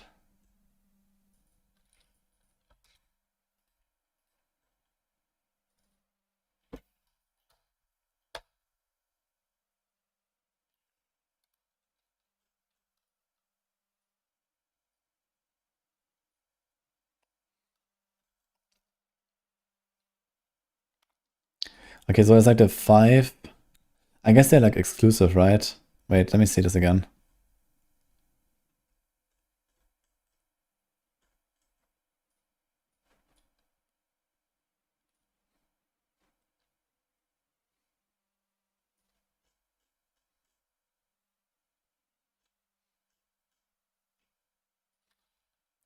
Heraldic Seal of Honor. Heraldic Seal of... Okay, they're always called Heraldic Seal. They always have the 5 charm slots.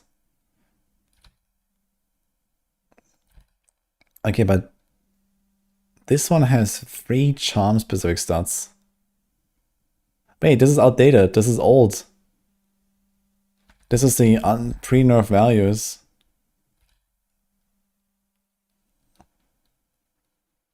So this might not exist anymore, actually. This has the 45% armor. This is now like 10% or something.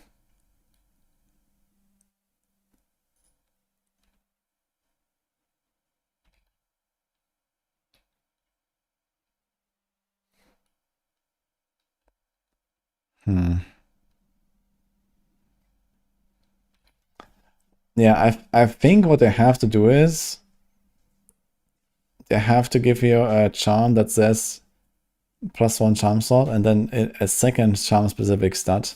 Like here, this thing has 3 charm specific stats, right? There's 2 set buffs and this thing. And the other ones, they have always 2 random stats, and one of them is a charm specific one, +1 slot. So this becomes 6. But they need one that has 6 with 3 unique charms. So they can have a 3 set bonus and 3 unique charms. And I think this will be the only competition to a 5 plus a unique charm. If even that, to be honest. I think those sets are just too strong. They have no competition. Like the 5 piece bonuses need to come down. Maybe in season 14, you know, when they introduce season themes again with power creep, they could bring down the sets a little bit so that it kind of evens out.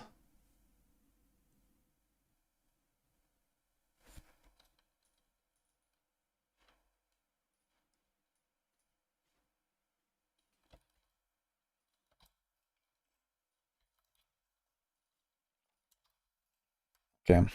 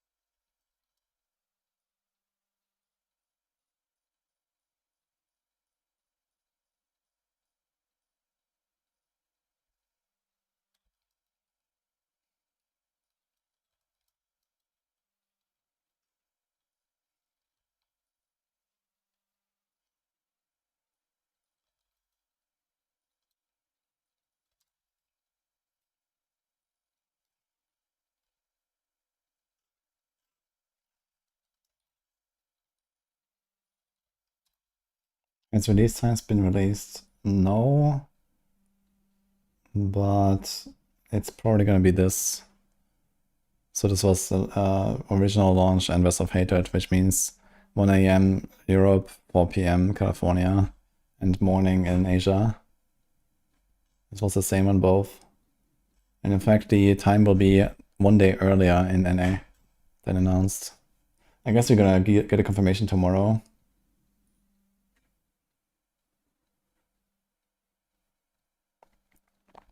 Bandage gives 4 stacks of all power after spending 275 resource and 18 crit multi for each stack. 18 for each stack. That is really good, actually. So you can get something like, you have default 4 stacks, so that already makes it 72. If you get 8 stacks, you have like 100 44 multi on the neck. That's very strong. And overpower generation. That seems very good. I think Banishment's Talisman might be a thing.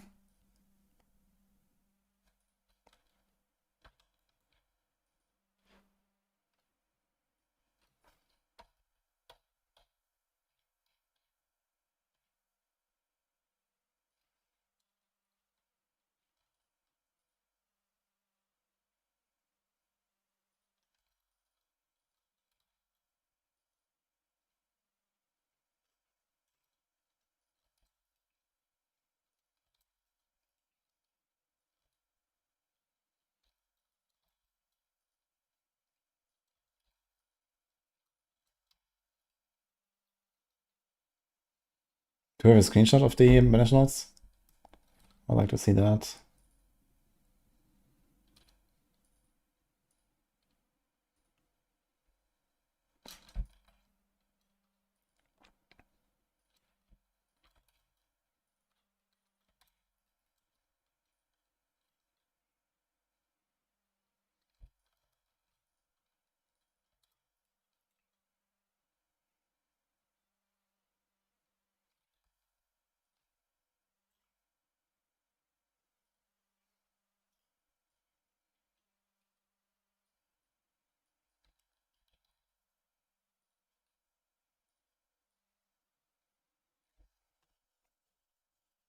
Damn. This seems extremely good. Actually.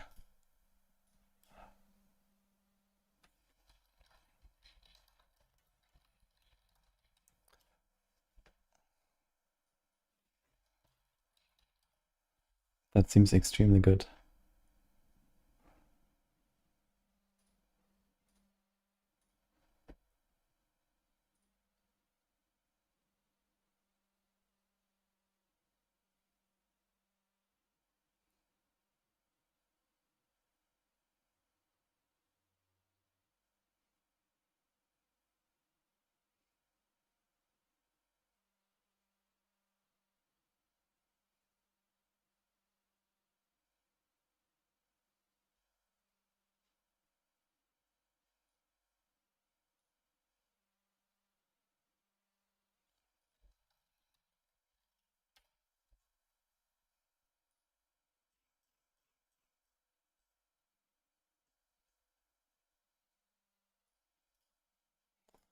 And you know why? There it is.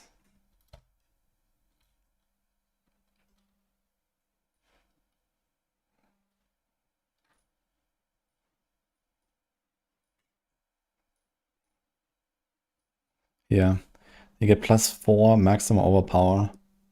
Passive rate from Command Warlock. So you get 8 stacks of overpower from this. And there might be other sources of max overpower. But 8 stacks of this, that's kinda cracked. And then you can overfill the overpower by 2 when you activate it. So you have 10 stacks, you have 180 multi. 180, man. It's very good.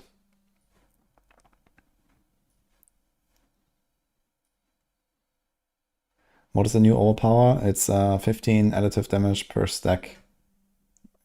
Losing 1 stack at a time every 4 seconds. But many skills interact with overpower, like mechanically. Or even items like this. You also have seen an example on the Zork where your pyromancy skills are more powerful, larger, cost more mana, and have longer cooldown per overpower stack. So if you can do other stuff like this with like stacking overpower and consuming it, it can be kind of insane. I get some Paladin stuff here. Let's check that out. And 1,000 Eye Reaver. Okay, let's save this one first. We got this one, okay. Okay, 1,000 Eye Reaver is still as shit as it was in Season 12.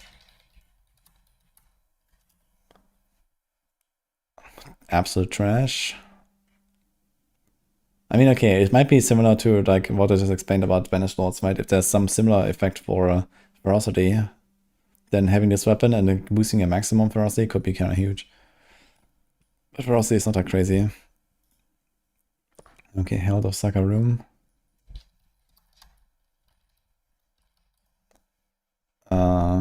I lost the core ranks, which I guess is an upgrade for some builds. Yeah, okay, this is not really that great. It's like the retribution item. Judgment of Oriel. Gains all variants, grants you increased damage and damage reduction for each skill rank. 1%. Oh boy. How many ranks do we have? Let's say 20, 25 maximum. Okay, this is like absolute trash. Sunbrand. And so against 3 additional rays. Okay, still trash. 6 all damage multiplier. Looks kind of funny though. Ward of the White Dove. That one was kind of nerfed. That's good. 77 instead of 177. Doubled, it's 154 instead of 354 bonus. So 254 instead of 454. So it's like a minus 40 something % damage. But now you have random stats, so you can potentially get better stats than before, because it used to have less shield ranks, right? And that didn't matter. You can potentially even roll damage reduction on the shield now as well.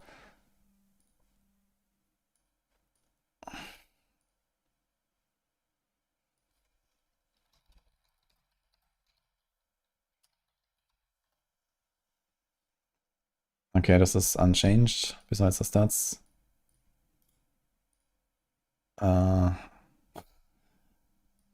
That is actually nerfed. The nerfed March of the Sword Soul. Instantly give it only 3 ranks.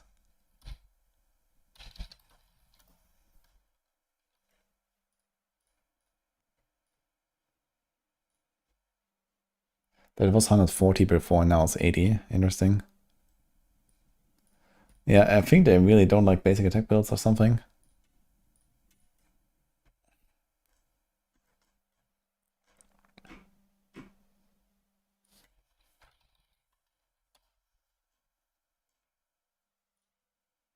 Someone says Merc, Amazon. But Amazons don't use bows, really. Actually, they do, I guess. But it doesn't really look like an Amazon. This looks like it's just some NPC or maybe even another player, like a rogue. I don't know. No, actually, a rogue would stand differently. But I think for a Merc, this guy is also like too far away from the player.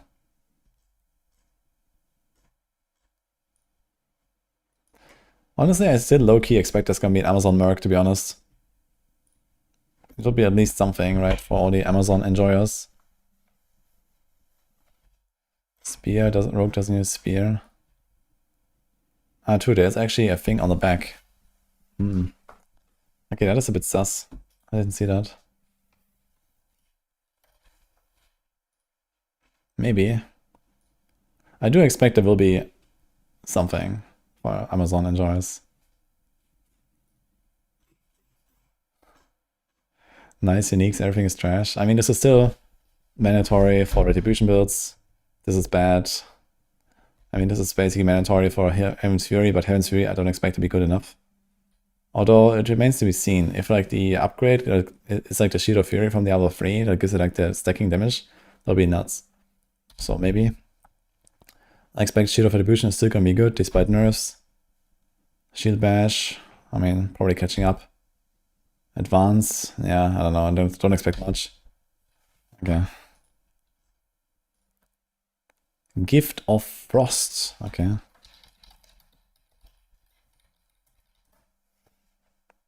Ice armor against the Permafrost variant for free and 20% increased potency. Okay, I don't know what Permafrost variant is. It might be the thing that like chills stuff around you all the time, I guess, that you have right now. I mean, could be good. Blue Rose.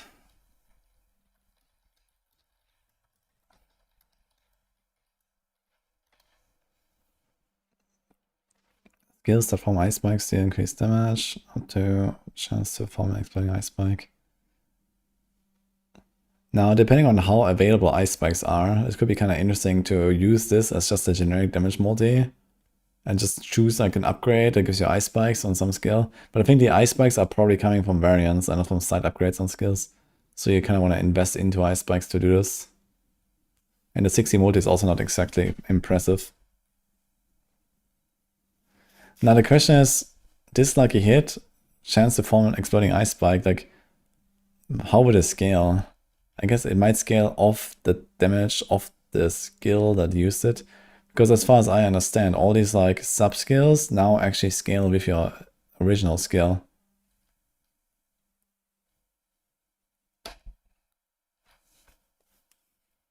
You can share the video link of the images. I don't know what you mean. This is just my screenshots. It's just a slideshow.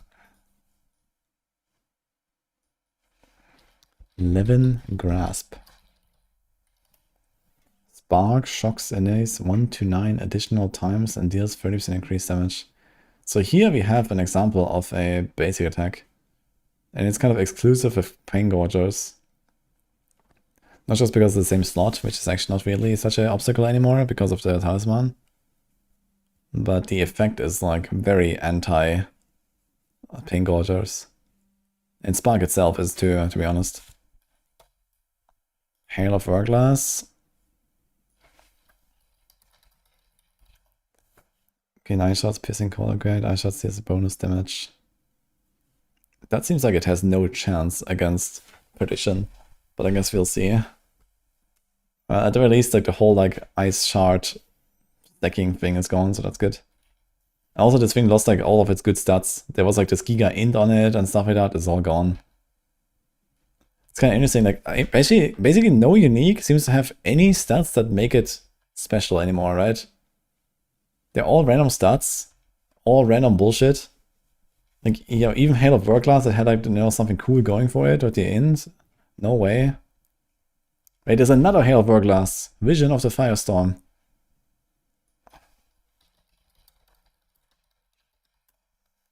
Firewall has 80% increased damage and its size is overcapped by 100%. What the fuck? Can I get the Flame Wave from Warlock as a Firewall upgrade?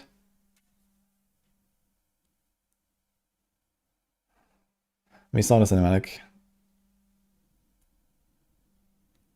Firewall, its size is overcapped by 100%. That's gonna be a big firewall. I'm not sure if I like that. Staff of Zeray. A lot of uniques here for the Sorks. Unstable currents increase your armor and resistances by 100% and kills increase your damage by 4.4% for the duration. And that is a staff. Oh boy.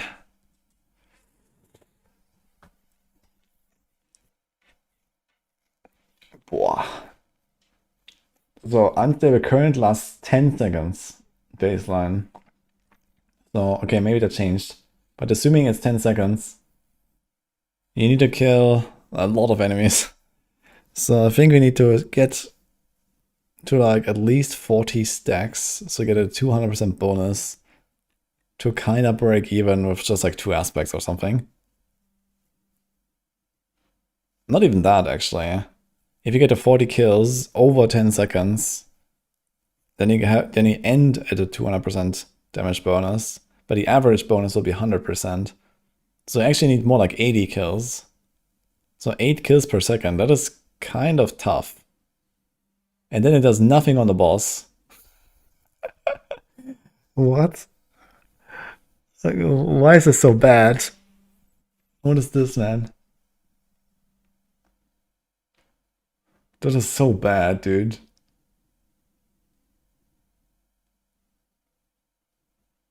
Double armor and rest is nothing. No, it's not nothing. Double armor and rest is kind of impactful. I think what they try to do is they try to replicate something like Archon here, right? This kind of reminds of Archon in D3 without the whole transform thing. But they miserably failed because they forgot the Swarmy. Like, you need to add the Swarmy to this.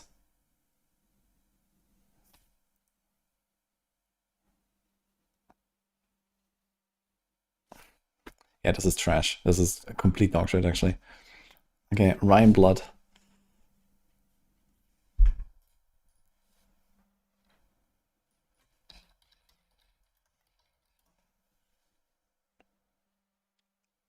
Frostbolt pierces through crowd controlled and unstoppable enemies. So, any enemy, I guess.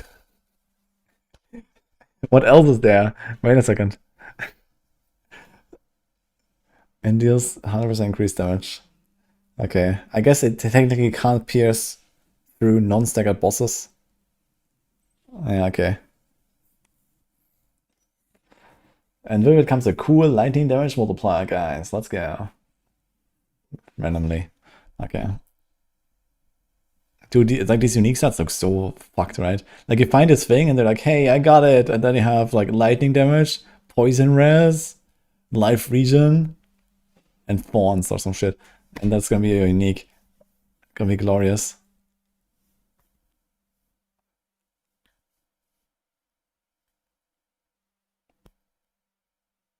Bosses are not unstoppable when they're not staggered.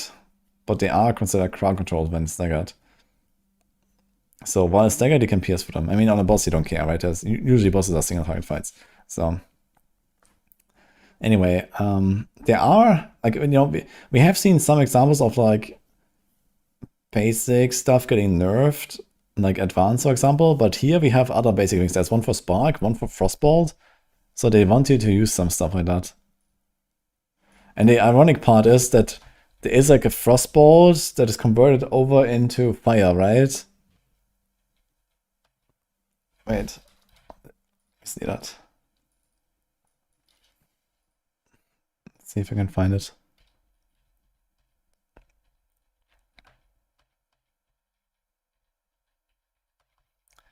Okay, I don't have it here yet.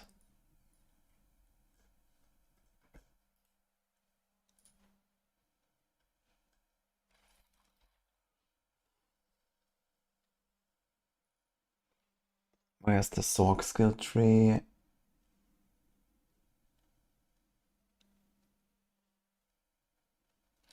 I can't find it right now.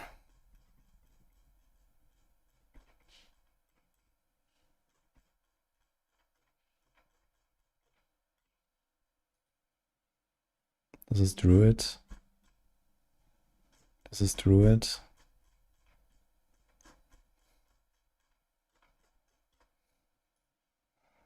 Here's some Rogue.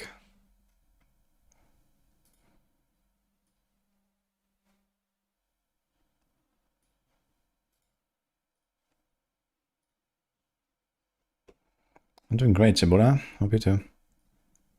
Andariels. Okay, same dog shit as before. And as far as I know, you cannot influence the dot after the fact. So all these like that dot multi effects and stuff like that probably don't do anything for Andariels. So I think this is gonna remain absolute trash. Shattered Vow. So interesting, they actually moved the dot duration to a stat, which means you can also masterwork it. So you can get 200% dot duration. That is actually relatively large. And it has Giga Life, and it has attack speed and berserking for free. And then it has a useless effect, almost useless.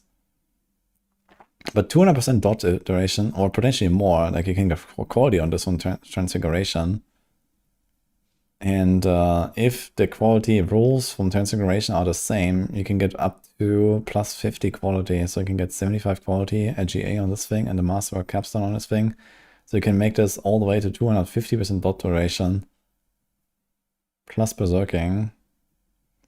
Berserking is 25% DPS. Maybe. I think on any sort of like bleed barb or something, this is probably gonna be a thing at least. On a Spiritborn, I wouldn't really trust it. And Druids, I don't expect they're gonna have any dot builds. I mean, there's Rabies, I guess. Like here's Alvarion.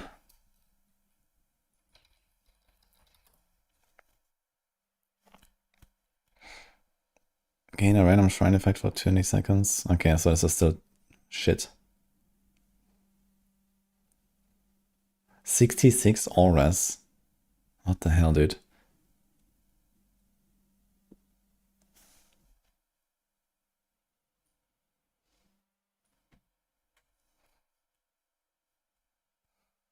Can I show some good items? We've already seen enough trash. Well, there were some. Oh, here's Melted Heart. Okay, so Melted Heart is relatively unchanged. They just nerfed the resource generation. So that might still be really good. We'll see. But I'm not gonna try Melted Heart right away on hardcore, that's for sure. We have to wait until the softcore boys test it. Butcher's Cleaver. Wow.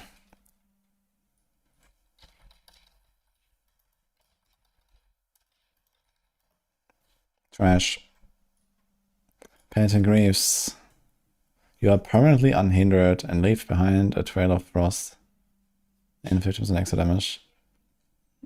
I mean, Penitent Greaves, now that they don't come with the forced shitty evade mod, and you can actually get the right evade mod and good stats on it, it's actually not bad. I think Penitent Greaves will actually be like a pretty solid item. With the unhindered as well, I like it actually. Frostburn. So they removed the elemental surge from it. 50% chance to freeze enemies for 1 second. They did 50% increased damage to frozen. I mean, there is Signet of Pelgain, but yeah. It depends. Did they nerf or did they nuke the wolves from the runes? Because on most classes, the wolves would be like the only reasonable way to freeze enemies. If you use Signet of Pelgain, you might have to pair it with Frostburn if the wolves don't exist anymore, if they don't freeze anymore at least. Bendigo, that is unchanged. But actually it's, wait, no, it's actually upgraded. Because it used to have all these like weird shitty life regen stats. And now those are gone. Otherwise the effect is the same. The stagger count is frozen, yes. Thunder God's Blessing, that's a new one.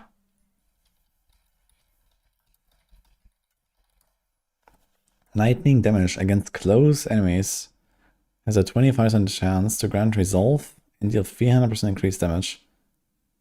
That seems extremely good, actually. So this might be a very hot item on like Quill Volley or something on a Spiritborn. Or like Druids with like some of the lightning stuff might like this.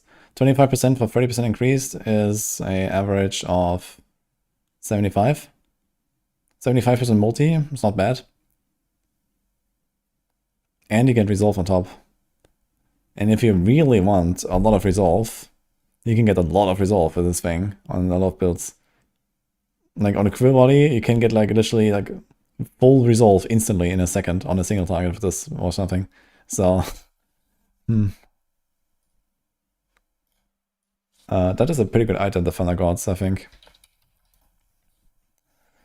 Okay, casting skill has a 6% chance to take a non-mobility, non-ultimate skill that is currently on cooldown, can only occur every 8 seconds. Okay, unchanged. It used to have resource generation, which is gone. Temerity, okay. Temerity is not nerfed. Okay. That was good. And now you can even have better stats. Dude, 21 life on kill, what the fuck?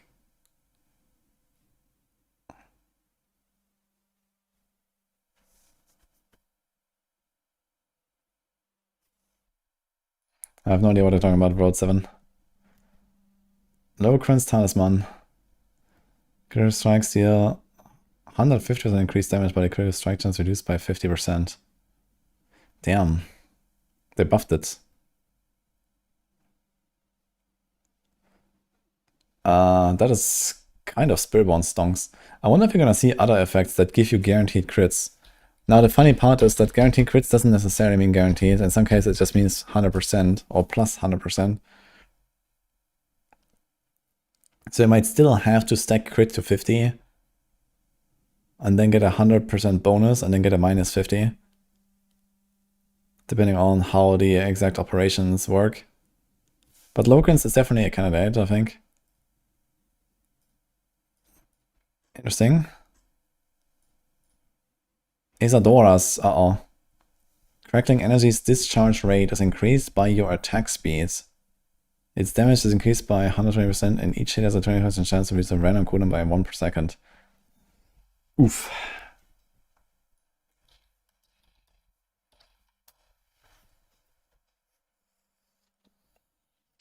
Does it reduce crit on 40 or by 50? It reduces it by 50, so you go from 150 to 100 or from 100 to 50.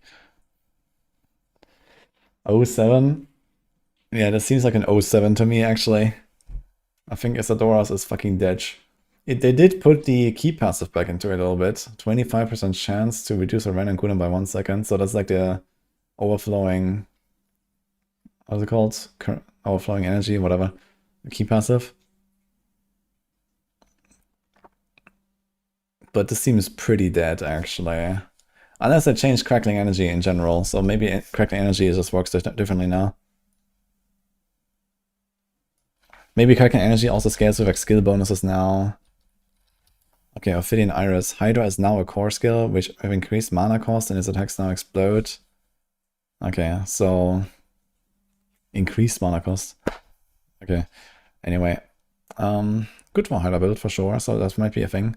We know that there's an upgrade for Hydra where you get like giga attack speed, but they only last like a few seconds or so.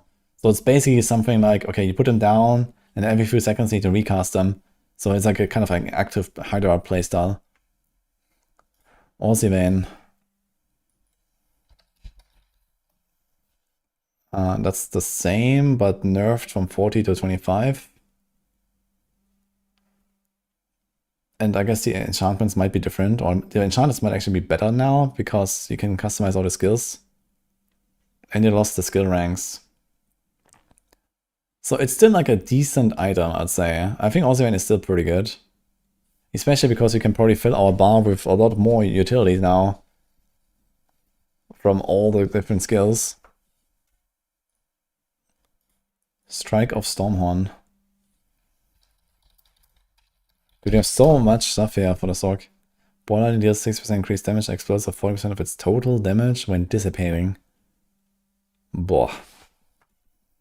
So they removed the super ball lightning stuff. I guess that might be one of the ball lightning upgrades now. I don't know what to make of this. Could be good.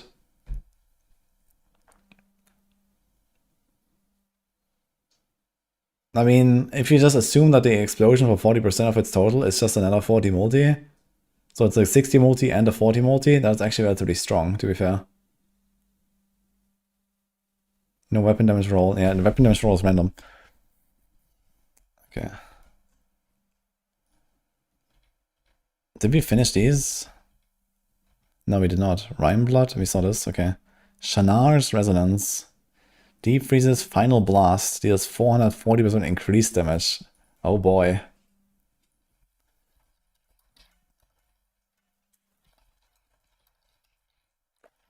We did see some clips of Deep Freeze, and there is an upgrade that makes it so that you can still do stuff while Deep Freeze is going.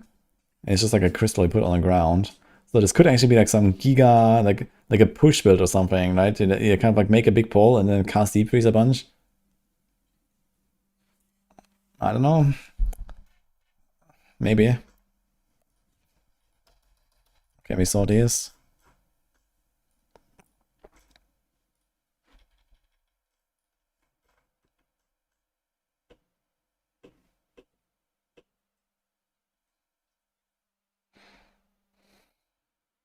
Yeah, the Thunder God's Ring is extremely good, I think.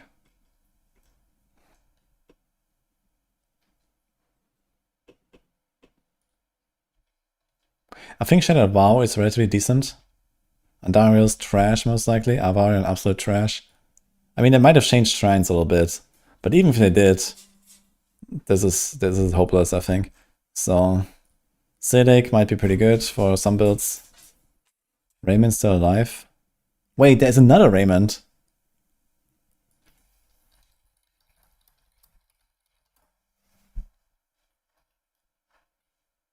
Teleport pulls close enemies to you and gain 50% damage reduction for 8 seconds. Whoa! What? The ring's actually cracked. So it lost the teleport cooldown, but considering Shroud is dead, that is actually insane, man. 50 DR.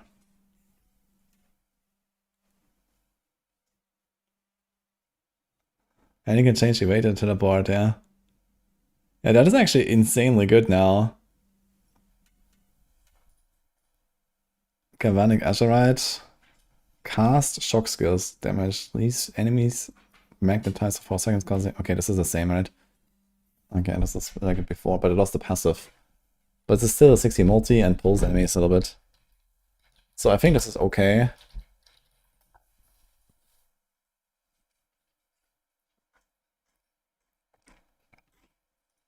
Yeah, that is quite a highlight here, I gotta say, Raymond. So they took like all of the like protection passive and just slapped it on this chest and said, okay, enjoy. They know every sword has teleport on the bar anyway. Yeah, that is insane. The lucky hit resource is so bad. Yes. I wonder what they did about Lumrune, actually. Lumrune is like a very easy solve for resource issues on many builds. But considering how much they nerfed the like a hit resource, Lumrune might not be a thing anymore.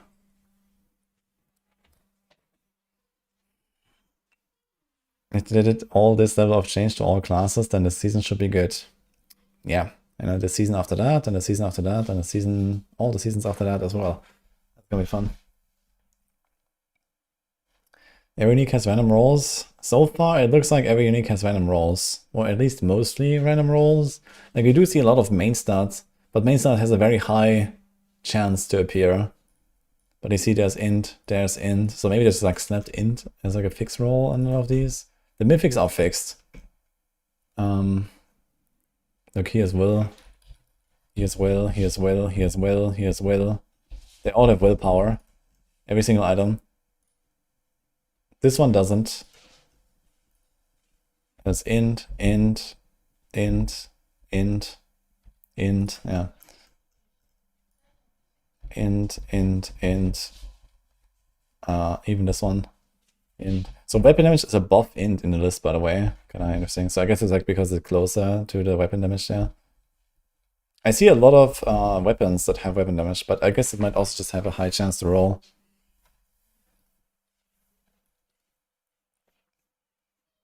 The unique bonuses are not fixed. Yeah, the affixes are random now. The effect is still part of this item. But yeah, you can get stuff like this here, right? You have Rime Blood, Frostbolt item, and it gives you lightning damage. So yikes, right? Here, there's Deep Freeze damage, and it gives you lightning damage. So, you know, here's the Meteor. Oh, I didn't see this one actually. Starfall. Starfall Coronet. Meteor casts consume overpower when possible, dropping an additional meteor for every 2 overpower consumed. Damn. Meteor deals 70% increased damage. Okay, so finally we got rid of the fucking cooldown stuff. Meteor just works. And if you now get Giga overpower generation,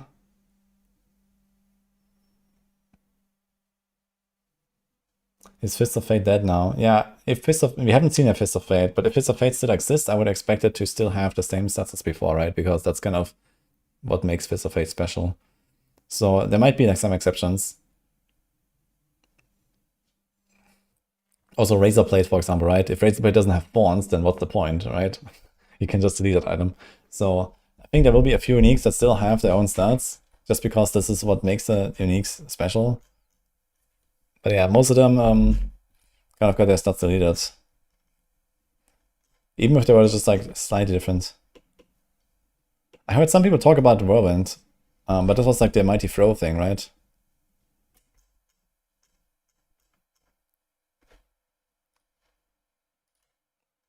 You can have lightning frostbolt. Is there a lightning version? I wasn't sure if it's like a lightning or fire one. Could it be that all these uniques are created at the cube and the booster characters and the top ones have their old stats? No. I don't think there will be different rules for item generation depending on where it comes from. That would be weird. Miss Molten Brand. Molten Brand. Okay, let's see. What did I miss here?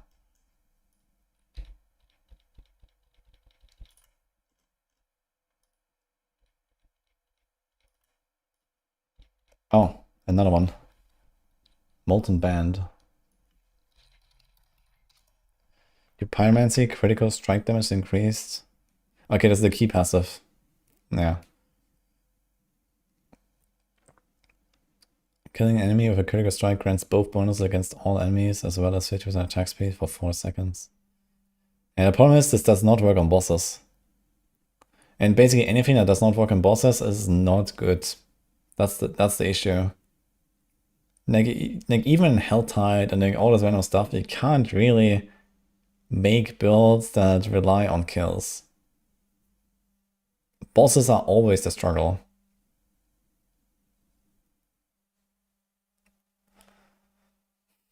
It is extremely strong. But, you know, like, just like, look at us, right? This is extremely strong. And then you go into a boss fight and you don't get the effect.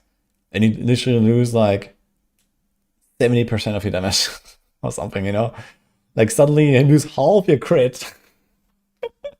And, like, an 80 multi. Like, you can't do this.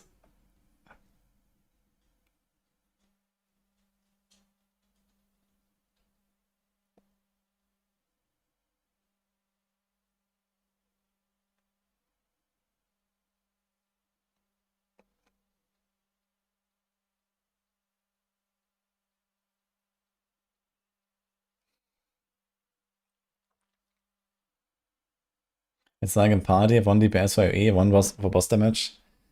Yeah, I think there was like one season where I heard about like a 3-man meta that actually did that with like the Bloodspear Necro being like the Giga boss killer.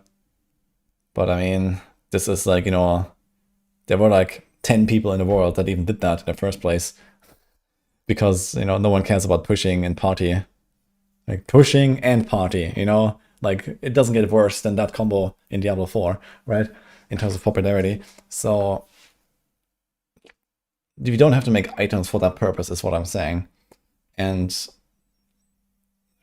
yeah, realistically, this item is really bad. Even though it's insanely strong, it is actually really bad because you can't kill bosses with it.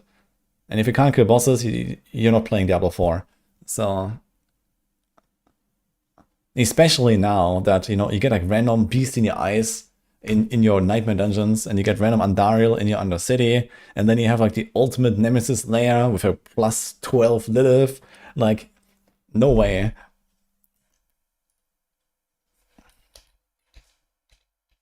Like, boss damage is everything in this game.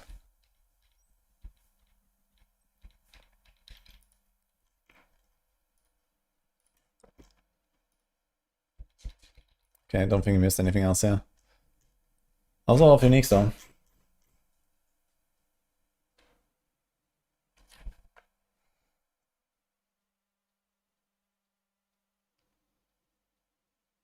I hate some crazy affixes on that unique.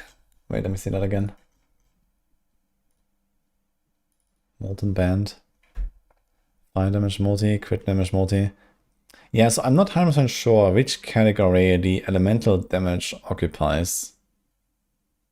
So I think crit is the same as Wallen, and that might be the same as dot. Maybe.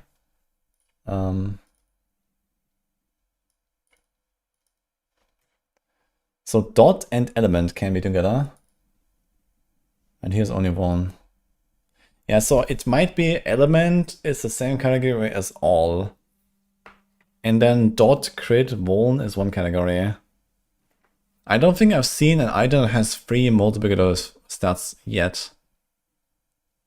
I have only seen 2, so I think you can only have 2.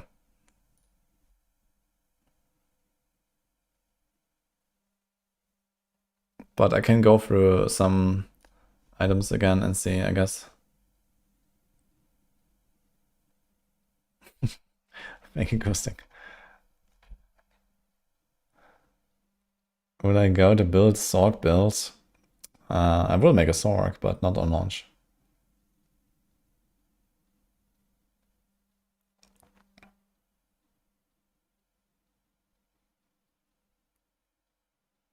Sorg day 1. Who's gonna log in on Sorg, guys? I mean, you see some pretty crazy items here.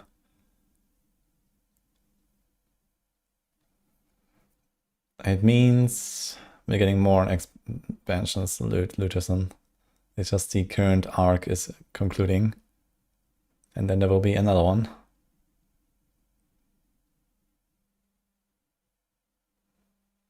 I think some of the old ropers kind of get viable again. Yes.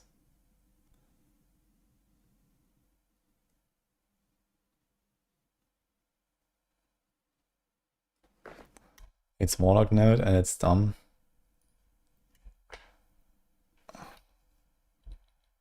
Here's some Warpan stuff. You no longer gain gem fragments in Infernal Hordes and instead gain bonus of the site. Okay. Astaroth's Amalgam. Amalgam of Rage can ambush you. Carrying the Amalgam of Rage can drop unique items associated with Astaroth. Okay, so this is... Astaroth is now levels. Like in real levels with its own items. When fighting boss in Nightmare Dungeon beats in the ice. Okay, we've seen that. Ambush, track class, you switch to increase damage with first claw, when attacking from stealth or class. I mean, this is on the tree already, we know this.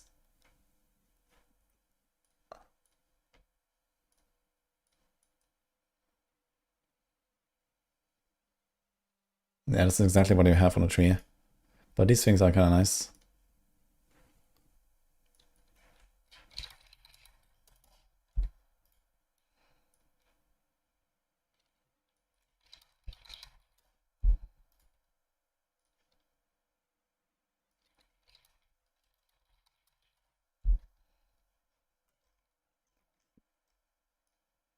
Ah.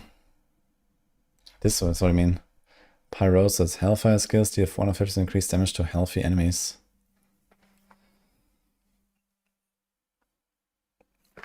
Wait, what did you say about this? It's dumb. I agree, actually. I think this is extremely bad. This is a very bad node, actually. It's an extremely terrible node, actually.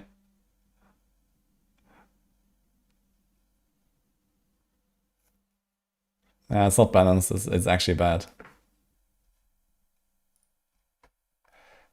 I mean...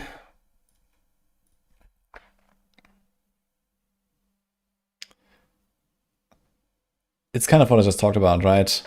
It's like the same problem that this thing has. Like, this is a very good item, but you don't want to use it. Because you need to kill bosses in this game. And this is the same problem. This is a very good node, but you don't want to use it because you have to kill bosses in this game. And on a boss, this thing does like nearly nothing. Math time. So, the first 20% will be divided by 5.5. So if we have, you know, a timer, yeah, you do 1% damage per second, 100 seconds to finish the fight. The first 20 seconds will be reduced to 3.6 seconds. So you save 16.4 seconds. And the remaining 80 seconds after healthy, they're still 80. So yeah, your time to kill got reduced by 16 seconds on a 100-second fight, which is absolutely terrible for a Paragon node. Like a typical, you know, Paragon node is 80-90% on a Paladin. But let's say like a normal class, right? Let's say 60% bonus for a typical node, right? It'll be a reduction of twice as much on typical Paragon nodes. So this node is really bad, actually. This is like the equivalent of like a 30% damage node or so. Not even. It's probably less.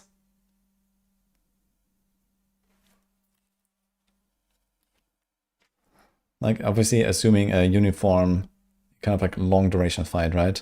I mean, if you go in and you want to one-shot stuff, yeah, it's kind of nice. But for anything where you actually care about boss damage, it's just really bad. And most of the time, you care about boss damage. So it's like, yeah, I guess it's like alright. You have an advantage of just like absolutely destroying trash monsters. And maybe that advantage is good enough to make up for the downside of just being worse at the boss. But Hellfire builds in general don't really strike me as really good at the boss. And when I've been cooking Warlock builds, this is kind of like the main struggle you're gonna have on Warlock on the Hellfire builds, I think. The boss is already a struggle, and this makes the struggle just worse. Like, they're just doubling down on the thing that Hellfire already does well, and they're also doubling down on the thing that Hellfire does the worst. So, you know, the gap is just like increasing. It's like the typical Blizzard design, man. This is like such a typical Blizzard design. It's gonna be the same shit with the Druid again. Like, I'm gonna call it now. Druid bear form gives you 15% DR and 20% max life. And then it's gonna be like 7 other effects that do exactly the same thing. And the bears are gonna be like 20 times tankier than anything else on a Druid. It's gonna be exactly like that. I can already see it, man.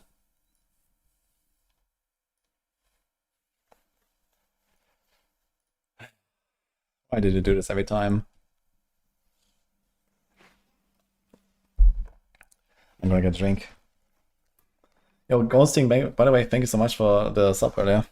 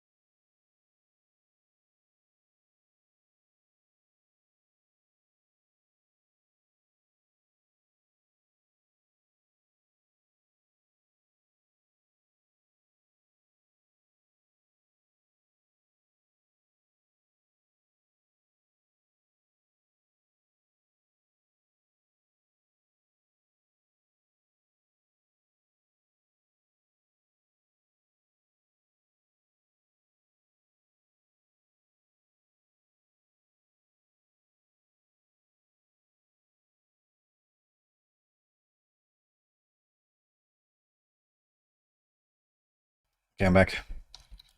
So we had this 83 point this, right? So how do we calculate this difference now?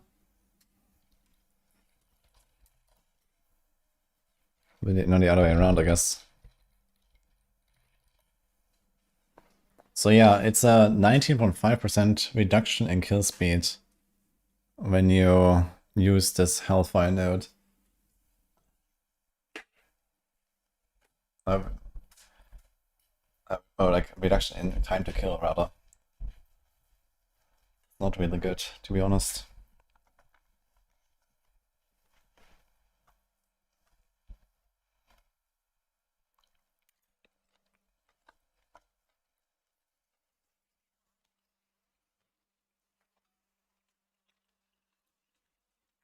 Does willpower still affect overpower damage down the overpowers above? Probably not.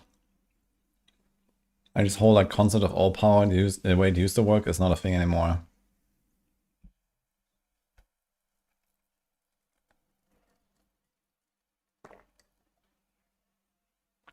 I think the best thing they did was not run PTR for the expansion. Yeah, absolutely.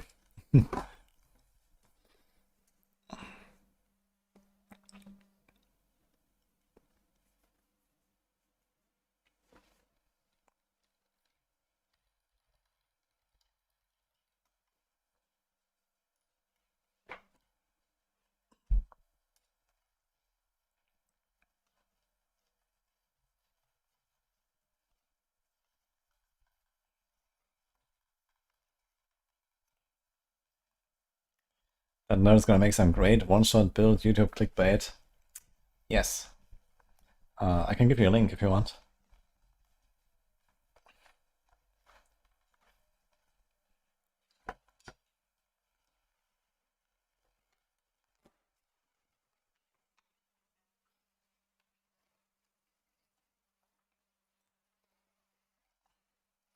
You hate demons. I don't think that Warlock really likes demons, by the way. He kinda hates demons too.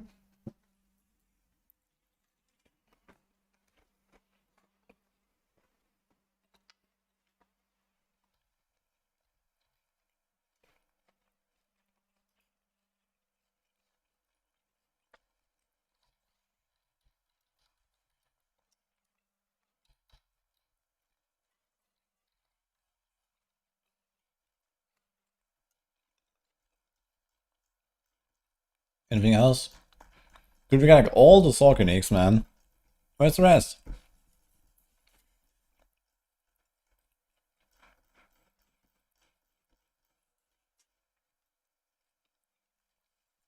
You've not seen much about Paragon, is it almost unchanged?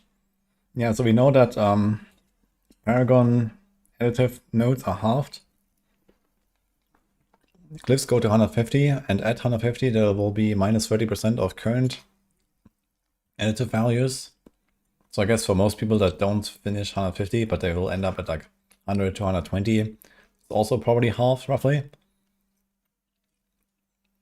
And the legendary bonuses on glyphs are plus 50%. So that's what we know.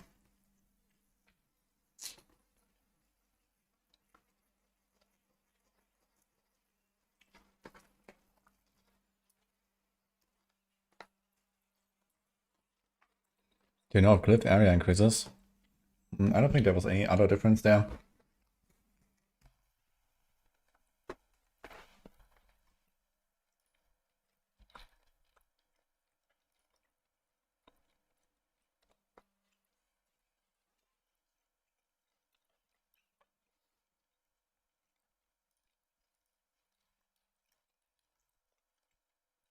Free.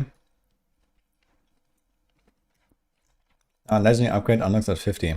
Okay, so it's now at 50 instead of 46.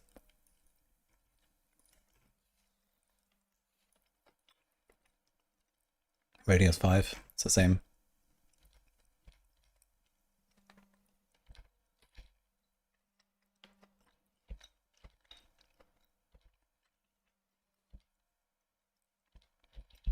Yeah.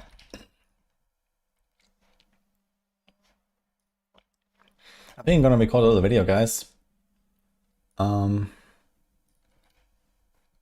About the new uniques, maybe. We have a lot of uniques.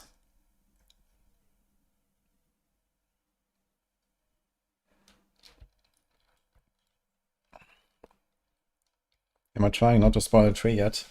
I'm trying my absolute best to spoil everything.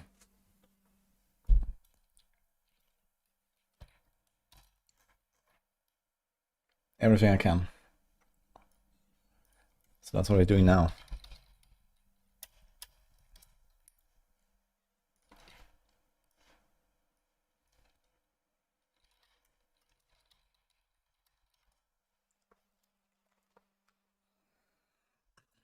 Okay, YouTube time.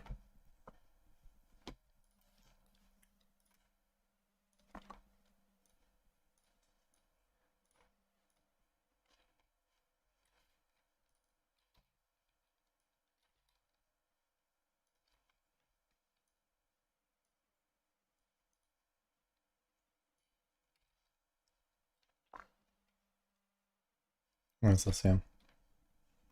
Okay.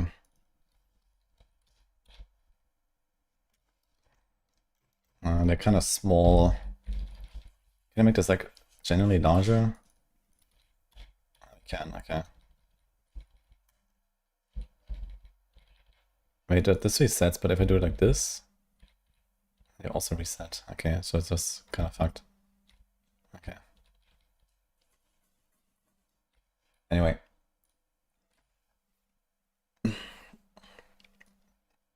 And then go to the Mobalytics planner. Sure.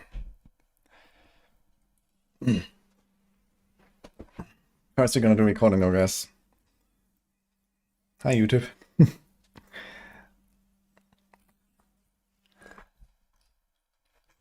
How many do I have here? 39, okay.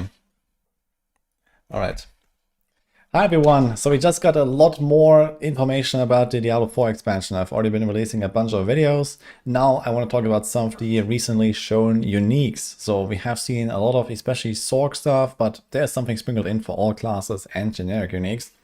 And I have like a couple dozen uniques here. Some of them are old uniques that have been revamped, some have not really been changed, but it's also kind of interesting to kind of be reminded of what they do and also how they will work in the new system with random stats as well, because in some cases the stats were actually quite important part of uniques, and that seems to have been changed pretty significantly as well, as you can see here with our first example. So let's just dive in here. I'm going to try to give some short comments about each of them. So let's start with Banished Lord's Talisman. This is the Overpower neck, and that has actually been revamped to be extremely good, I think. So it now says that you get the 4 stacks of Overpower. Overpower has been changed a little bit. It's not like a sort of pseudo crit thing anymore, but it's actually like a buff that works a little bit like Ferocity, for example, where it ticks down every few seconds. It gives you a bit of additive damage, and some skills can work with Overpower to consume it and get an extra bonus. We saw some example on the Sorc where skills are more powerful but cost more per overpower charge, for example. So it's going to be quite interesting, and here's a pretty good engine to generate these overpowers quite often, and you get a pretty big increase, 18% per stack of overpower. The default is 4, so just with the default stacks you're going to get 72% here. And in some cases you can actually get more maximum overpower. Warlocks, for example, with Command Warlock can do up to 10 overpowered stacks. And with 10 overpower stacks, that is an insane item. And that's a Warlock, which is, you know, just one of the classes that would really have any sort of overpower synergies, right? There's Mobs, there's Druids, and we'll see what else that might actually be able to stack a lot of overpower. So this could be extremely good here. Then we have 1000 Eye Reaver, introduced in Season 12, gives you Ferocity, it gives you movement speed. It used to be trash, it remains trash, not much to say here. Herald of Sakarum, this was a pretty popular item in Season 11. So for the Paladins, this was kind of like this all-rounder shield. It's kind of, you slap it on any build and it's like, okay. Usually not the best in slot, but it was kind of like a nice starter option for most builds. It will kind of lose some of the value. It used to have core ranks, which are gone now. But ranks in general are also just like not as good anymore, but that used to be part of the power of the item and part of the appeal. So I don't really expect that Herald of Sakarum is going to be that big. However, there's another thing here, which is the block chance. So unlike any other shield in the game, this thing has 40% block chance instead of 20. And 100% block chance might be not achievable anymore, or under just very difficult circumstances for Paladins. And that used to be kind of like a really big centerpiece of builds where you don't want to get to 100% block, and that's, you know, kind of a big breakpoint, right? Where suddenly you're like way more defensive. And Herald of Sakarum is one of the last bastions of having some extra block chance, because the Tempters is gone, or like the passives at least is gone, like On Guard. And we'll see if it's still possible to hit 100% block chance, but Herald of Sakarum might actually be this sort of all-rounder plus pretty defensive option here. And for any sort of Retribution-based build, don't confuse this with Shield of Retribution. Retribution is a Paladin mechanic that proposes these thorns. That is like a best-in-slot option just because of this stuff here. Then we have Judgment of Oriel, the Arbiter of Justice neck. It has been kind of bad, and it was nerfed. So utter trash. Sunbrand, Heaven's Fury was not really a thing in the past, but it was somewhat playable, and it has gotten slightly buffed here. So I'm not really holding my breath for Heaven's Fury with this, but if you want to try to make a build around it, there is a node that we have seen that reminds a little bit of Shield of Fury from Diablo 3 on the Crusader. If you have played that game, then you might remember this shield here that allows you to infinitely stack the extra damage bonus for Heaven's Fury. So that was a thing back then, and well, at some point it was capped to 10 stacks, but it used to be infinite. And there is an upgrade for Heaven's Fury that indicates that might do something like that, and that might actually make Heaven's Fury a good build, and then this will be a weapon for that. But we'll see. Here's Water to White Dove. I guess a lot of people that have played Season 12 will definitely know this item. It was nerfed, so it lost some of the damage multi that used to be 177, doubled, and now it's 77% doubled because of this effect here after casting another skill. So still really strong for Blessed Shield. Shield of Retribution I do expect still to remain pretty good, but I do expect the Thorn Stonks to go down a little bit on the Paladin, but we haven't seen the Mantle of the Grey yet. So we'll see. Bastion of Sir Matthias, Shield Bash Shield is effectively unchanged, just has random stats now. And yeah, we'll see. Shield Bash, I guess stonks are going up a little bit because, for example, other builds are going down. So mostly because of that. And yeah, it has this block thing. Shield Bash, I think, also might have some sort of like block synergies here, maybe giving you extra block chances as well. We have not seen that on a tree yet, but it kind of makes sense together with this shield, for example. So there might be also like a defensive upside. March of the Stalwart Sword, this was the advanced boots on the Paladin. They were actually nerfed, and that's kind of interesting because it seems like the basic skill stonks are going down quite a bit in this expansion, at least from what I've seen, but we have some other uniques that actually buff some other basic skills, so we'll see. But advanced was not really on the strong side, and it also lost value from the skill ranks, just being less valuable in the future since we have so many of them already. So I don't really expect too much here. Random screenshot of a potential Amazon merc, but that's just speculation. Gift of Frost, a new item finally. So here we have Sorg. Ice armor against the permafrost variant for free and 25% increased potency.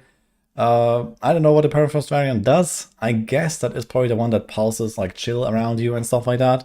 That we already have on the tree. Sounds like it's nice. It's on a boot slot, so it's not really like a very competitive slot. And if you want to have like some sort of extra variant here, could be good, but we don't really know what it does.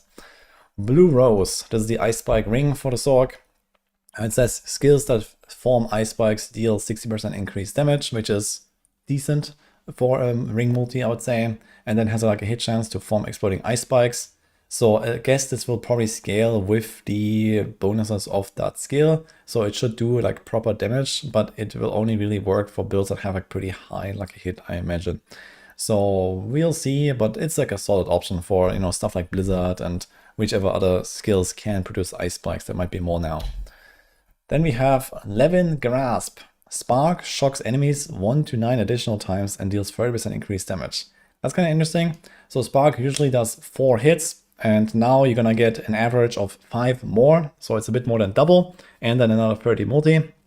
It is kind of on the power level of what Pain Gorgers does for other basic attacks that hit only once. And Pain Gorgers just doesn't work with Spark, because Pain Gorgers only buffs the first hit. So in that case, you can't really combine them, or Spark can't really profit from that, and now you have an alternative, I guess. Now, on the other hand, Spark is not really known for being like a build in the first place, so kind of a wild card here, but maybe there is something interesting to be built here. Hail of Verglas, so this was the Ice Shards helm that used to be extremely good for several reasons, including in builds that didn't run Ice Shards and they only used it as like a buff tool basically. So that is completely gone, like this whole Ice Shard weaving every 3 seconds, trying to keep ramp the buff and stuff like that, that is not happening anymore. Instead, you get one of the upgrades here, Piercing Cold. I don't know exactly what it will do. I guess it's just like, you know, it goes through enemies or something like the Aspect does currently. And then you can choose another upgrade. And yeah, we'll see what they will do. It has a 50% damage bonus slapped on top of it. We know that Perdition is buffed to 80% multi. So it remains to be seen if that is actually good enough to compete with Perdition. But normally these skill-specific or build-specific unique helmets are supposed to be better than Perdition. So I guess in this case as well, since you get the other upgrade, you can choose another one and that boosts the build across the board enough to beat Perdition. But we'll see. Then we have another Hail of Hourglass with the same icon, funny enough. Vision of the Firestorm. This is a firewall option here. Has 100% increased damage and size is overcapped by 100%. Seems kind of lame. You're gonna have like a gigantic, long, like, you know, like 2 screens spanning firewall or something. I don't know. It might be cool in like Hell Tides or something, or in front of hordes, but we'll see. Now, one note though is that firewall and like general dot stonks have gone up quite a lot. I expect dot builds across the board to actually perform significantly better, or perform at all rather, since they didn't really exist, right, until now. But all of the new stuff we have seen that buffs dots in some way is way stronger than buffs we have seen for all the other archetypes. So that leads me to believe that something like Firewall is a thing, or Incinerate, or Bleed Barb, or Burn Barb, a lot of stuff like that. And this might actually have a chance here. Staff of Zeray. Unstable Currents increases your armor and resistances by 100%, and kills increase your damage by 5% for the duration. Oof, yeah, this is a two-handed weapon that has no innate multiplier. It doesn't work on bosses. Outside of the defense, I suppose.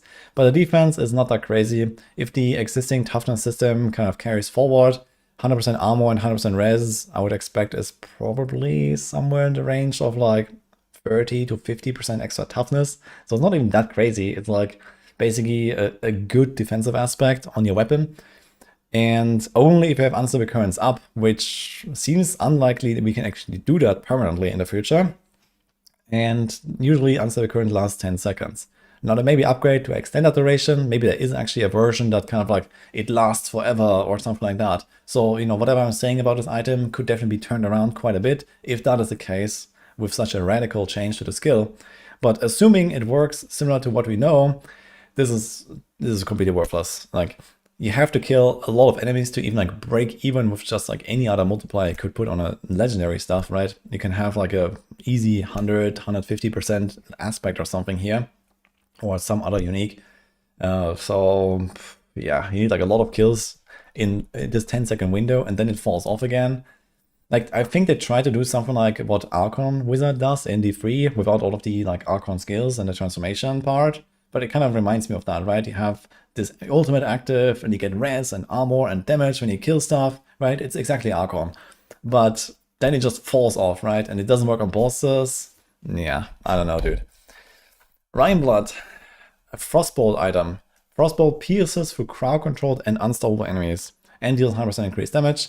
So we know Frostbolt will have like some variant that will convert it, I think, to fire or to lightning. Basically all of the skills on a Sork have like some elemental conversion. So who knows? Basic stonks again, I guess. Also, we've seen some spark thing. We've seen the nerf to advance for some reason.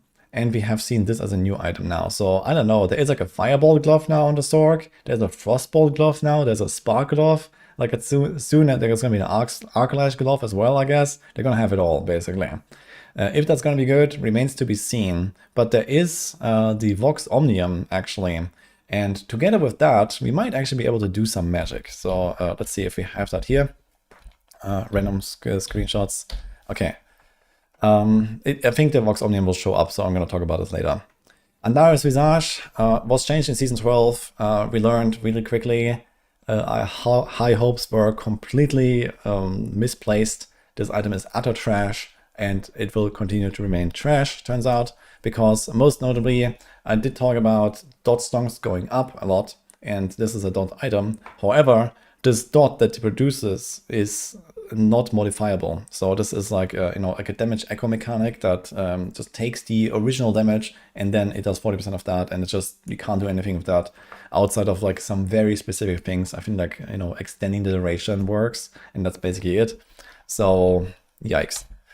Shattered Vow, on the other hand, speaking of duration, That is actually a decent item now, I think. So it used to have the implicit of damage over time duration, but now it is an actual affix, which means you can masterwork that. And compared to the mythic stat here, this is actually the real kicker on this item. So with a GA and a masterwork and everything, you can get a 200% damage over time duration here. And that actually makes this item relatively worthwhile. I think that is probably good enough to make its way into some dot builds on the barbs, maybe on the Spiritborn as well. We'll see. There's not many classes that can really run this. Druids can as well, but they don't have dot builds. Maybe Rabies, Copium, I guess. But it also has the added like free berserking and the attack speed that comes with that. So it has like a relatively useful stat line, Giga Life, and yeah, this dot multi here. And there were actually builds in the past that used this. For example, Toxic Skin Spiritborn was actually running Shadowed Vow here. And that seems to be actually better than before. So we'll see. Might be a useful mythic, but relatively niche. A Havarion, same effect as before. They might have buffed shrines a little bit, but I don't hold my breath for that. Utter trash. Melted Heart of Stelic, almost unchanged. They nerfed the resource generation a little bit. It was quite a lot, and especially when you masterworked it up, it became kind of crazy. But besides that, probably still a very good item, especially for the barbs, I imagine. We still have some resource scaling there. Ramaladni is a thing. We have Hoda with resource scaling as well, but they have kept it a little bit. So we'll see. There might be builds that run this, especially on barb. But it also really comes down to how much defense you get out of this, and also how much defense do we need in general, like how hard is it to survive in the first place. So in Season 12, we have seen barbs run this, and they were like completely invincible with Melted Heart of Stelic. And that kind of came down to some very convoluted spaghetti code. I don't even understand exactly how the math works, or maybe no one does. And it's, it really has to do with some overarching game changes that remain to be seen. But it could be extremely good. Butcher's Cleaver, trash. Penitent Greaves, on the other hand, extremely good. I think this is actually a nice item now.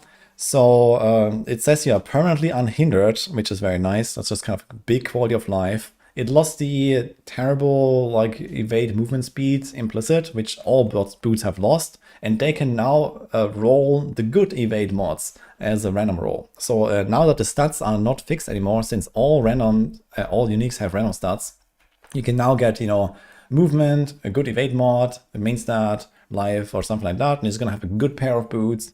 And you have the Unhindered, you have the Chill, Frost Trail, which is nice. So if you want to activate that for some reason, or if you just want to have extra stagger, that could be good for that reason, for example. There's definitely some CC-based damage effects that some classes have.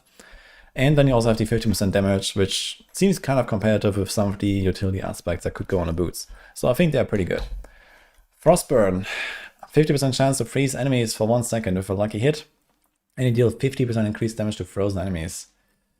Yeah, I mean, Frostburn can now have better stats, which is good since they're random. So you can actually get core ranks and whatever you want. So that could be good. The freeze chance is very high, especially for builds that happen to have high lucky hit already. So maybe, but it is, a bit situational since you want to do boss damage. Boss damage is kind of the name of the game in Diablo 4. Boss damage is the only damage that matters for the most part. And, well, even though you can stagger bosses faster, some bosses are nearly unstaggerable. Like Belial, for example, good luck. So I'm kind of hesitant to recommend this as a good item, but it does have its perks. We'll see. Wendigo brand did not get changed on the effect, so it's still have the 15 kills, get a 2% buff kind of deal. So with what I just explained, boss damage matters. This is not a bossing item at all. So it's kind of trash, but it might have its perks and some random content like Infernal Hordes. But realistically, I don't really expect someone to, swap around their ring to this ring just when their war plans shows up with an Infernal Horde or something, and then swap to the other ring again when they go to a lab boss. Who does that, right? So that is extremely try hard to the point that it's just annoying, and this item remains kind of trash as a result, even though it got a better stat line now because it had terrible stats before and now they're random. Thunder God's Blessing. Now that is a real good item here, and that is a good one. 90 damage against close enemies, has a 25% chance to grant resolve and deal 300% increased damage. So a quarter of the time, 300%, that is a 75% average. That is a really good outcome. And lightning builds tend to hit very often. So this, high burst kind of is not really a problem since you just kind of like average it out extremely quickly. So it's a 75 multi, you get resolve for free, really nice. So for any sort of like close range lightning builds, Arc Lash that I just talked about, Quill Volley, this kind of stuff, very good item. Yen's Blessing, unchanged. Casting a skill has a chance to trigger non-mobility, non-ultimate skill that's on cooldown every 8 seconds. It did lose its resource generation bonus, and resources are actually a bit more of a struggle in the future, so that's a bit sad to see. However, the effect might actually be pretty useful these days, since, we have the updated skill trees, and there will be something on basically all the classes, I guess, that will be a candidate for these boots here, since the skills themselves are more powerful, you have more upgrades, you have, more utility you can pack into each individual skill. So choosing a certain skill that you really want to trigger that happens, on the clock basically every 8 seconds, or, almost exactly 8 seconds, that is going to be really useful for some builds. So we'll see. Temerity, pretty much unchanged. It lost the life lucky hit effect, so it can't really fuel its own barrier, but you just slap like life on hit roll on a gear somewhere and you can be fine. Extremely strong item. So if it turns out that the content is hard and survivability is tough, especially for progression through the torments when you're under geared and that kind of stuff, any class can use this basically. Pants is like a very non-competitive slot, and this is an extremely strong item. So stay tuned for that. Locrin's Talisman, it was buffed a little bit, so it now says critical strikes deal 150% increased damage. That used to be 100, but your critical strike chance is reduced by 50. So that is pretty good, I think, if you can somehow stack a lot of crit chance. That remains to be seen though, but some skills have built-in extra crit chance, for example, so that could be a thing here. We also have some mechanics with guaranteed crits, Kepelecke on the Spiritborn, for example. However, there's also other mechanics that give you guaranteed crits, and it's not actually guaranteed, it's actually just like a plus 100. So in that case, the plus 100 can be reduced by a 50 again, and you actually don't end up at permanent crit chance. So that is like a thing that is like really up to the details of which build you're doing and what the mechanics are. But it's not a bad item, I think. This has potential for sure. Isadora's, pretty big star in Season 11 and Season 12, I guess, with Crackling Energy Sword. It has been giga nerfed. Discharge rate is increased by your attack speed. That is way less than it used to be. Now there is a chance that Crackling Energy in general is now changed, and it scales with like more skill related affixes as well, and it might have other perks going for it. And I think that's almost guaranteed to be the case, because like the stonks are going way down on this item. Like this, like at face value, if we assume Crackling Energy works the same as it does on live, this is really bad. It's like a times 10 nerf or something like that. It does have a bit of a cooldown reduction baked in, since Zorks lose the key passives like everyone else. There was like the overwhelming currents or whatever, like the cooldown passive. So that is now still kind of there on this item in particular, but I don't think this is really like a big turnaround. Ophidian Iris, Hydra. So we have seen some previews of Hydra, so there's like a cold Hydra now. There's also like a side upgrade for it that makes it either kind of like a more passive playstyle with like a long duration, or like a more active playstyle with a short duration, but you get like a attack speed boost for your Hydras. And it seems to be kind of playing into this. Hydra is a core skill, so you can benefit from Stardust Skies, core skill ranks, for example, Perdition, core skill ranks, this kind of stuff, kind of nice. And gets explosions on their attacks, and they deal a lot more damage. So Hydra Stalk might be back in a pretty big way. And I guess it remains to be seen how good exactly that is. But for like an active Hydra playstyle where you keep summoning them every few seconds, that seems to be something. Orzhivane. So that was the same on live. It was just nerfed from 40 to 25% per defensive skill, not on your action bar. So you have 4 defensive skills on the Sork. That was used to be 160 multi, now 100. It's not the end of the world. It did lose the core skill ranks, which also made it kind of great. However, there's another thing to consider here, which is that again, skill tree upgrade.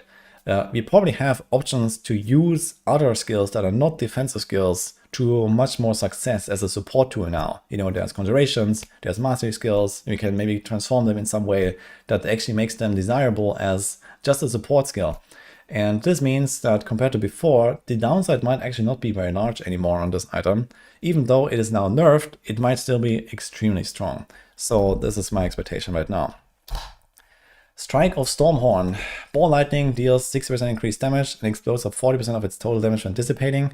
This used to be the Super Ball Lightning offhand with the same name. So the effect has been changed. Maybe the Super Ball Lightning is now one of the upgrades. It's pretty strong. So it's like 60 multi and then another 40 multi. So we're like times 2.2 or something like that. I don't know. Quite a lot, to be honest. So pretty strong multiplier here on the Ball Lightning. So even though like Crackling Energy Stalk is kind of dead, maybe, at the very least we have some Ball Lightning going still anyway. Then we have Shannar's Resonance. Deep Freeze's Final Blast deals 500% increased damage. Kind of interesting actually. So Deep Freeze as a damage skill, maybe. We have seen some clips of it being like a skill that you can just kind of put on the ground while you still remain active. We have also seen another skill where you like transform and you pull all the enemies to you and then explode. Maybe this is like a build. Maybe this is you put this thing in the middle of the Helltide, you put this thing in the middle of the Infernal Hordes, and it just like pulls the entire arena and kaboom. Maybe that's the thing. So we'll see. Raiment of the Infinite. Oh, extremely strong item. So it did lose the teleport cooldown, which was one of the things that made it great, but it still has the pull for the teleport. And teleport goes into every Sorc build ever, right? So that is kind of nice. And a 50% damage reduction effect. That is insane. That is like 2 defensive aspects on top for free. And one thing to know is Shroud is basically dead now. So this chest doesn't have a lot of competition. So maybe there's going to be some random utility aspects, but it can still snap them on your pants or something. I think this is going to be like in every Sorc build basically. Galvanic Azurite. Pretty much unchanged. It did lose the passive, of course. That was part of multiplier that was there. So the stat line got a bit worse, I guess, compared to other rings. But otherwise, it does the same thing with cracking energy and shock damage. It's pretty solid. So if you have cracking energy going on anyway, you're just gonna slap this on and you're gonna be fine. Starfall Coronet. Now it gets interesting. I did talk about Banishword's Talisman and Overpower and, you know, certain effects that you can do with this. Here's one example. Meteor casts Consume Overpower when possible and drop an additional Meteor for every 2 Overpower consumed. And Meteor deals 70% increased damage. So first of all, good news, all of the cooldown shenanigans is gone. That was what made this item just like awful to play in the first place, right? So now we can actually play Meteor Sorc and press the button and it just works. It's crazy to think about, it works. And now we have this item as well. So if you can build into Overpower, which seems to be a bit of a theme on the Sorc as well, then this might be really good. So if you have enough overpower generation, you're gonna have this sort of like mini meteor shower feel all the time. But I guess it remains to be seen on like how many overpower stacks you can really accomplish, right? Molten Band. This is the old like pyromancy key passive basically. So on paper, this item looks ridiculously powerful, right? It has an 80 multi and 60 crit chance. And then you have the bonus here where it works against all enemies. So not just the healthy and the injured, but it you know, you get both effects against everything and 50% attack speed for free. This is like 3 separate, you know, like ring multipliers in one basically. It's insane. But it doesn't work on bosses. So you're gonna be ridiculously OP when you play a Pyromancy Sorc. And then you walk to the boss and you're gonna lose 80% of your DPS. You're gonna do no damage to the boss. Nothing. It's gonna be absolutely horrible. So it is kind of sad actually to see, because I really like this item, but the fact that it just doesn't work on bosses it makes it kind of dead in the water, I think. So we'll see. Unless you have a build that just excels so much at bosses that you don't really mind, it is way too much of a loss to feel good on bosses, I think. So we'll see. And yeah, that also kind of sums it up here actually for the items that we have seen. There might be more. So we have the Discord chat here, so I'm just gonna like highlight this real quick. This is where I took most of them from. People have been posting them here, so you can go check this out on my Discord. There's a lot of stuff, and I have like 500 screenshots collected now from like various review videos I've watched. All this stuff here in the channel, so there's a lot of stuff going on. So stay tuned for more videos. I will be going through anything that comes out. We also have the campfire chat tomorrow, so stay tuned for that. And there's probably going to be a lot more info dump as well. And yeah, it's just going to be an exciting time now for the next few days up until expansion launch. So much stuff to dive into. And I'm just super hyped for the expansion. So hope you are too. Hope you liked this video. And I'll see you guys next time.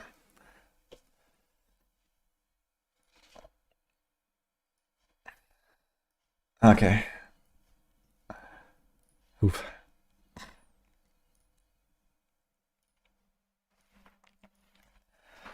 Cut.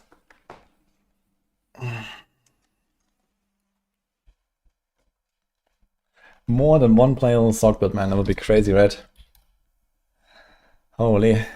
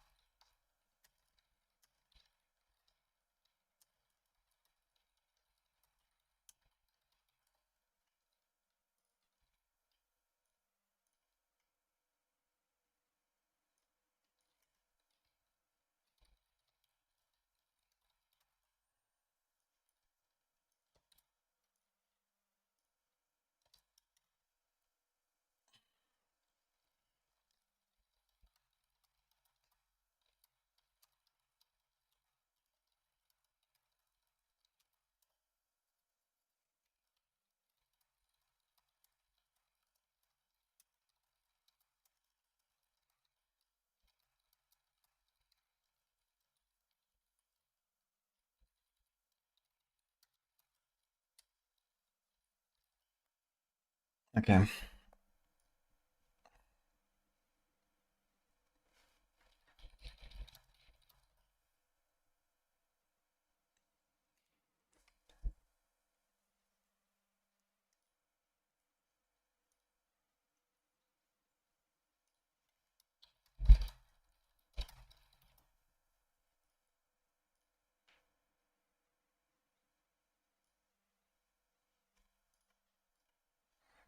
Oof.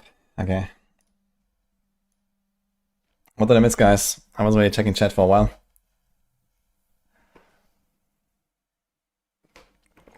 Raymond of the Infinite and Thunder God's Ring login. Yeah, the Thunder God's Ring is really good. Dude, is Arklash Sork back, guys?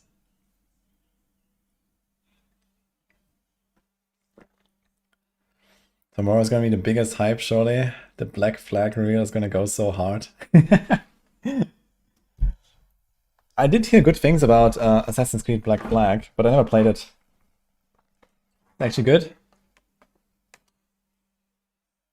No.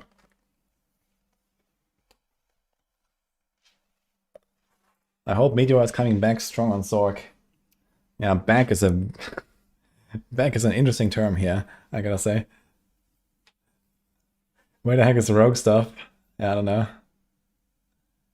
It's great, okay. I need to be just 1 minute, guys.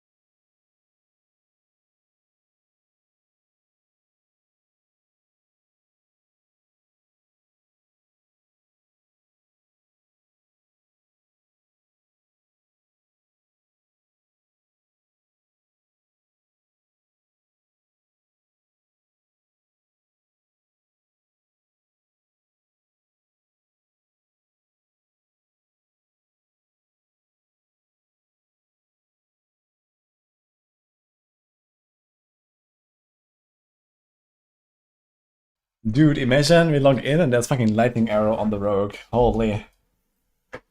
And it has a fucking return mode as well. Let's go.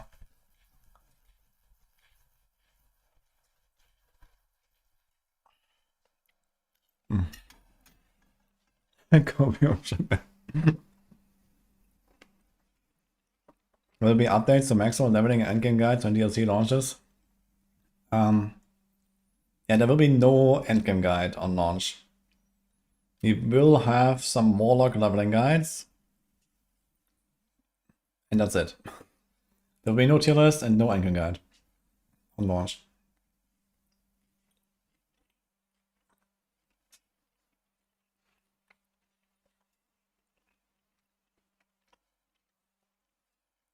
But the plan is that, like, during day 1, we're gonna start populating the guide section. So I want to have like leveling guides out as soon as possible, at least a few of them for all classes. And then, you know, we're gonna build up from there, right? And we're gonna, like, by the hour, there's gonna be like new guides releasing basically as soon as they're getting ready.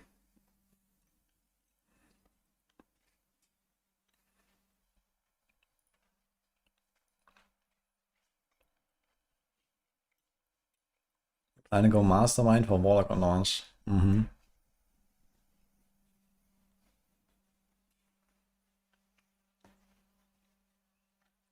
gonna bar my league start by setting Stork blind and pray it doesn't brick me. I mean, there must be something that's good on any class, right? I mean, there's so many fucking options. You know, something must be good. Like, there's no way that all the classes, like everything on an entire class just sucks. So, I think it's gonna be fine. Yeah, no matter what you play.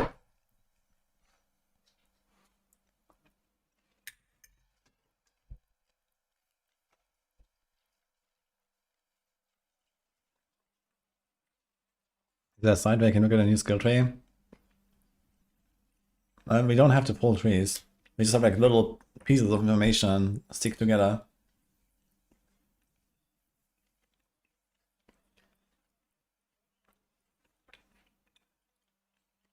Yeah, okay, the Warlock tree is out, yeah. Warlock tree has been out for some months now. Or at least some weeks.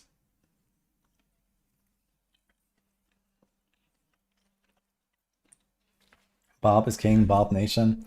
Honestly, I'm kind of pumped to play some Barb, for sure.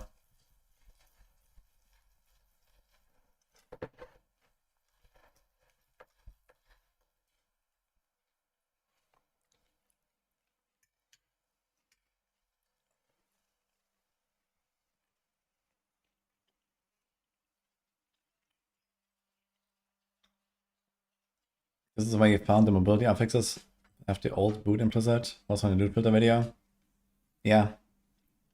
I also have some screenshots of actual boots that have these mods. I don't think I can combine multiple of the evade mods together. Now, an important question would be, can you combine movement speed and an evade mod together? But I think yes.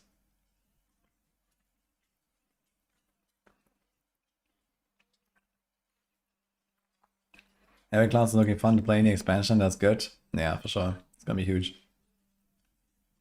I want to try to play every class at least once to like Common 12 during season 13.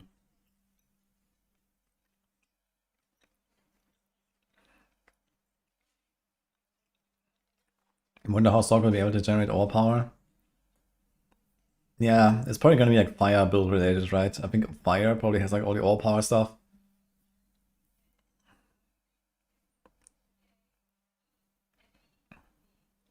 Evade possibly saved, but CDR nerf, ouch.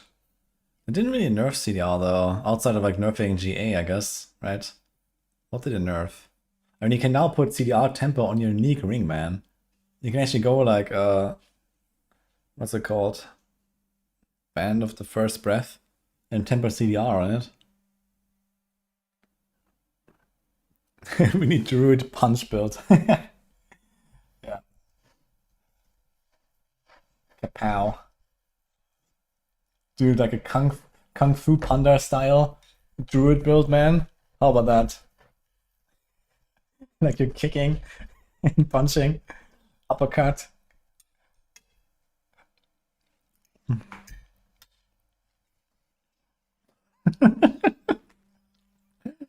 Dude, imagine like some combo like Oh man.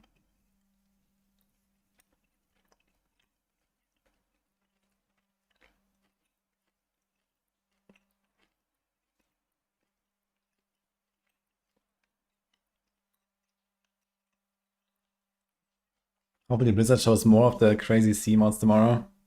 Yeah.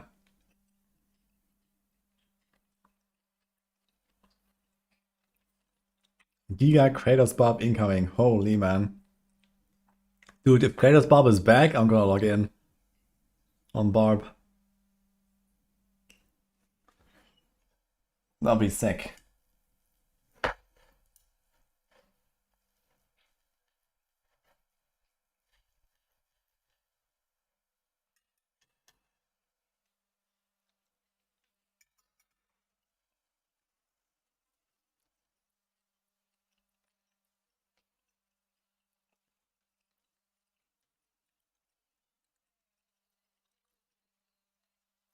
Imagine what Unsylvie can cast now if you mod every skill in your tree to lightning. True, actually. If it still works like that, and it just says, okay, you can cast any lightning skill. Unstable ice shards. Could be very funny, actually. That'll be wild, actually.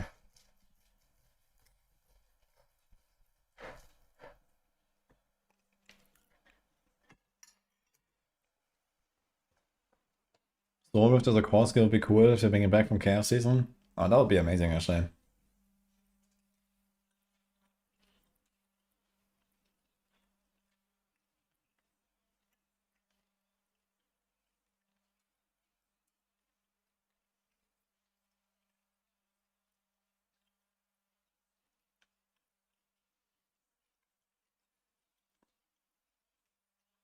Wizard like always will make the new class stronger than all others to get people to play the game. They do it across all games they make. New classes are the strongest and nerf later down the road. Okay, more news at 11, I guess.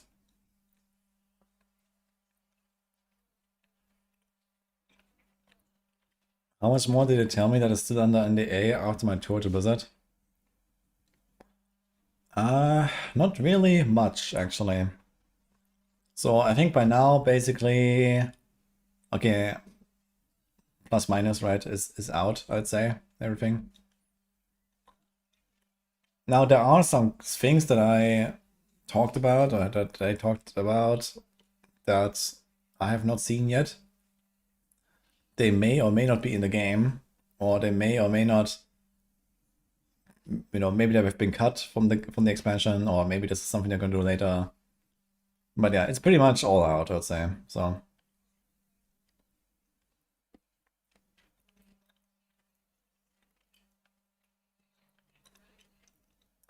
Are we back in Season 0 situation with Barbs having 4 weapons with multis again? I mean, technically they still do, right? They have all the weapons, with all the aspects.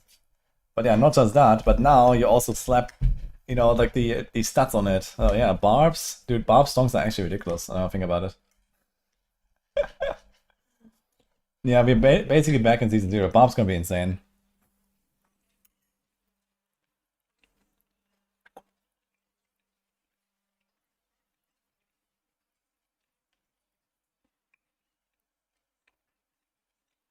Lead Barb.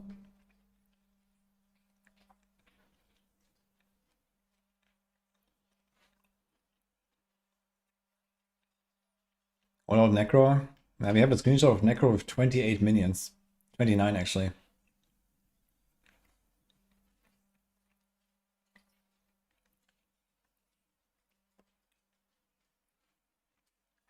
Is it something that's been much changed since I was at Blizzard? I mean, the first time I saw like the expansion 2 stuff was in August last year. That was 8 months ago. So obviously, like a lot of stuff has shifted since then. You know, especially details. Like I knew the big picture. Like I knew, okay, Paladin is coming, Warlock is coming, I knew a cube is coming, and you know this kind of stuff. But I didn't really know exactly, okay, what will be all the recipes on the cube? What will be all the sets in the talisman or something? What would be like even like the builds on the classes and so on? So, you know, a lot of this stuff was like completely unknown, basically. So, the big picture, I knew that.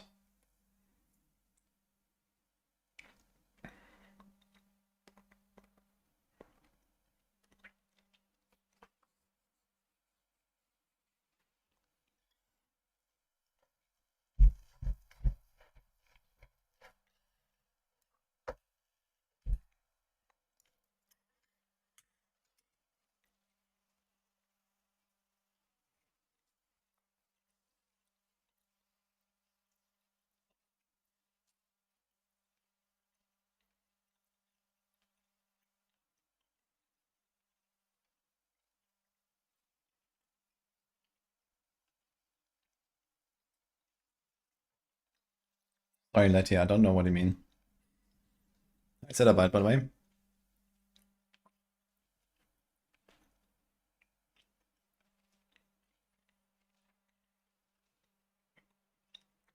For people that are not buying the DLC, what is new? The skill trees.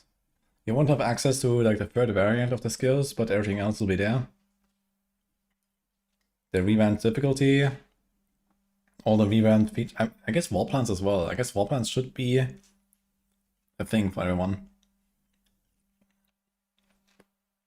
I guess you might not be able to use the talisman. Yeah, items are completely changed.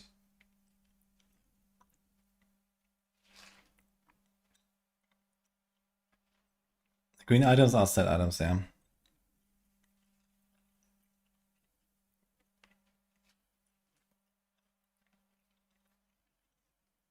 Yeah, not having the talisman, it's actually kind of interesting. So in Vessel of Hatred, not having the expansion wasn't such a crazy downside. Like, yeah, runes were like relatively strong or so, but runes plus Merc, like, maybe gave you like a 50 to 100% damage boost or so, I'd say. And sometimes it helped solve some problems on the build. Sets though, talisman, I mean, that is a completely different ballpark. You're talking about like a times 10 or something from not having a talisman.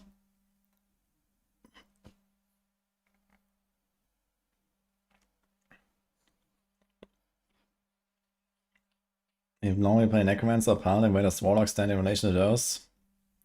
Warlock stands on the "this is our newest class" pedestal. So, 3 steps above the rest.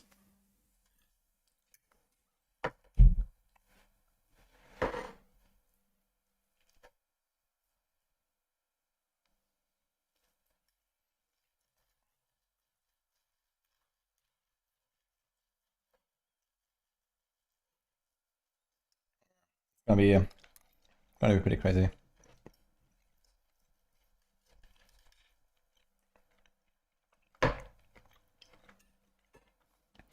You got upset that they're including Mess of Hater as part of the new DLC, and people who bought DLC need to pay full for the new DLC? Yeah, man. Like, imagine you buy Mess of Hatred for 40 bucks 1.5 years ago. You play 7 seasons, and then they ask you to pay for the other expansion? What is that, man? Outrageous.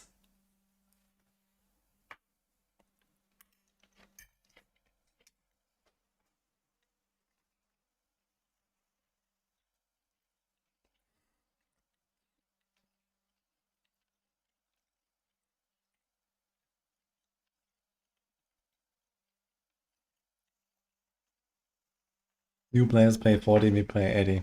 Yeah, but the new players, like if someone comes in now and has never played the game, they also missed 13 seasons. Or maybe, you know, maybe they played some season and then skipped Rise of Hatred, right? If they skipped Rise of Hatred, they missed at least 7 seasons.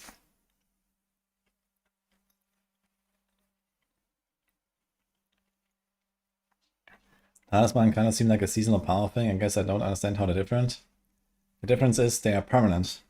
This is just a feature now. And there's also, you know, some crafting involved and, you know, some item chase with that and so on.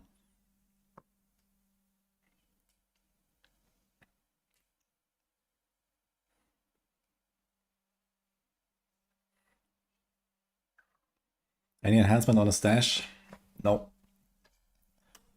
Stash is gonna be rough, to be honest, with these like charms and and all that kind of stuff.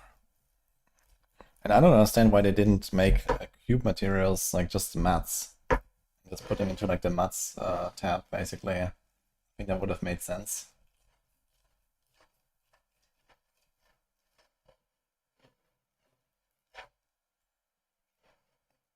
You have a special seasoning thing planned?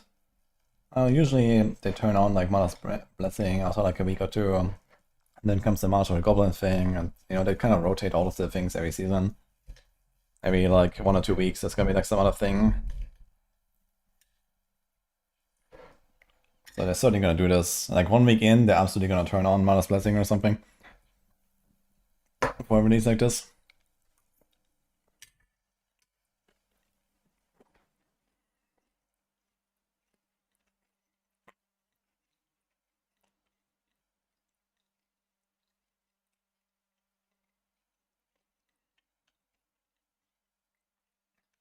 I say they missed the seasons, and you're saying they didn't have to beta test the game.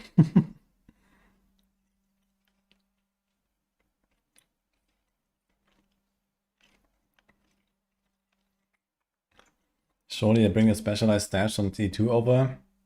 Yeah, 100%. But not yet.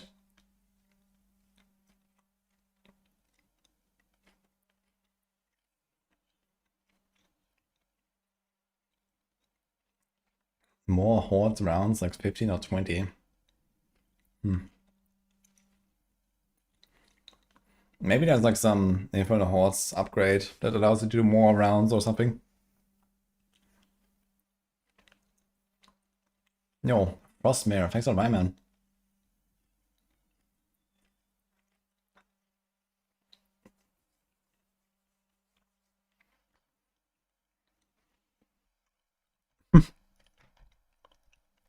Okay, interesting tweet here from Bassett. The Ancients return. Let's check this out. Night reveal 7th of May. Okay, so they're actually taking their sweet time here. And it launches on 29th of May. Wow, they're actually taking their sweet time. Okay, we have an entire... Okay, I'm actually gonna check it out. We have an entire month to blast. That's good enough for me to help with this on PoE2 and then I guess go back to B4 again at some point.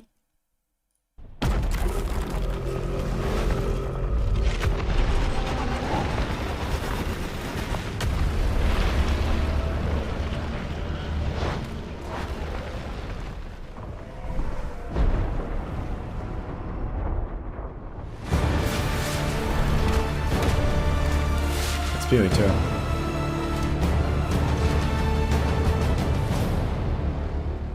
Okay, that's kind of interesting. This looks like one of the towers from the Atlas, basically, right?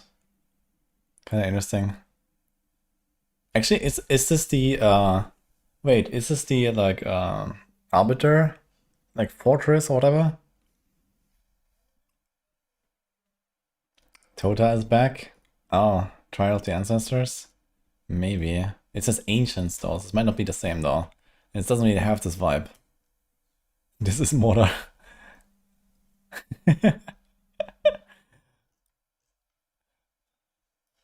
Anyway.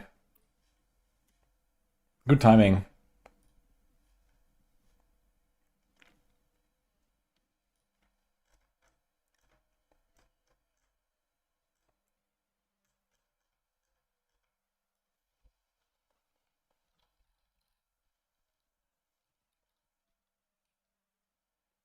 It's demolishing towers. But they built one. It just came out of the ground from nowhere. League set week before June and 1.0 in December. So this means you're gonna have like a near 6-month league. I mean, okay, that might be excused by saying, okay, we're doing like the big 1.0 launch in December, right? So they're gonna take some extra time and kaboom. I can see that actually. December is the best month to release. It's Christmas, you know, people spend. So I see that. And ExileCon in November, yeah. They're probably gonna announce the date there.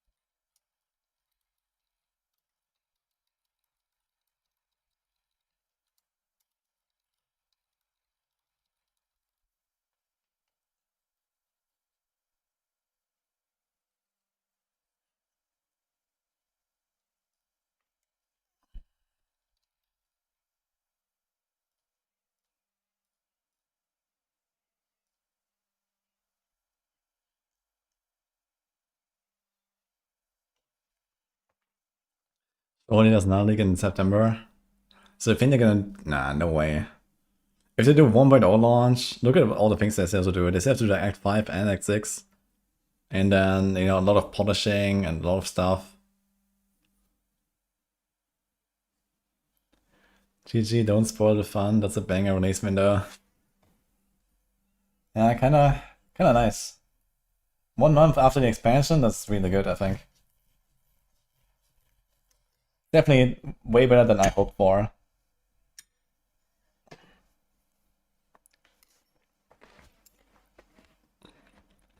Usually he likes to, let's talk. Are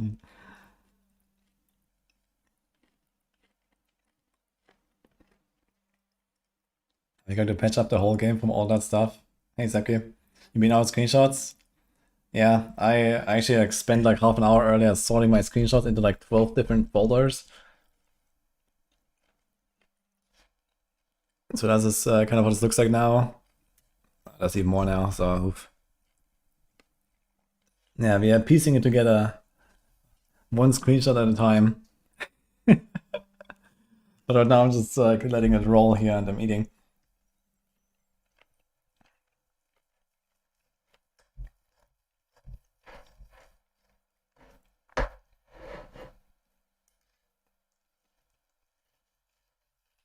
Dog and Friend Ultimate can stay with you now as an option. Yeah, that's cool. Someone rated expansion at 8? That was IGN.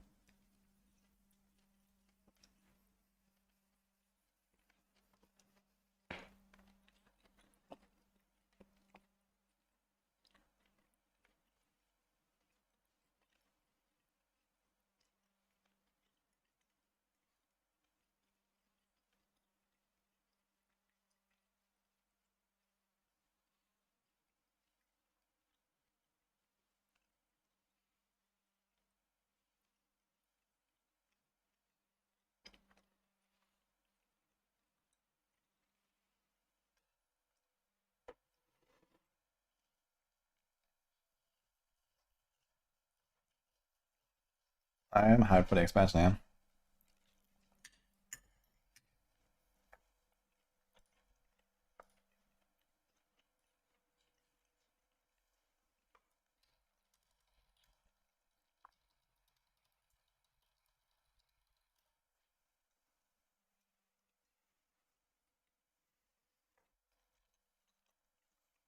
Ab geht die wilde Fahrt. What the fuck?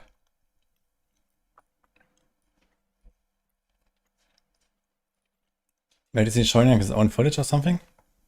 Yeah, okay, Jesse has played, right? Is this the charged bolts? Oh shit. Wait a second. I'll take some screenshots here. Fire charged bolts. It's like... Not exactly like motor shot though. It's kind of slow and it also doesn't pierce, it seems. He's doing echoing haters. Okay. Look at that skill bar, man. Beautiful. Dude, why do all the reviewers love to put all the same colors on the skill bar? Everyone has always 6 times, like, you know, this is red, I'm gonna click it, right? Like, I don't know. What is happening? Dude, you got one tapped by the fucking sword. Or at least the proc flame shield. Went from all blue to all orange.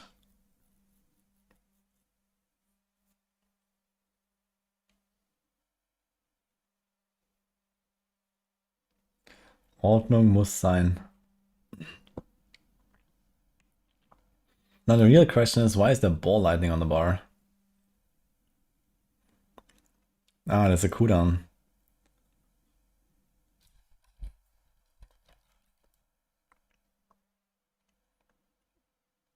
Okay, this was like this this black hole thing. I think I talked about this. Okay, so ball lightning. This is actually what I mean about Orzivane earlier. So this is exactly one of those examples. You convert ball lightning into a utility cooldown now.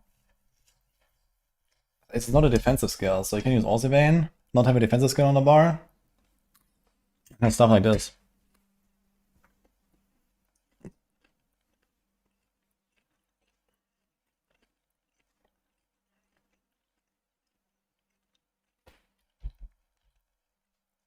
What video is this? This is Jesse Rocks talking about what he played, I guess.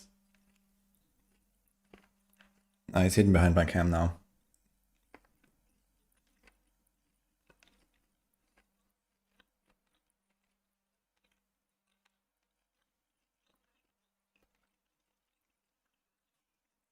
Did it struggle tier 48? I mean, forget about the performance, you know. This clip doesn't tell us anything about how good Zork is. So...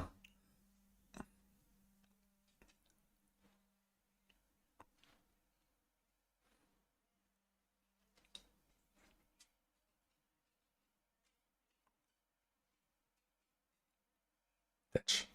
What the fuck? How did he just explode like that?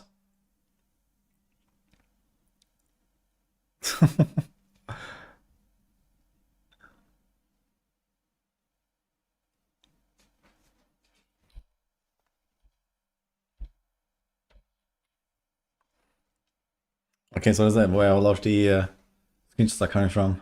Does he have the new one? No. Fuck. So I guess the new one was not in the box. This is why we don't see any screenshots of it. There was one guy in like the review access who found the new mythic and he had it in his inventory and he didn't show it, man. Fuck.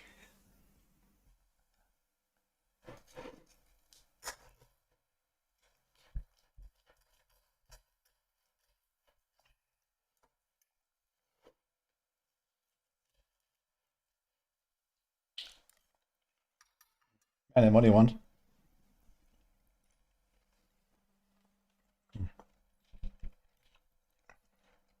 Look at this guy.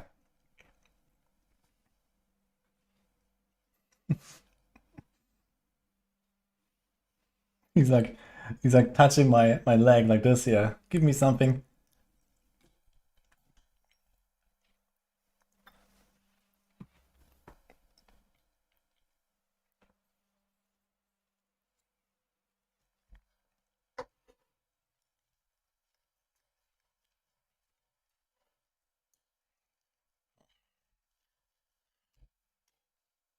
Yeah, he's starving. No one's feeding him. He hasn't eaten anything for weeks, guys. Clearly.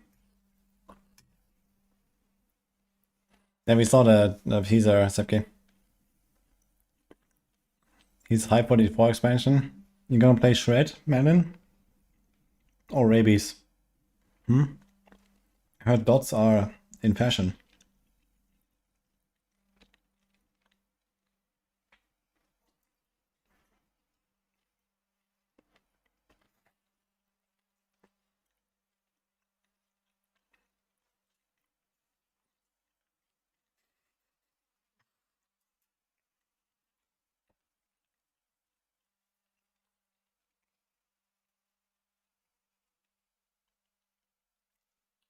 Yeah.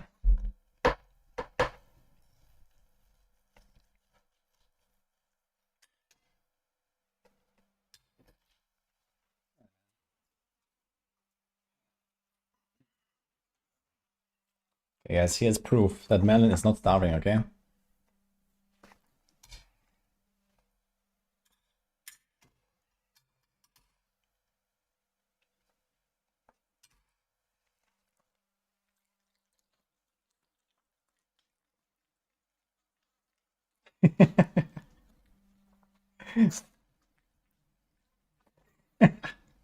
Yeah.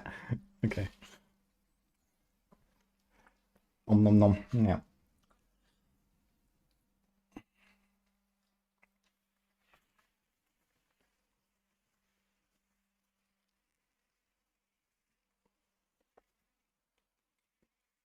Is there anything else to say here? I guess I'm talking in German, right? Hat einfach nur einloggen, eine halbe Stunde Dämonen schnetzeln will. Also für mich, zumindest von dem, was ich bis jetzt sehe, ja, ich kann es nicht beurteilen, will ich auch nicht. Aber für mich passt das konzeptuell aktuell alles nicht zusammen. Weil es geht nicht in die eine, es geht nicht in die andere Richtung. Man versucht irgendwie so allen gerecht zu werden. Okay, whatever. Let's see if we see anything else here that's kind of interesting.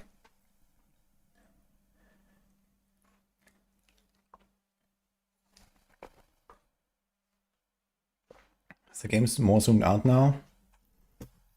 Oh, if by now you mean for the last like 11 seasons, then yeah.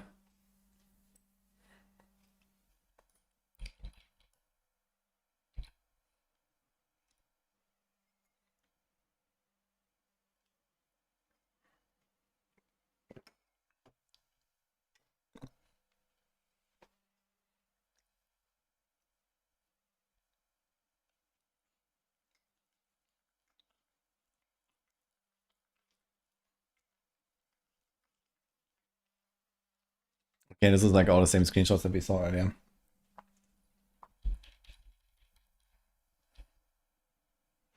Anything else that's worth seeing here? Here's a strong room. Here's a normal difficulty. Level 41 on the Warlock. What? Wait, what's going on with his health bar? Look at this.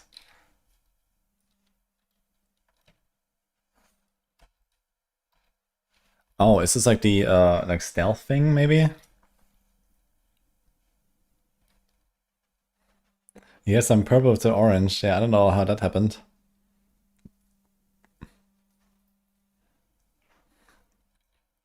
Yeah, I think this might be the stealth thing. It happens when he does the nether step. I know I just saw he had stealth there for a second. I don't know what it is.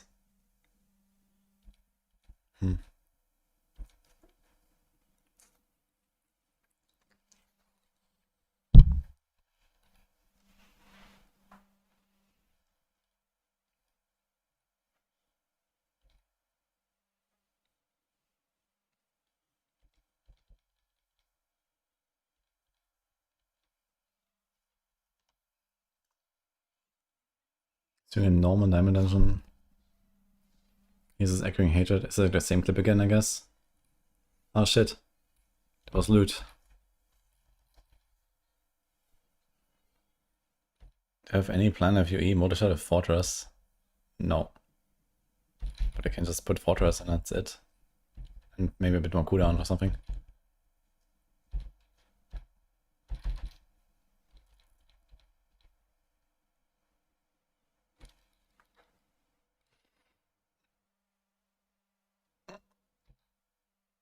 So he reached tier 51, which is equivalent of Torment 7.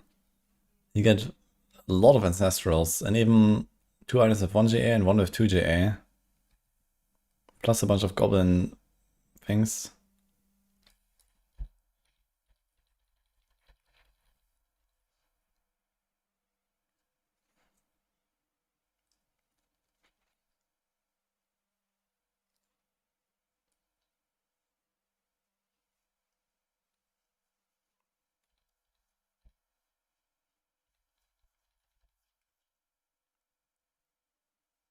I wonder when it actually swaps to Torment 1. I wonder how that works. Now, Torment 1 must be like below Torment, the tier 10 now. Expert is 6. Usually Penitent is 7 and Torment 1 is 10. And it kind of looks like it does the same still. He has 7.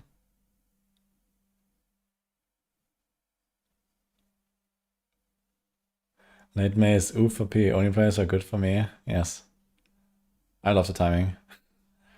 I mean, basically all of the D4 enjoyers that want to play PoE, I think they're like the late May.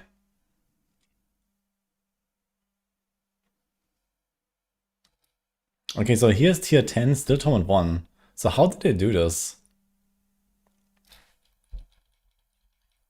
Ah, here we go, okay. There's Torment 2 at 15. Interesting. I need to write this down.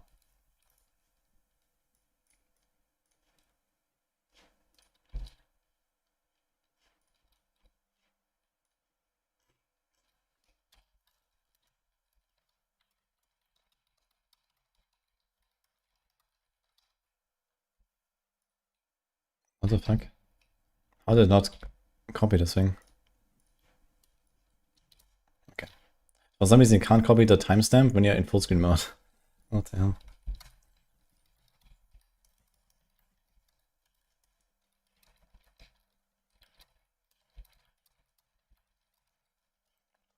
Okay, let's see when it goes to Torment 3. I guess they squished the lower Torments a little bit. Yeah, look, 20 is T3.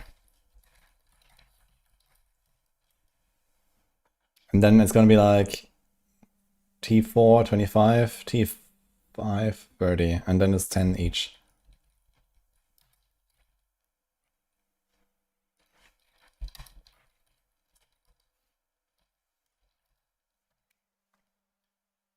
Mm-hmm.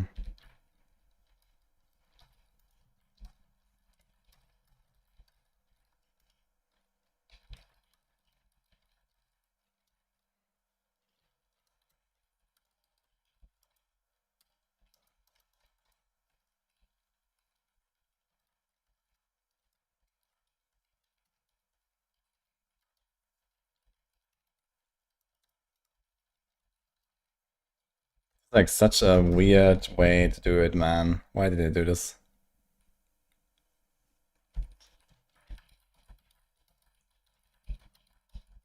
So, you know, they could have just said, okay, a very nice, clean, smooth, you know, 10 pit tiers is one torment. There's always the same jump between each torment.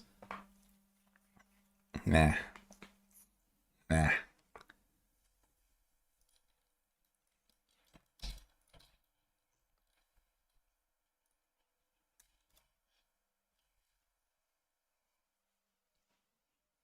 Maybe it's not final.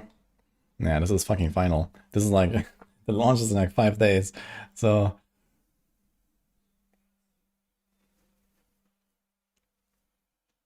no, they could have done 8 pit tiers as well. Or they could have done 10, but, you know, just change the scaling if they want to make it a bit easier, right? Like, they have the option to do that as well. And the thing is that in Diablo 4, like, a lot of the power progression is very front-loaded, right? Like, you walk into Torment, you get 900 loot, you get aspects in every slot, and even if they're not the right aspects, you know, you get, like, really large multipliers really fast, right? You get paragons really fast at the start, and so on. And then, like, it slows down more and more and more as you go with, you know, how you progress. And at the same time, they made the lower Torments smaller gaps. You know, it doesn't make any sense. Like, you're already progressing very fast with the first Torments anyway, just from like this front-loaded power. So why do they make the gaps really small as well? It's kind of weird, I must say. Okay, goodbye, man.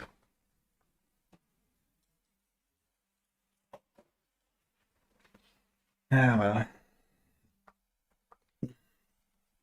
Already saw we don't think they will change the scaling as well. Well, they already did change the scaling. They specifically changed the scaling from what we knew before to this, to make it easier. So, you know, they're not gonna go back on it, I guess. OP damage on the Sork, yeah, man, it's crazy, man. He can almost do like 0.01% of DPS that's required for Torment 12, I guess. Insane. But I mean, to be fair, he's wearing a Shaco and what seems to be in a Havarion. So, let's not judge the Sork too much here.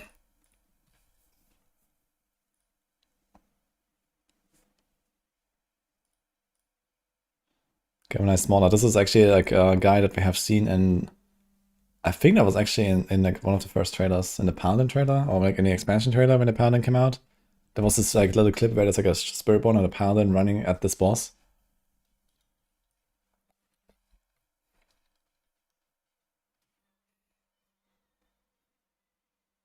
He's level 7 in normal. I guess it's actually, is this a campaign quest? It's a campaign quest, right?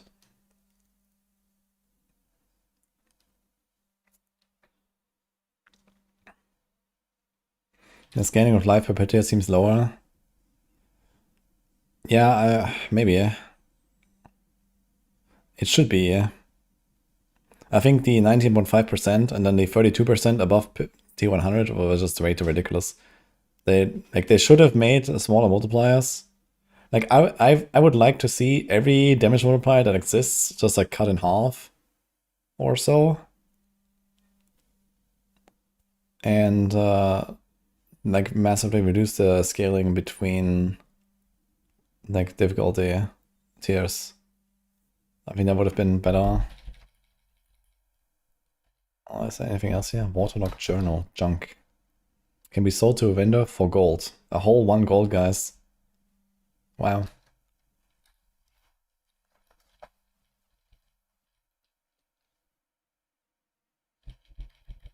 All cut in half and a Sork all times 10. Now Sork has some pretty crazy stuff going for it, I think.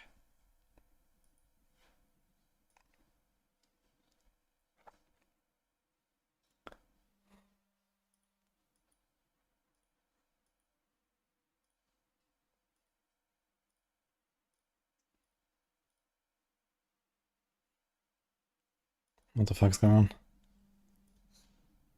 Hashtag ad, I guess. Wait, is this an ad? He's doing this for like 10 minutes. What is happening? 15 minutes. Okay. just doing a little bit of shopping. Like, I don't know what is that. But if that was in the hashtag ad, then holy. Okay.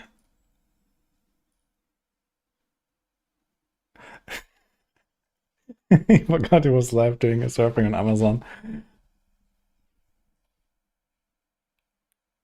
We heard you, we lowered the mineral on all damage multipliers. Oh man. Okay, Pyrosis.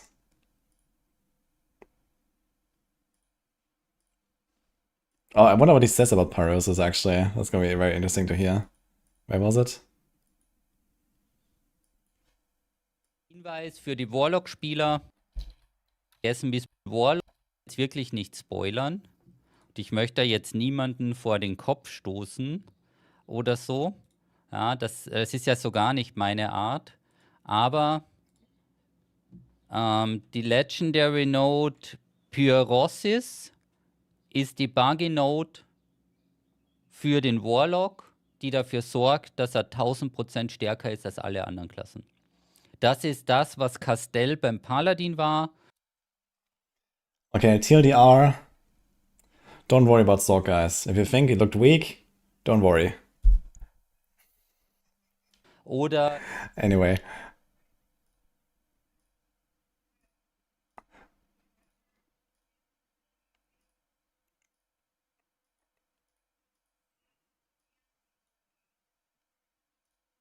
Wait, there's Torchlight as well, man. What is this stream?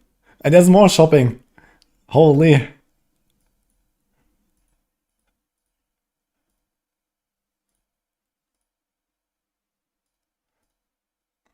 This stream has everything, man. Okay, is there anything else? No, it's just the Sork clips, the Warlock clip, a bunch of items. Okay, so there's nothing else to see here, I guess. Any info on range rogue build? Nothing. Useless key he fished up.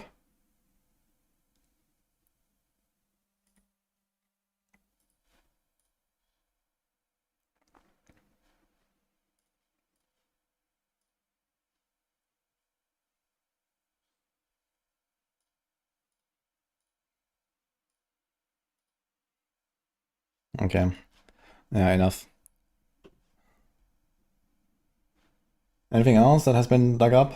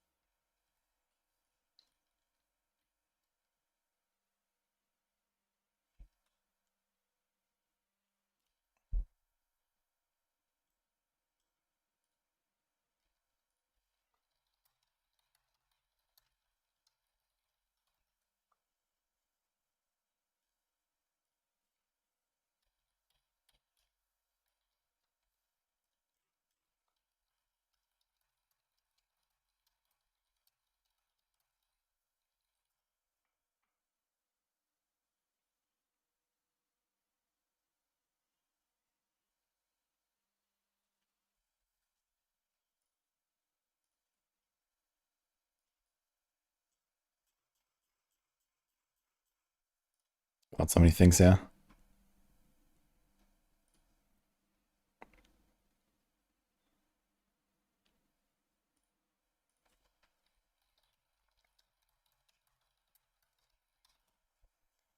Okay. This is the Inferno moving with you.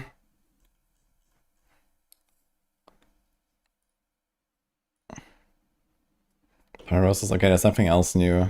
Okay. Lucky guys.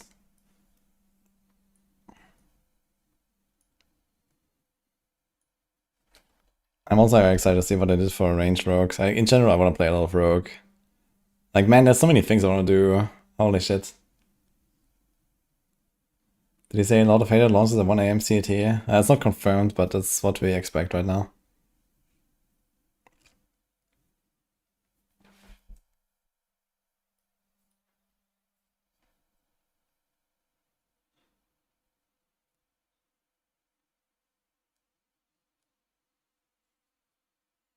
Now we have a whole month to do so many things without disruption.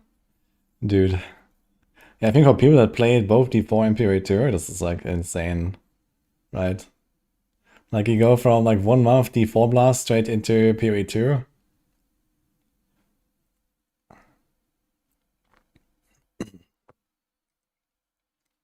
You found a site that claims 6 PM GMT. I don't think there's any announcement about when it will launch. And 6 PM GMT is a typical season launch time, but a typical expansion or the game launches, they were always at 1 AM CET, which was 4 PM Pacific.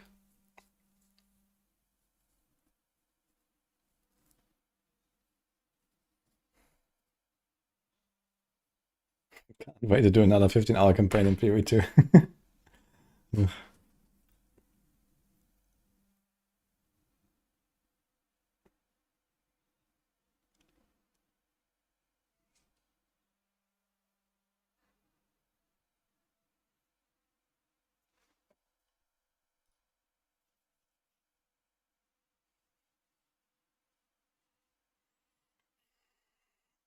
Surely it launched at noon Pacific.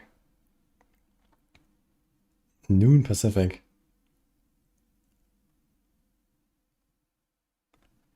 Make sure to grab the pet in TLI.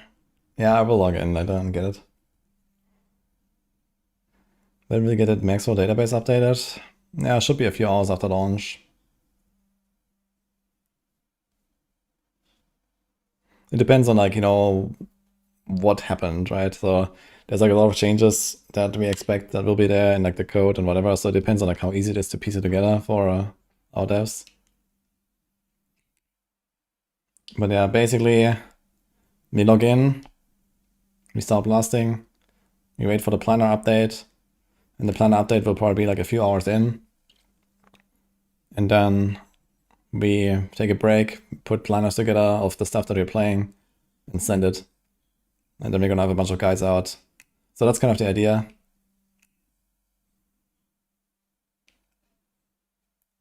And we have 22 people on the team doing that. So we're gonna have a lot of stuff relatively fast. But yeah, for launch directly, yeah, it's kind of to like log in and send it. Yeah, Rogue is surprisingly dry. People have not been on Rogue very much in terms of info. Maybe Blizzard will release all skill trees and uniques tomorrow. I mean, I can imagine uniques, but I cannot imagine skill trees. I'm not really sure how they would do skill trees. They don't even have like a skill tree viewer for the base game or something like that. And you know, there's nothing like this. They don't have it. So I don't think they're gonna do this just so they can like spoil the one thing they really don't want to spoil too much, I think. So I don't know. 1 AM 29, no, the 1 AM 28th. And in NA it's gonna be 27th release.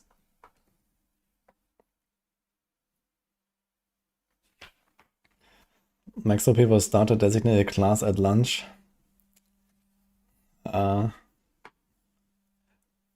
Well, not just lunch, but also breakfast and dinner. But yeah, Ignition will be on Spiritborn.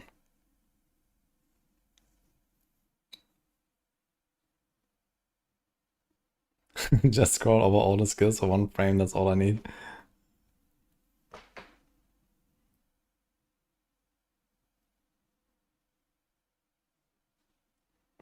All questions will be answered. The question is, how weak is Sok gonna be?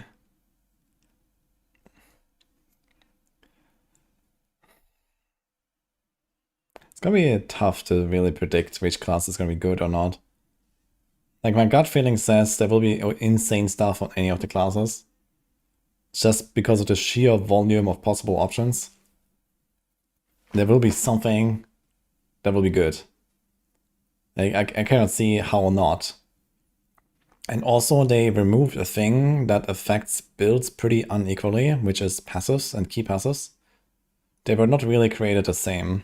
I mean, they have done the best to like water it down and make a lot of stuff very generic. But it was certainly like, you know, certain archetypes were way better supported than other archetypes. You know, Lightning Stork was just way better supported than non-Lightning Stork, for example, and this kind of stuff. And that is now gone. So the baseline for all archetypes across all builds is basically the same now without passives in the game. And assuming glyphs are relatively similar, paragons are relatively similar, and the typical, you know, multipliers on aspects are relatively similar, there should not really be that much that really distinguishes classes and builds from one another in terms of power. Now, that being said, there are still uniques that can completely shift how a certain thing works. There are sets that do that in an even bigger way. And, you know, some sets that might just be like way off and others might be really OP. So we'll see about that, right? And also like some of the new skill mechanics directly might just be like insane, right? So, but if we have any indicator looking at what happened with Paladin, there are so many builds on Paladin that are, you know, relatively close in performance, right? Okay, we have one outlier in Season 12 right now, that's like way too good. But that is getting reined in a little bit as well in the expansion. And outside of like Shield of Retribution, you have like at least 10 builds that are all like really good. You can do everything with them. They are kind of comparable in how good they are. So if that happens to all the other classes now, then that's GG, right? And I expect it will happen. I don't expect there will be just one build per class that is like easy peasy Torment 12. I think there will be at least 10 builds per class that will do Torment 12.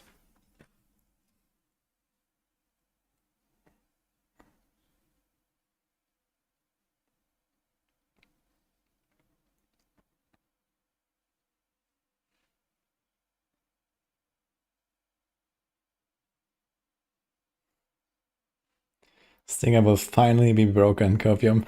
I mean, for Stinger, it can only go in one direction, right?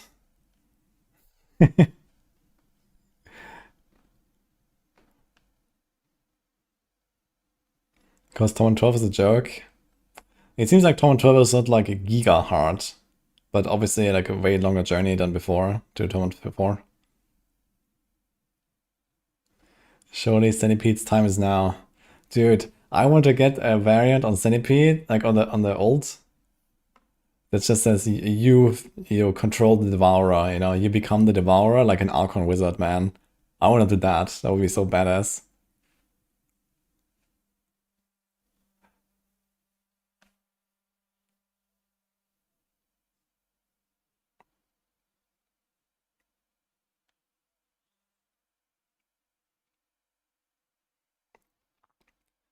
What does the endgame look like in a new expansion?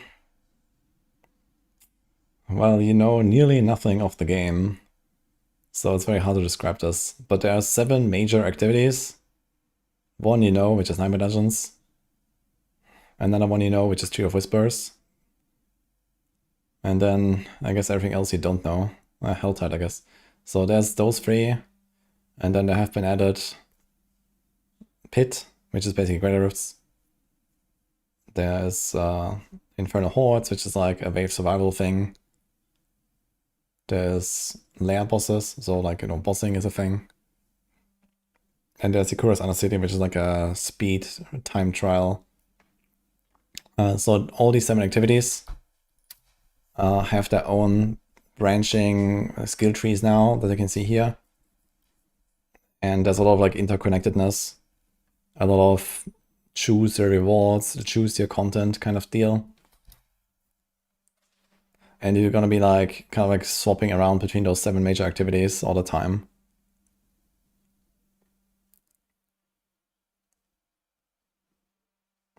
Wonder if Evade Born still exists.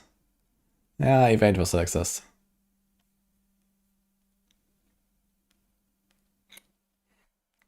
I mean, Evade is like basically the #1 build of all time, basically, in this game. So if they nuke that, that would be kind of surprising.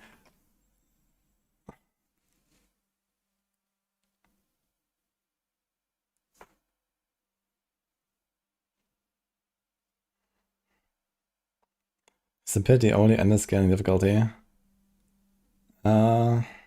Yesn't. So the pit also has a sister, which is called the tower. And those two have the same difficulty scaling all the way to practically infinity. And one is for leaderboards and one is for, well, just farming content, basically. See you, Vagin. Will there be a new Dance on Ice animation? Well, there is a marksman Dance on Ice upgrade, so that could be interesting. But I don't really expect the skill itself to really change.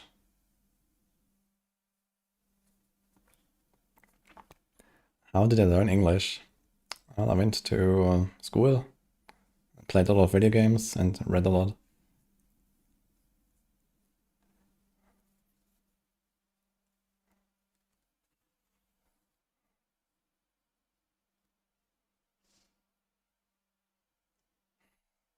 It would be cool if Devourer and Toxiskin working together. Yeah, one hope that I really have for Spiritborn is that they're gonna break up the reliance on counterattack. I think counterattack should just get absolutely nuked and revamped into something else. Like this 100% dodge bullshit needs to go, first of all. And then, yeah, like more utility options, right? Like every build is like counterattack, armored height, I don't know, some ult that buffs you a little bit. And then like a spam a core skill and have Ravager up, right? I would really like to see like more like, you know, different options. I would like to see like double core skills. Like Spiritborn is pretty close, right? There's like, you know, the whole Kapaleki kit and this kind of stuff. And it would be very cool if you can now actually have like 2 different core skills on your bar, and you know, there's like your elite killer build and your like your crushing hand, you know, for blasting AoE packs. And then you swap over to Quill Volley for like blasting the boss. Something like that would be kind of cool as well, I think. And Spiritborn actually has a lot of the tools that needed for this, especially with the passives dropping out. The main problem really holding this whole concept back would be Harmony of Ibawaka. So if you don't have the like matching Spirit Halls, then you would lose a lot of damage there. But you know, depending on which Spirit Halls you choose and which of the 2 skills you choose, or maybe you convert the skills, right? If there's, similar to how we have elemental conversion on the Sorg, you know, there will be like conversion on the Spiritborn, right? If you convert your core skill into another tag, and your Eagle skill becomes a Gorilla skill, and this kind of stuff, then you couldn't actually like match these things.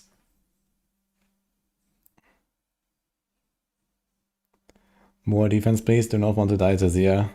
Yeah, this is definitely one of the like big points of feedback that I have been giving for a long time for Spiritborn. Like defenses are bad. It's like too much like reliance on this 100% dodge effect.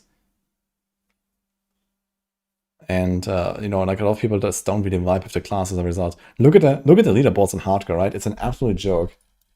Like hardcore Spiritborn leaderboards are an absolute joke. And it's no surprise at all.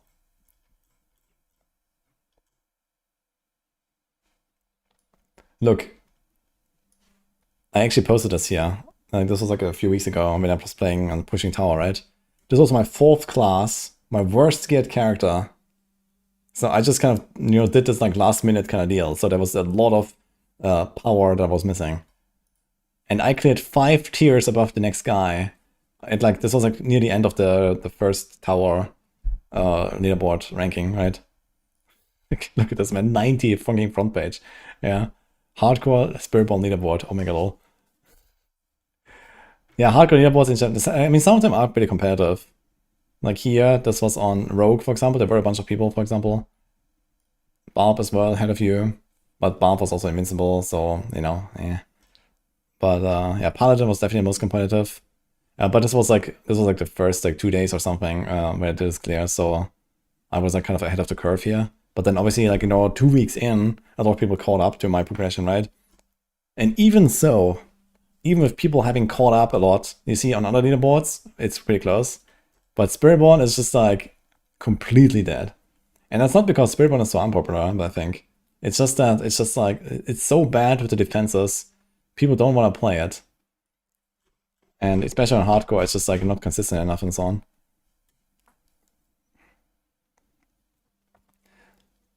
SSF softcore, yeah, dude, that will be... SSF in general, right, will be very interesting. You should check 4-player hardcore today. What's there? Let me check the leaderboards. Are there all the key passes Emerald? We know Vital Strikes and Adaptive Stances on the Spiritborn are on Emerald. And I guess there's a reason to assume that other key passes will also be there. But I think it's also likely that some were just nuked. I mean, Prodigy's tempo, to be fair, is a pretty ridiculous effect. And something that carries the Spiritborn class pretty hard. So I wouldn't be too surprised to see that being removed.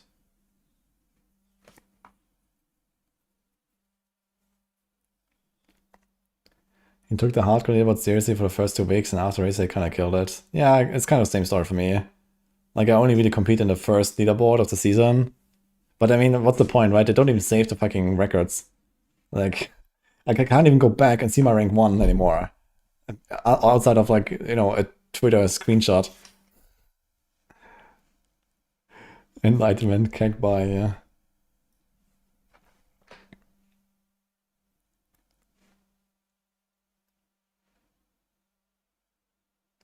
Hopefully I can use Poison Penshot like in Season 2 again, and then, you know, lag to like 5000 MS when you make a big pull in the, what was it called? Abattoir or Zier.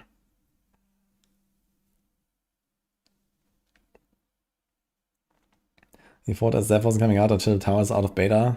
Yeah, that's correct. So I don't think it's gonna be that long, actually. It might be Season 14 or 15. If only we had some 30-year-old technology to keep leaderboard standing in records. Holy man. Yeah, I mean, at the very minimum, like, just save the fucking front page, right? Like, you don't have to save 1,000 entries every single time, but, you know, why not save the top 10 of every leaderboard? That doesn't seem too bad, right?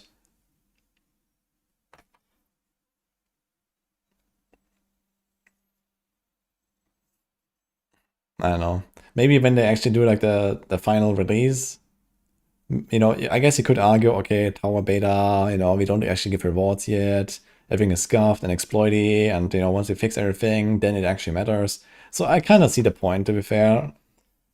If that happens when the tower is done, and they actually do like a permanent record of the top 10 every week, I think it would be nice. Leaderboards load the stash of all players in leaderboard and displayed.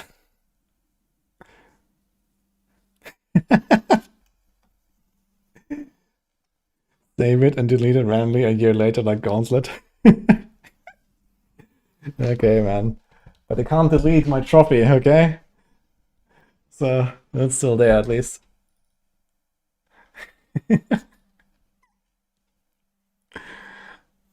Heck yeah.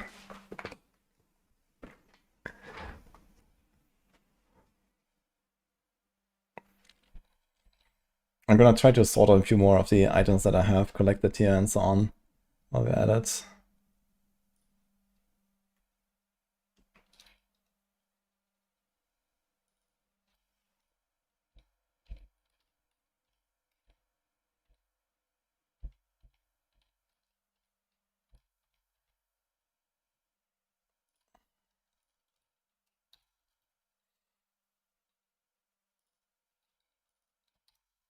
When is Gauntlet coming back? Clueless. Yeah, as soon as Tower is out of beta, for sure. So that thing is very interesting. I've never seen this. Like, this is new. I don't know what this is. And it was only there for like a split second when you did Nether Step. So I wonder if this is like some Warlock. It looks maybe Warlock-like, right? This might be like the Warlock immunity during the Nether Step or some shit like that.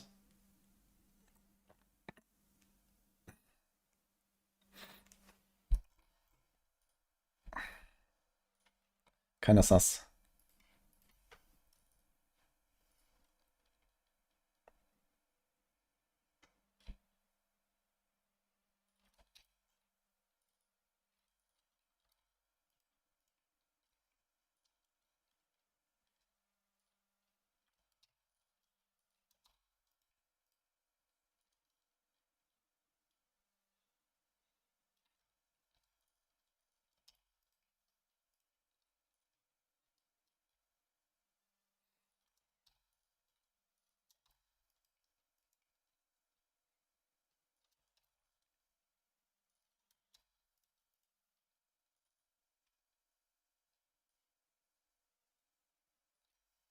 The damage reduction buff on Nether Step. Yeah, there's like one of the upgrades on Nether Step that gives you damage reduction. They actually nerfed it to 60% now instead of 100%, so that's good. But this is not what it is. Because that effect there, it was only there for like half a second or so. It was like super short. And the damage reduction buff actually lasts like 6 seconds.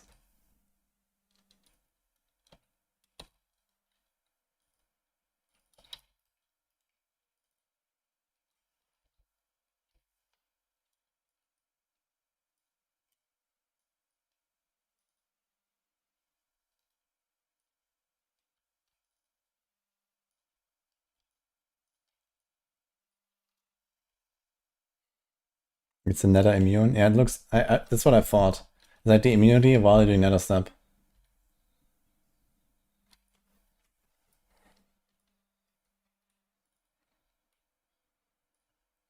Dude, this ring, man. This ring. Signet of Pelgain. I think for pushing, that's gonna be a very prominent item, actually. On like any class, potentially. I really wonder if the wolves are still there and if they still freeze. The stay rune. Worst case, I'm gonna bring Merlin.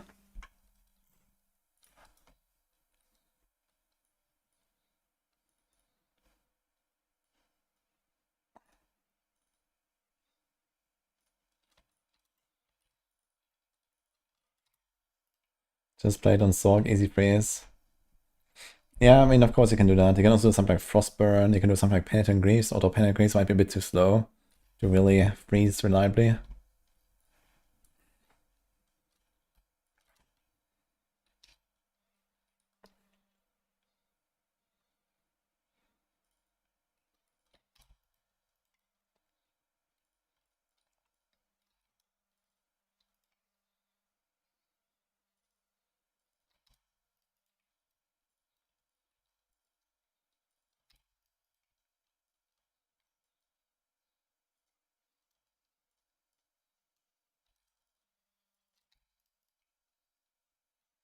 Can I just rune a freeze Nova rune? The freeze rune is much nerfed now. It doesn't seem to apply vulnerable or damage amp anymore. That also leads me to believe that the wolves are nerfed. So you can do that, but you also lose out on other rune then, and the freeze doesn't really do anything anymore.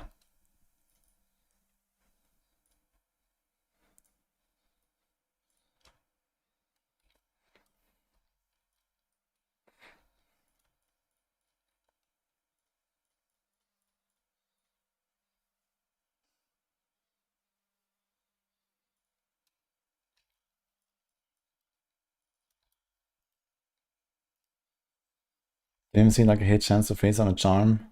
We did, but it was 6%. But I guess that's the thing. If you have like 6 charms, I mean, you can get to reasonable values on like a decent high lucky hit build, so you can do it that way actually. That's true. If that Signet of Pelgain works on staggered bosses, that's gonna be really good.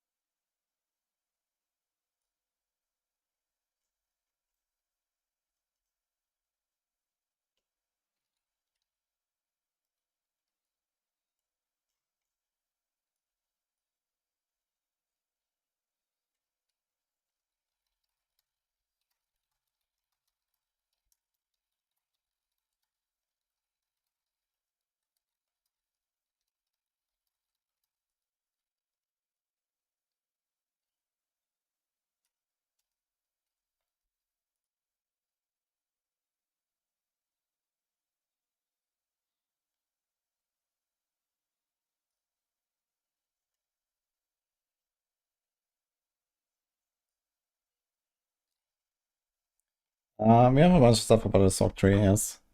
You might see some here. I'm just ordering the rest of my screenshots.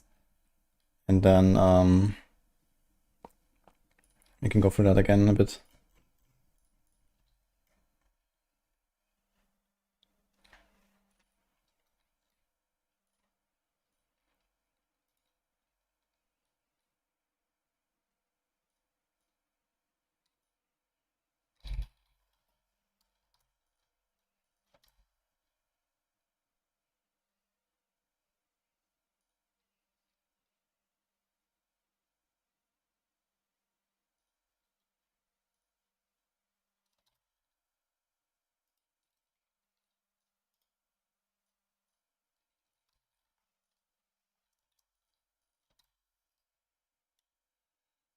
Hopefully Frostburn gets some love. Frostburn definitely seems better than before.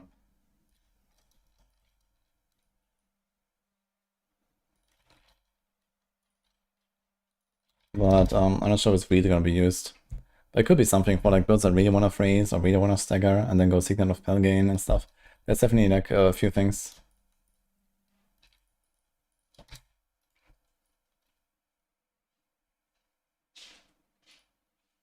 Yeah, Frostburn has been shown. I have it here somewhere.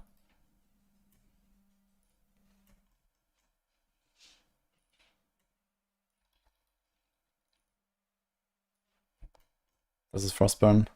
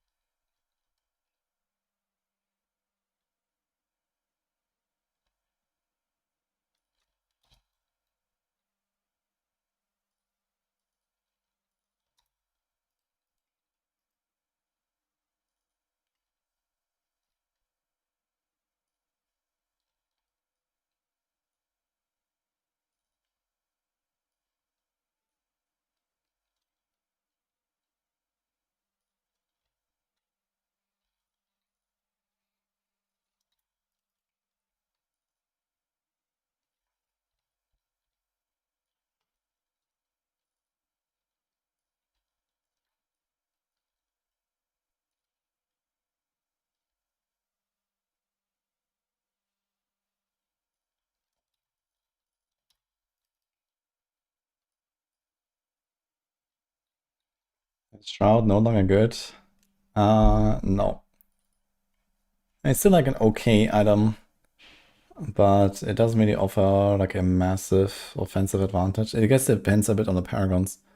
It doesn't seem like there's that many sources of all stats, but Transfiguration will be a source of all stats. And usually all stats will not be a desired outcome, but maybe you just happen to get it, and that's just kind of like, you know, one of the average results, right? And he's gonna have a bit of extra all stats, and that will replace the need to have Shroud. And you still get all of your Paragon nodes. Then Shroud will not really offer any sort of like offensive advantage anymore. And in that case, Shroud doesn't really compete with like a utility aspect that can actually give you power. So I guess we'll see. But they're not really crazy, at least.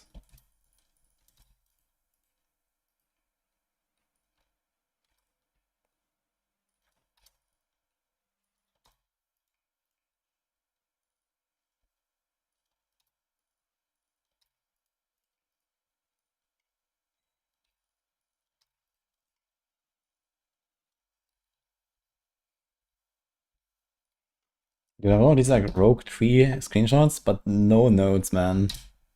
I have like 6 screenshots now of like the entire rogue tree, but no one is showing anything, man. Fuck.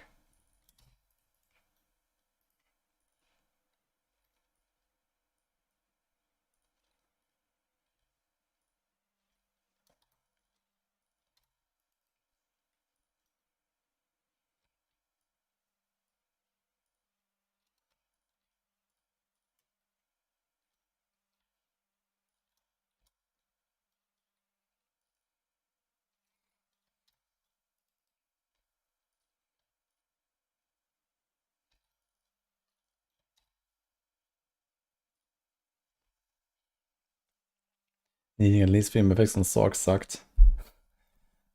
Yeah, Petition is still gonna be really good. And Starless is pretty good, especially for builds that actually care about the resources.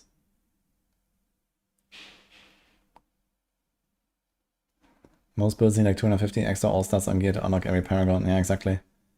The question is, will it be that important to unlock all the Paragon nodes, right? If you don't really get anything besides, I don't know, like 20 additive or some, you know, and some small stuff and like 30 free res here and some shit, then I guess you don't really care anyway. Expedition still Resident Seeker item? Yes. But I guess it will be much harder to get.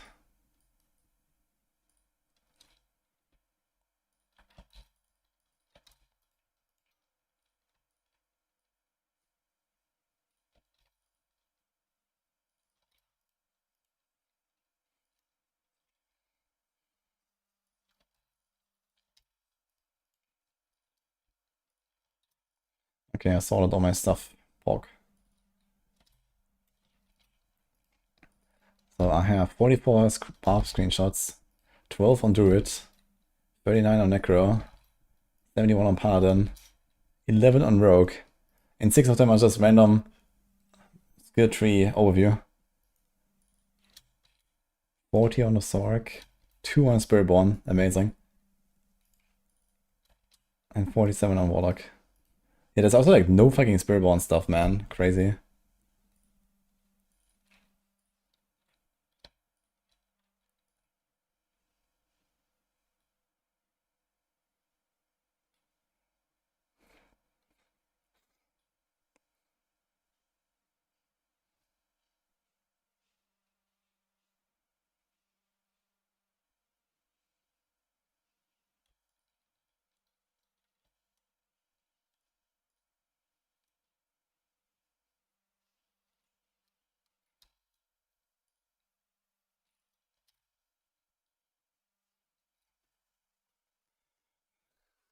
You showed us 2 stinky emeralds. I mean, I spent a good portion of my video talking about the new stats on those amulets, but I guess that has already been kind of figured out, right? So, unlucky.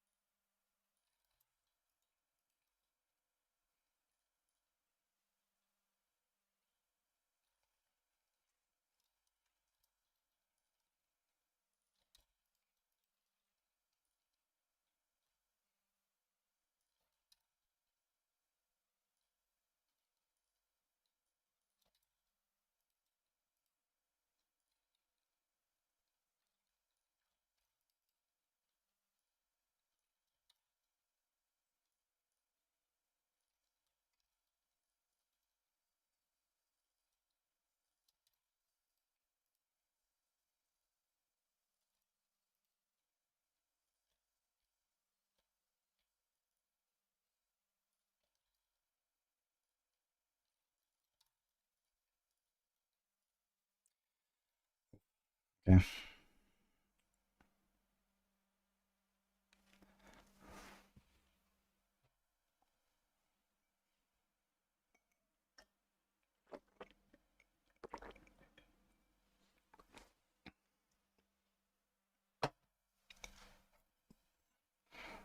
Did they rework the most useless mythic item in the game? Varion.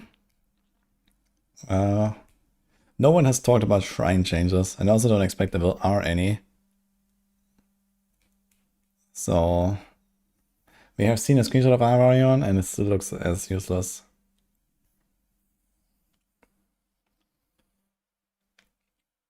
If one of the cube, you'd be able to get +3 evade charges, but I haven't seen that yet. Evade charges is a stat. It exists on boots. But maybe it's kind of rare. I haven't really seen any example either. But it's a thing, you can see it in the loot filter.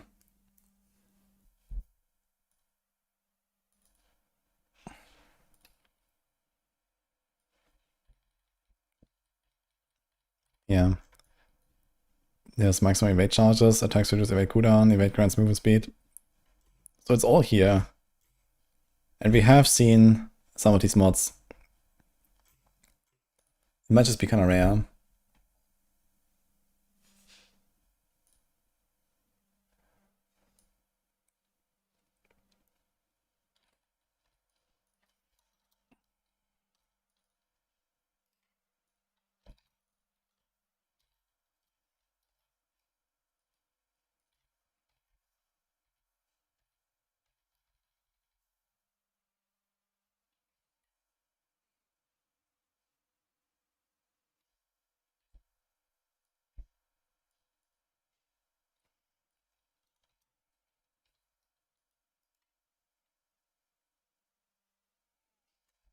Thoughts on T12 being only tier 100? Yeah, they should have kept it as it was. 120 torment 12, a smooth 10 tiers per torment. I think it was nice. I don't see a reason to already lower the bar before we even have a season theme. It looks like we don't have a season theme, and typical season themes are quite a power creep as well, right? So it's a bit strange.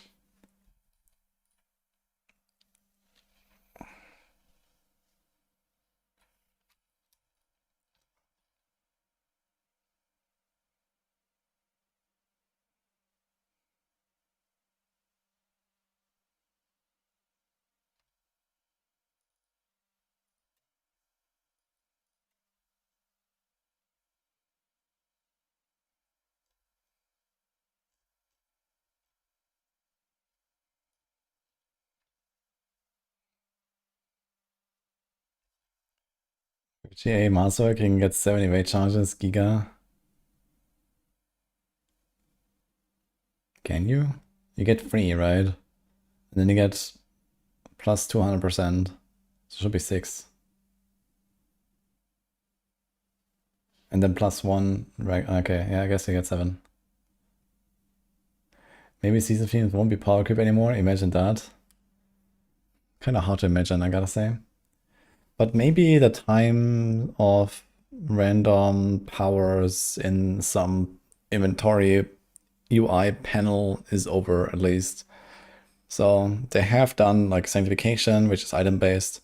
They have done the bloodied items. So maybe they're gonna do more stuff like that as a seasonal power creep. Since we have the talisman now, you know, the talisman is just the ultimate season theme power creep feature that is now like a permanent thing, right?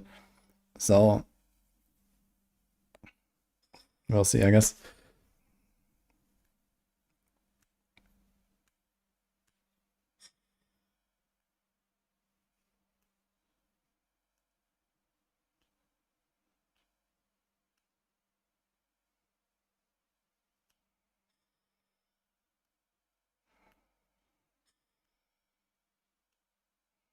I hope Evade Spell won't still work. Nah, it'll work. It'll be fine. I hope it's not gonna be as OP as it is anymore. Like, I don't want to see Evade as like the best build in the fucking game or something. But if like Torment 12 is extremely easy, it might just well be.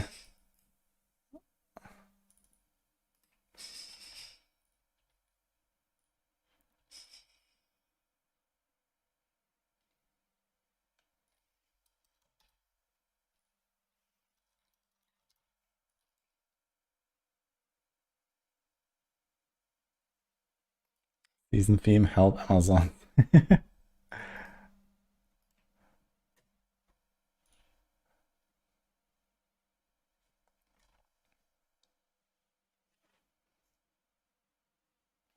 Good win shot. It's been biz for so long, you've never gotten it to drop playing since launch. Oof. Don't worry, you didn't miss anything. I think Warlock will be more OP than Pally. I expect Warlock to be the overall strongest. It's probably gonna be like overtuned on purpose and stuff. But we'll see.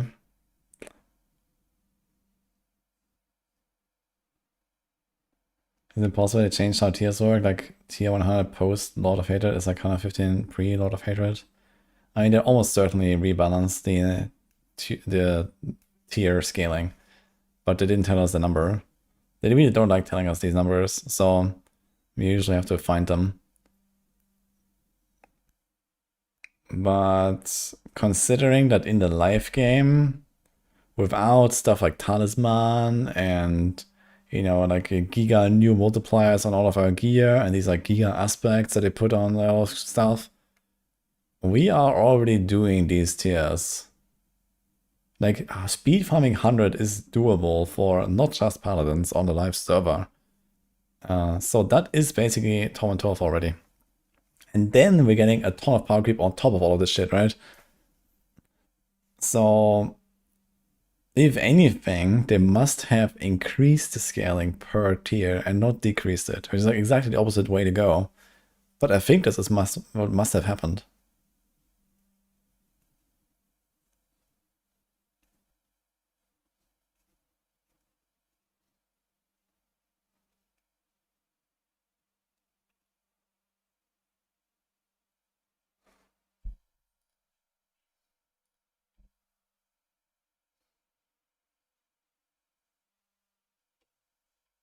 What the fuck are you posting, World 7?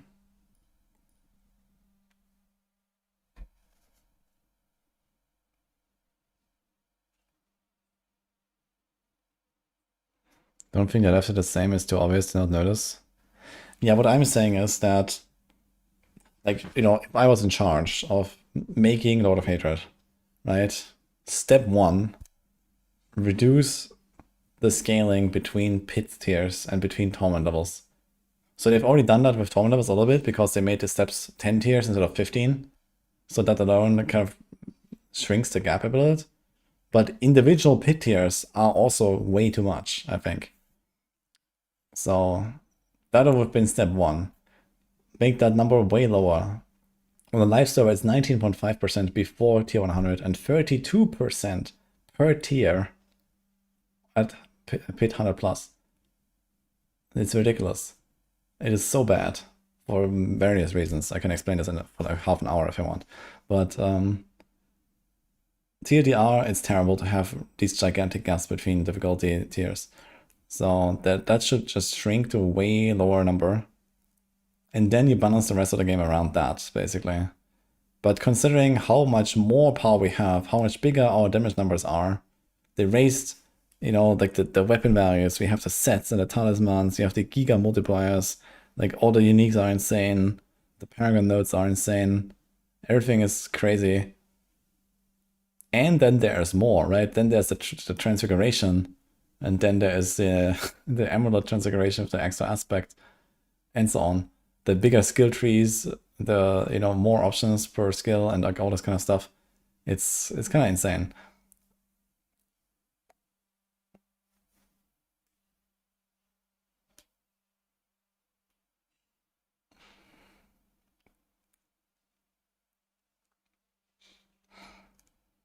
You're very worried for Sorg and Spiritborn. Both are weak usually. I don't know. I mean, Spiritborn is traditionally a very good class, actually. And Sorg... I do expect Sorg will be decent.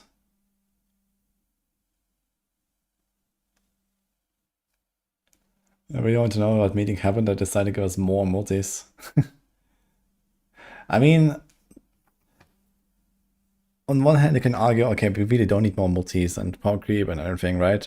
But they do have a big upside, and that is, it makes itemization way more interesting. Like, items were just shit and bland, and nothing mattered besides getting the right aspect and getting the right unique power. And now the rest matters too, and that is good. So I appreciate that part. This is not a video, this is just screenshots in a slideshow.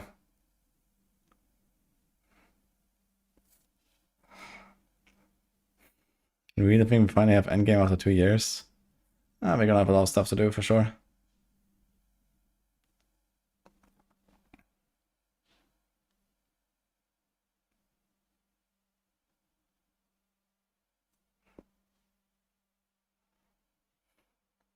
I have to do one thing now actually, and that is I have to figure out if you can get triple multiplier on an item. I have to go through some screenshots and see what we can find.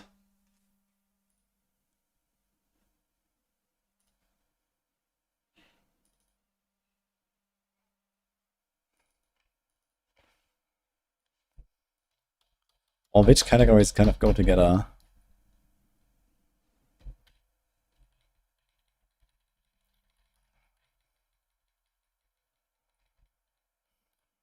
He has all damage and crit on the weapon. And on the left side is Fizz. Let's see what else we find. Nothing. Fizz.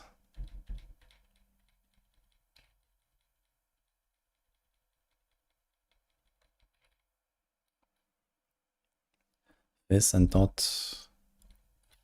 All damage on... Dude, 18% all damage multiplier on the glove. That's crazy, dude. Look at that. Counters of Sheol. Pre-masterwork on 850.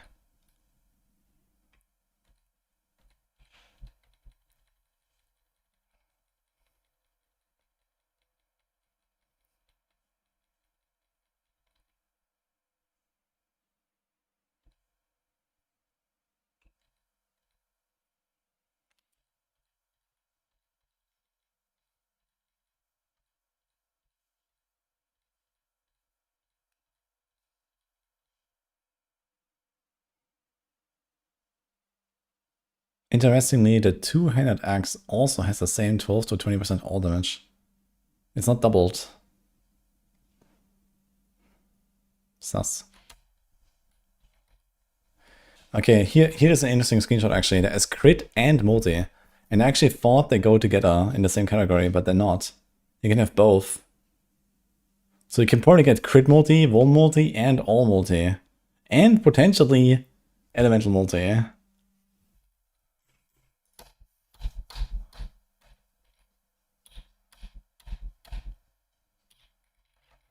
Anything else?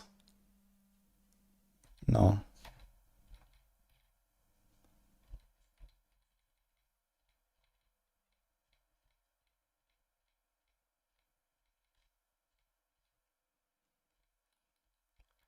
Yeah, maybe there's like a global cap of getting 2 multis.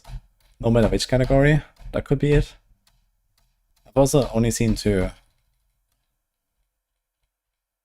my god, load it, please. What is going on? There's 5 CDR, by the way, on a 521 item power helm. Okay, here is Dot and Physical.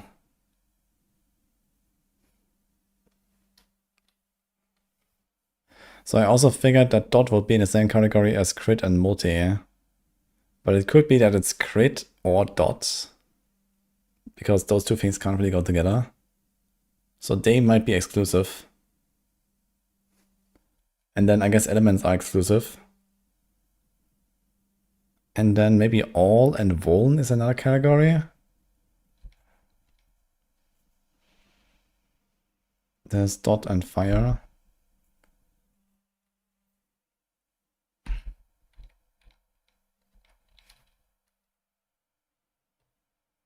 Swivel Emerald has Dot and Poison, yes. Yeah, that is fine. Dot and Poison, I think. I don't think you can get 2 elemental types though.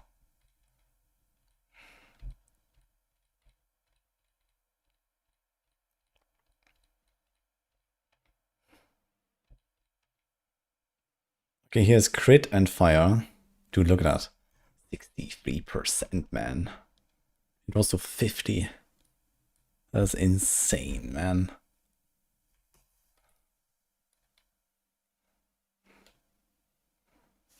The 16 damage multi on this icon has a blue icon next to it, so I assume that's transfigured. Blue might be also enchant. Actually, this is enchanted as well as enchanting is still a thing. Look at this. Might have been something else, the blue. Transfigured has... There's like a little cube icon.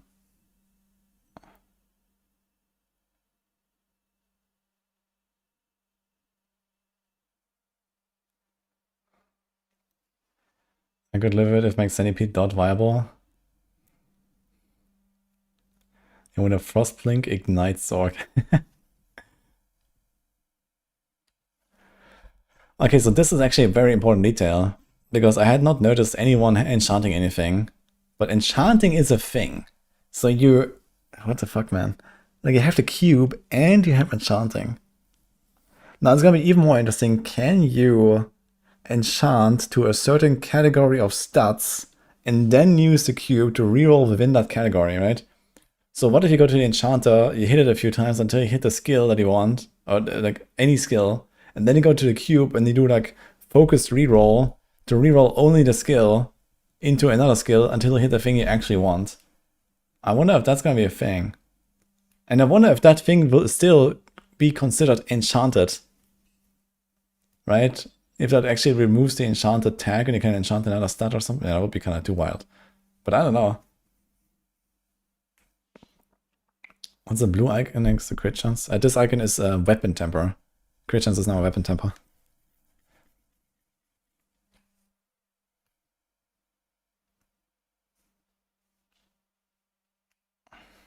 That seems ripe for abuse. Yeah, it seems like, okay, you know, you're gonna add affix, roll it to the category you care about, and then do focus reroll, and just like reroll within the category until you hit the thing. And then you add an affix, you reroll it to the category you want, and go again. So I guess you can't do that. That would be kind of like too busted. So either you cannot do anything with the enchanted stat, and it will just be one that is always blocked, which is also another strategy, right? You can choose to roll one of the stats and maybe block it from being interactable with the cube at all, which might also make some of these interactions easier to do, right? Haven't seen anyone GA temper? No, GA temper is a thing for sure. This is important here, like a hit chance to make vulnerable is a weapon temper. And big attack speed, big crit chance.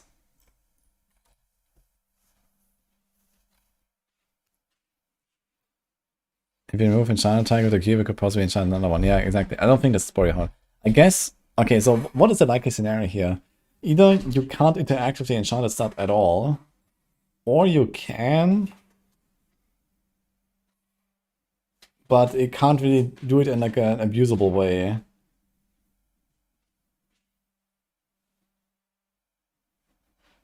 Yeah, we'll see what happens exactly.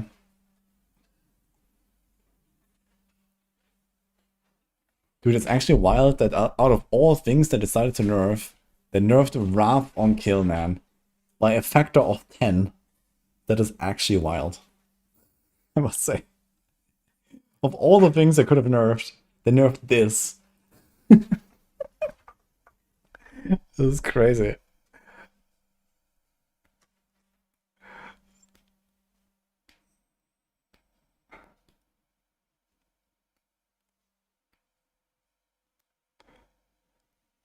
Rolled up to GA range. I wouldn't be that opposed to a recipe that allows you to get GAs. Like a really like late game expensive recipe.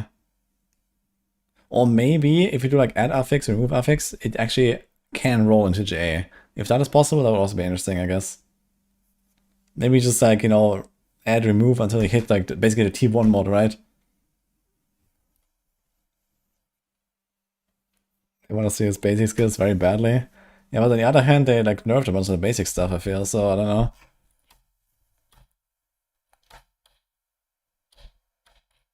Let's see what else I find. I was hunting for a multi... It's actually wild, man, right? Here. Wrath regeneration, this is just completely untouched.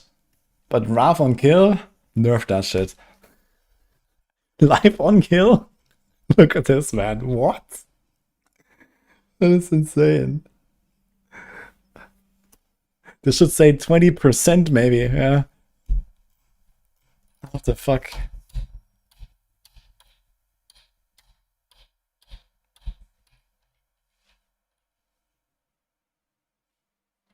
Didn't it just buff it? I don't know, man.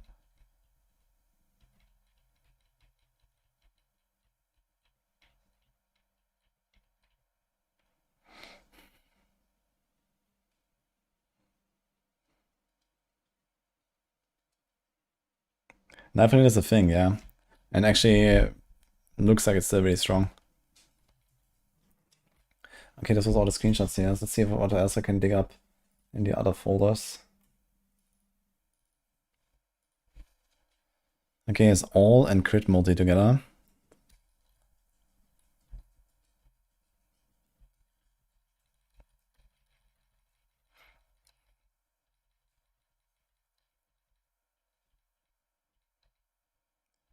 Just dot multi.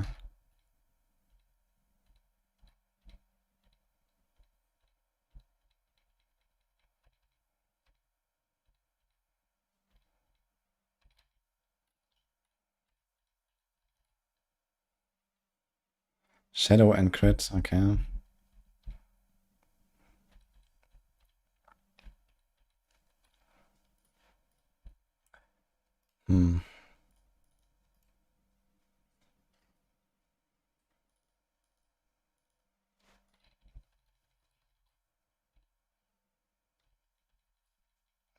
Like all these like multiplicator stats are just so insane. Like you definitely want them over any other stats. Like even crit, attack speed, and so on. You want multi and multi every time, basically. You want like your element and you want crit. Or you want your element and dots or something. I guess this is mostly it.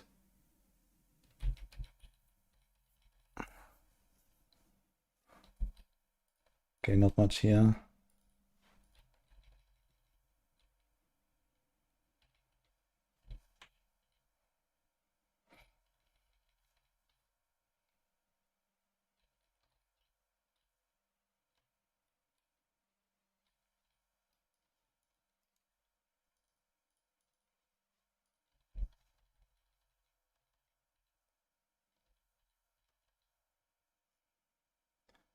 Vulnerable was also pretty high.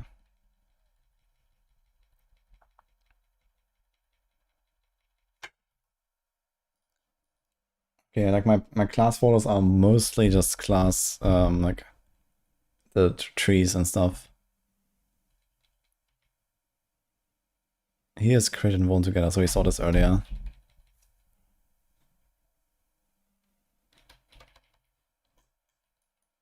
He is all and crit. So I'm really not sure what all is. It could be that all is the same as elemental, or it's just its own thing. So in the live game, on weapons, you have percent damage, its own thing, and then you have crit, overpower, vuln all in one. And dot, I think. I think they're all one. But we have seen crit and vuln together. So I wonder if all is in a category with something else. It could be with vuln, it could be with the elements. Have you seen all and elements together, or all and vuln together?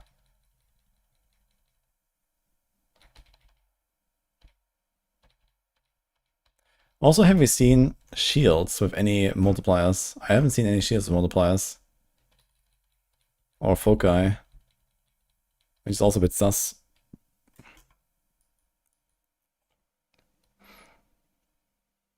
This thing has a 10% all damage. Wait.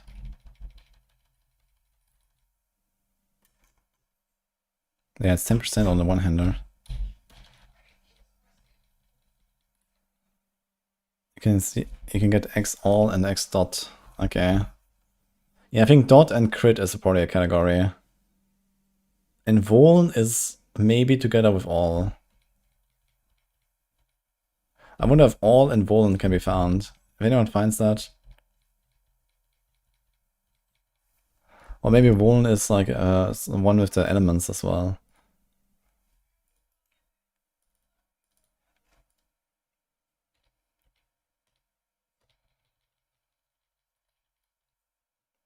Crit only.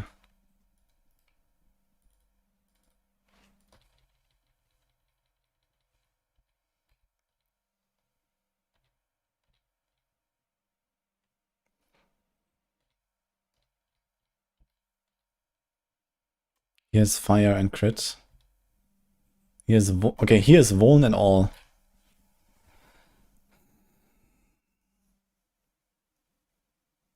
Now vuln is not, I've seen crit and vuln together. And now I've seen all and vuln together. And I think there's all and crit as well. So they're all different categories. But I've never seen more than 2 on the same item. But it might just be that it's kind of rare. And getting 3 is hard. So I wonder if we would take this... Okay, this is a unique, right? You can't take it to the enchanter. But if this was a legendary, when you take it to the enchanter, I think if it allows... Like, I wonder if it allows you to do anything with it.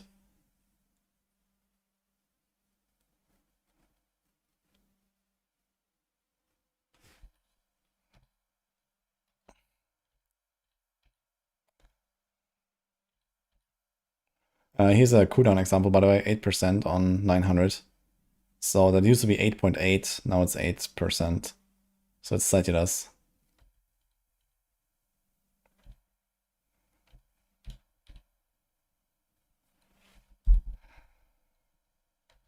Okay, here's all and dot as well. So all can be with crit, with dot, with vuln. And crit and vuln can also be together.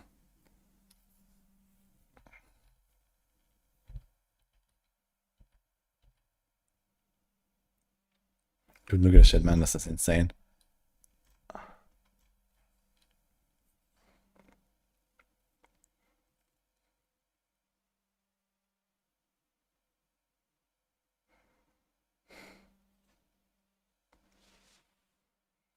The screenshots are on my Discord.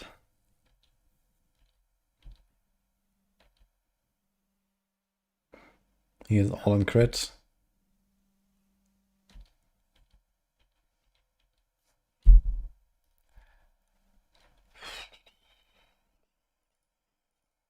I have 2 whole Spiritborn screenshots here. Okay.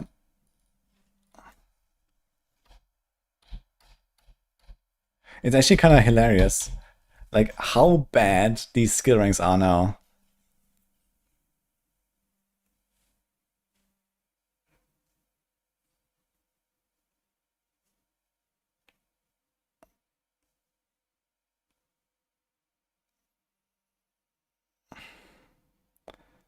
God damn, so it's true. Yeah, they announced League is gonna be on 29th of May.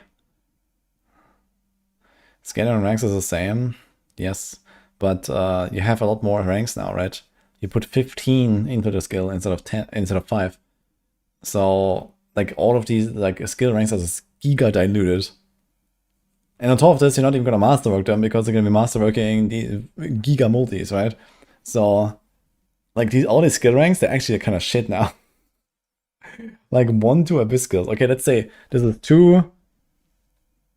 And then you masterwork it up and it becomes 3. Yeah, okay. I mean, 3 ranks is not nothing, but on a skill that already has 15, it's not crazy. You go from 240 to 270. It's a 12.5%. So it's definitely better than willpower, but not even by such a noticeable margin, I guess.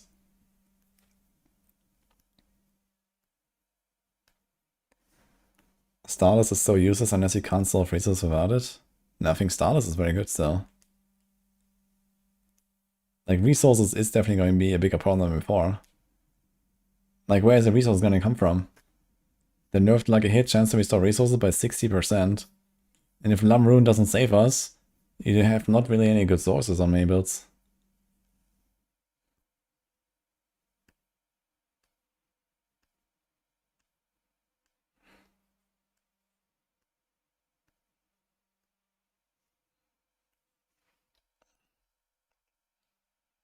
The skill ranks on the neck is kind of interesting though, I gotta say. Abyss skills. So Abyss is a massive category of skills in that sense, right? This is not just one of the like skill tree nodes. This is like, you know, there's Abyss skills in every part of the tree. We've also seen some other stuff like that on other classes, where we're like buffing an entire archetype. You can put a resource tempo on Stardust and Transfigure, yes.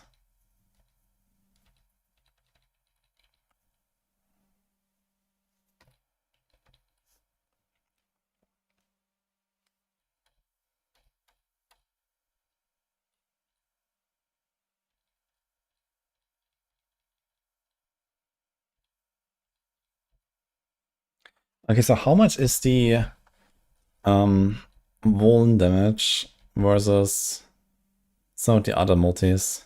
If we assume you can get any combination of 2 multipliers, which one would I want? So on Glove, it's definitely all damage. For some reason, Glove has like this giga all damage multi. I'm not sure why, but this thing can roll 20 on an 850 Glove. So that seems extremely good. Crit is extremely high, and dot is a bit higher than that.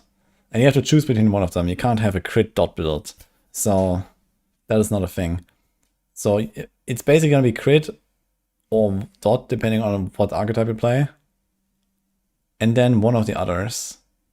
And I guess that will generally be preferably vulnerable. I think vulnerable is a bit more than all. And the elements are just kind of eh. The elements are like the same as all, actually. So the elements are just kind of like the last resort. Like, you're not going to be sad to get it, but you want to have a better one. Which is funny because it's also kind of the hardest to get, right? Elements, there's like 6 different elements.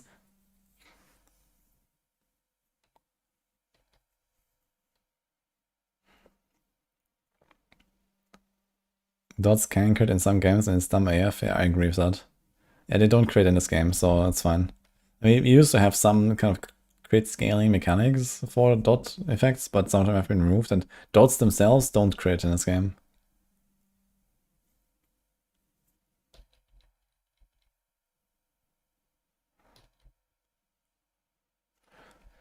Okay, here's crit and fire. Also, okay, how much damage is this actually adding here?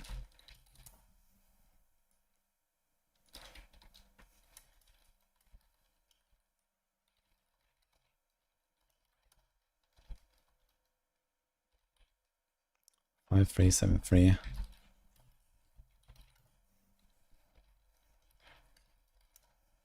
%16.6% damage for a GA Masterwork crit weapon damage roll.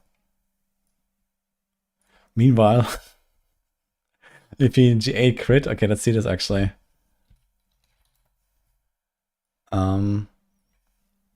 He actually has the max roll, 50%, and then Master quality 25, it becomes 63. So 50 times 1.75, if that was a Master crit, would be 88. That is 15.3%. Adding, just moving the Masterwork crit over to the crit damage here will be a 15% upgrade. Now, how much would the weapon damage be without the Masterwork crit? It would be this.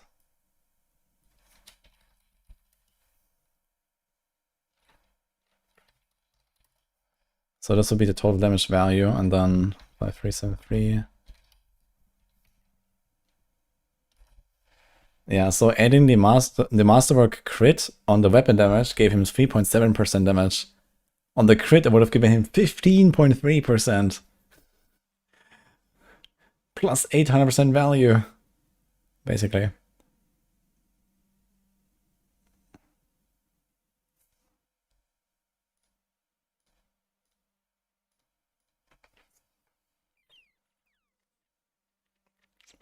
Funny enough, this is a max rolled weapon damage because it's GA.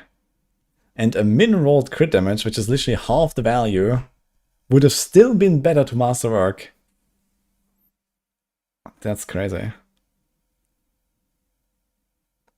Okay, this is assuming 100% crit chance, to be fair. So 100% crit chance is not a given necessarily until very late game, I guess. I mean, there's Galrune. I think Galrune is going to be really big. There's Petition, there's Stardust. Petition can give you up to 24 crit now. Still decent.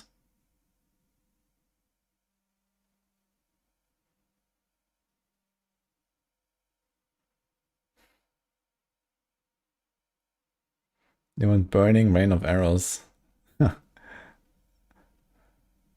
Diminishing returns on crit multi.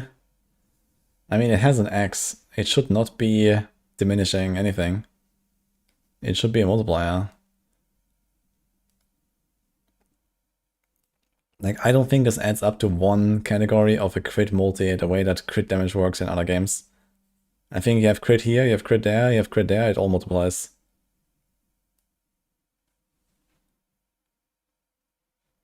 I mean, we definitely have to confirm that, but it would be extremely misleading.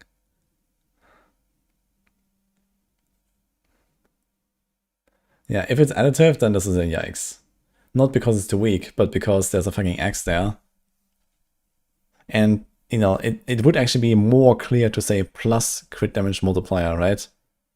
Because then you would understand, okay, all of the crit damage multiplier from all of my items adds up. And it's still a multi after all. So, you know, that just makes sense. Now, here's another thing. The crit damage might be that large because it is actually additive with the 50% we already get for a crit. So that is actually going to be interesting. The crit damage is very large. Maybe this is why. Because there is no other source of elemental damage. And there is no other source of dot damage. So you start at 100% base, where crit starts at 150% base, potentially. So if it works that way, like everything is additive together as one multiplier, including the base multiplier that crit already has, then it would probably make more sense.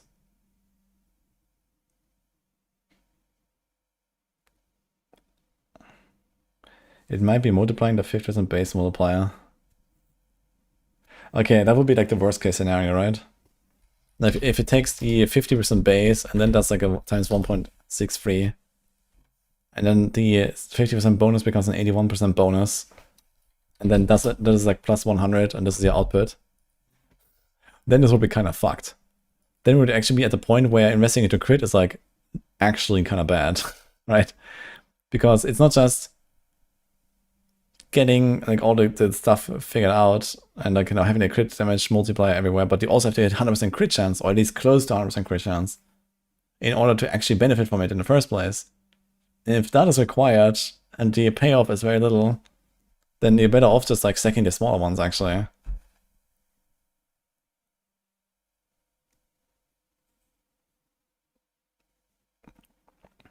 You can't trust plus and X and therefore half the time, yeah. Yeah, we definitely have to test this. Like, how does it actually work? And this could go like 4 different ways, basically.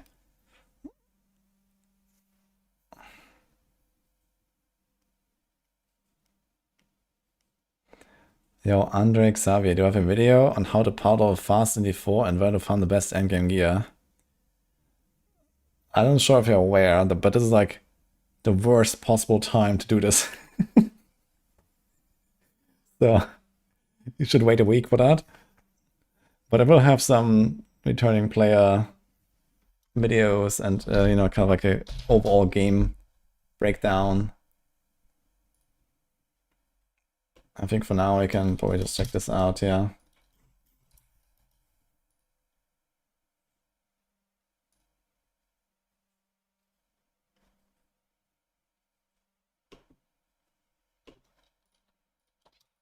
So good luck.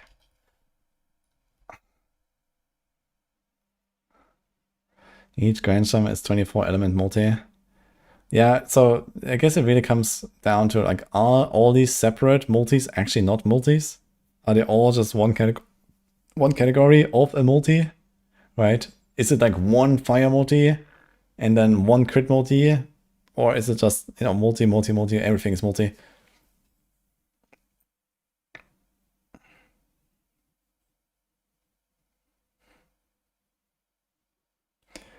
You write your multis, multiply by a multi, so you can multi by a multi. Nice.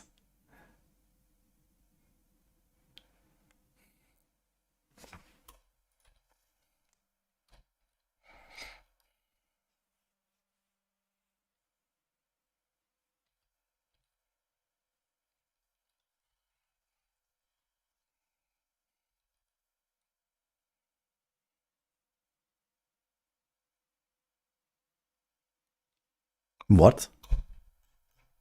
477 auras? What the fuck? Wait, where's that coming from? It's the first time I see this. Does a gigantic auras. And of all things, he with crowd control. Is that really it? Tyr's Might has 80. Yeah, exactly. That's what I mean. What? This is actually a useful defensive role, man. I can't believe it. Auras in my Diablo 4. Like on live server, if you roll Auras, that's like, I don't know, 2 or 3% toughness at best. But this, okay, assuming, you know, the system works as before, this is like at least 10% damage reduction for everything. This is like a 10 DR roll or so.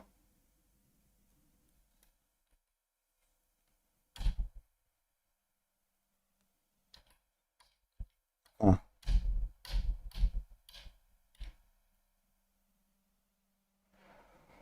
So maybe we don't just stack life on every single piece. Like, I was absolutely prepared to just stack life on every single piece, because look at that shit. That's insane. But, maybe not.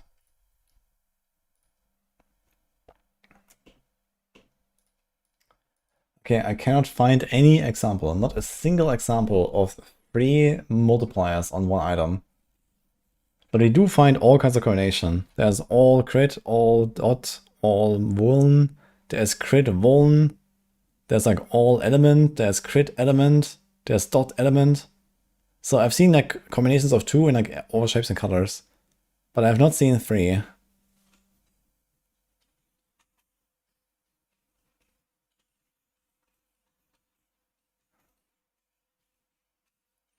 You can get 6 wrath per second or 3 per 10 enemies killed. You can also get like 400 life per hit or 20 life on kill. Choose wisely, ladies and gentlemen.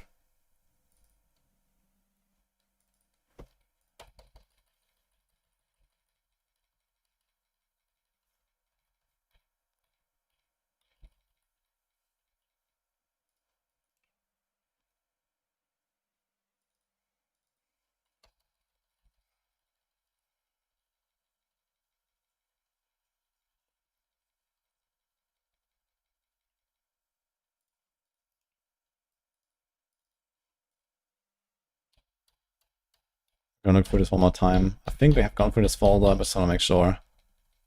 It's an items folder.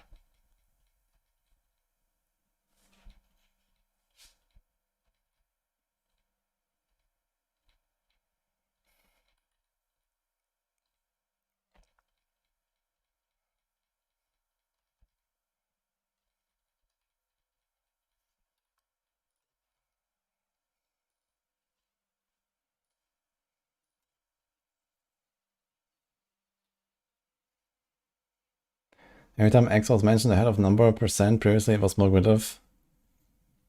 Well, this is what they told us. But it's not how the game works.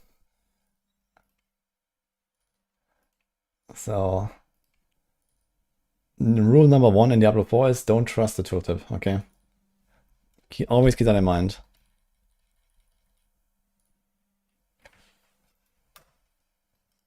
Don't trust the tooltip, guys.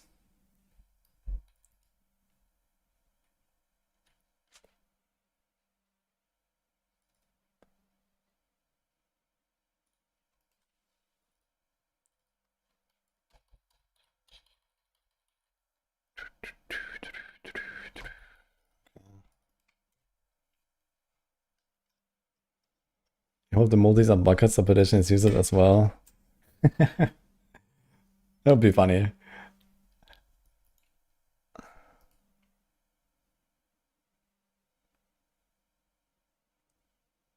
Okay, I cannot find any more screenshots. I have all the screenshots in all of the folders. Everything is neatly put together. I do not find any items that have 3 multipliers on them. So we'll see. If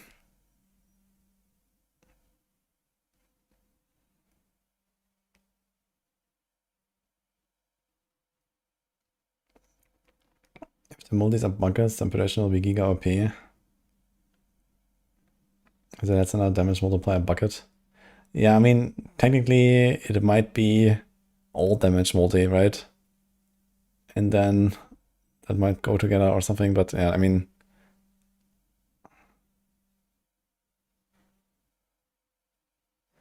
Okay, good luck, Samantha. Oof.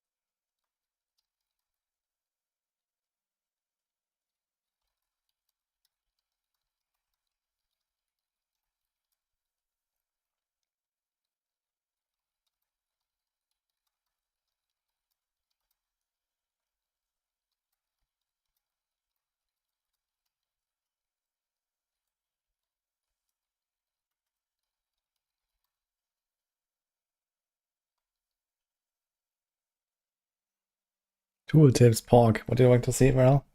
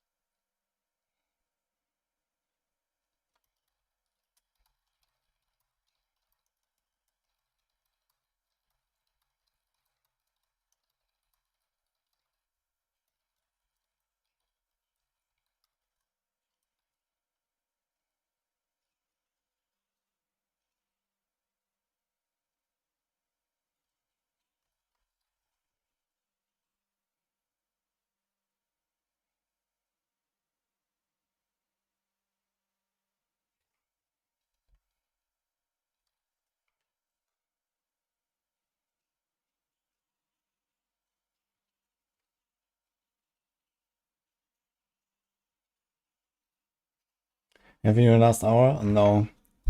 And I think I'm actually gonna go, guys. I think there's not way too much to see right now. I've just been like checking out a few more things. So I guess next big drop is gonna be tomorrow with the campfire chat, so that's gonna be huge.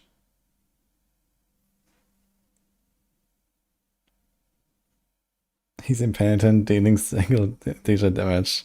Yeah, I could almost think they fixed the damage scaling problem in the game, right?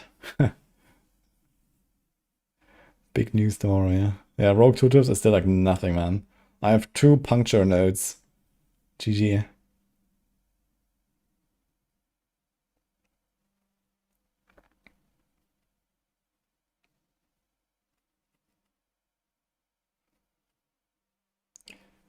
One of the gloves having the same X damage multi as amulets is bugged or intended for the affix. It seems like it's intended. Maybe it's just the same stat. I mean, willpower is also the same stat on the neck and so on. It's just the aspects that are times 1.5. The stats themselves are the same.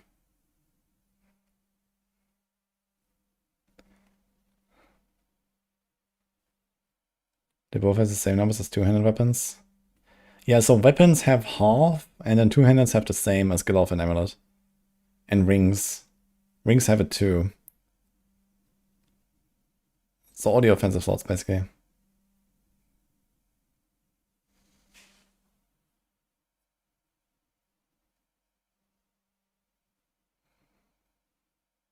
They're redoing mercs. I don't think they're gonna do much with mercs, to be honest.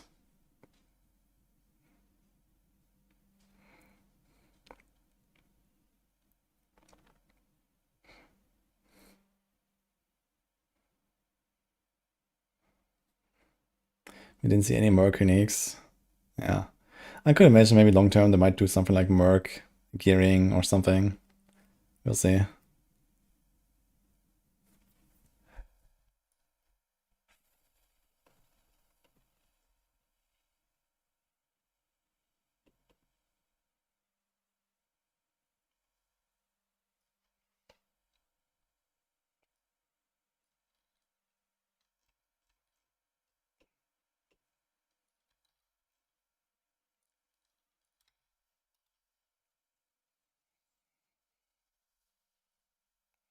Alright, guys, hope you enjoyed the stream. So I'll see you tomorrow for the campfire chat. I'll be back in the afternoon.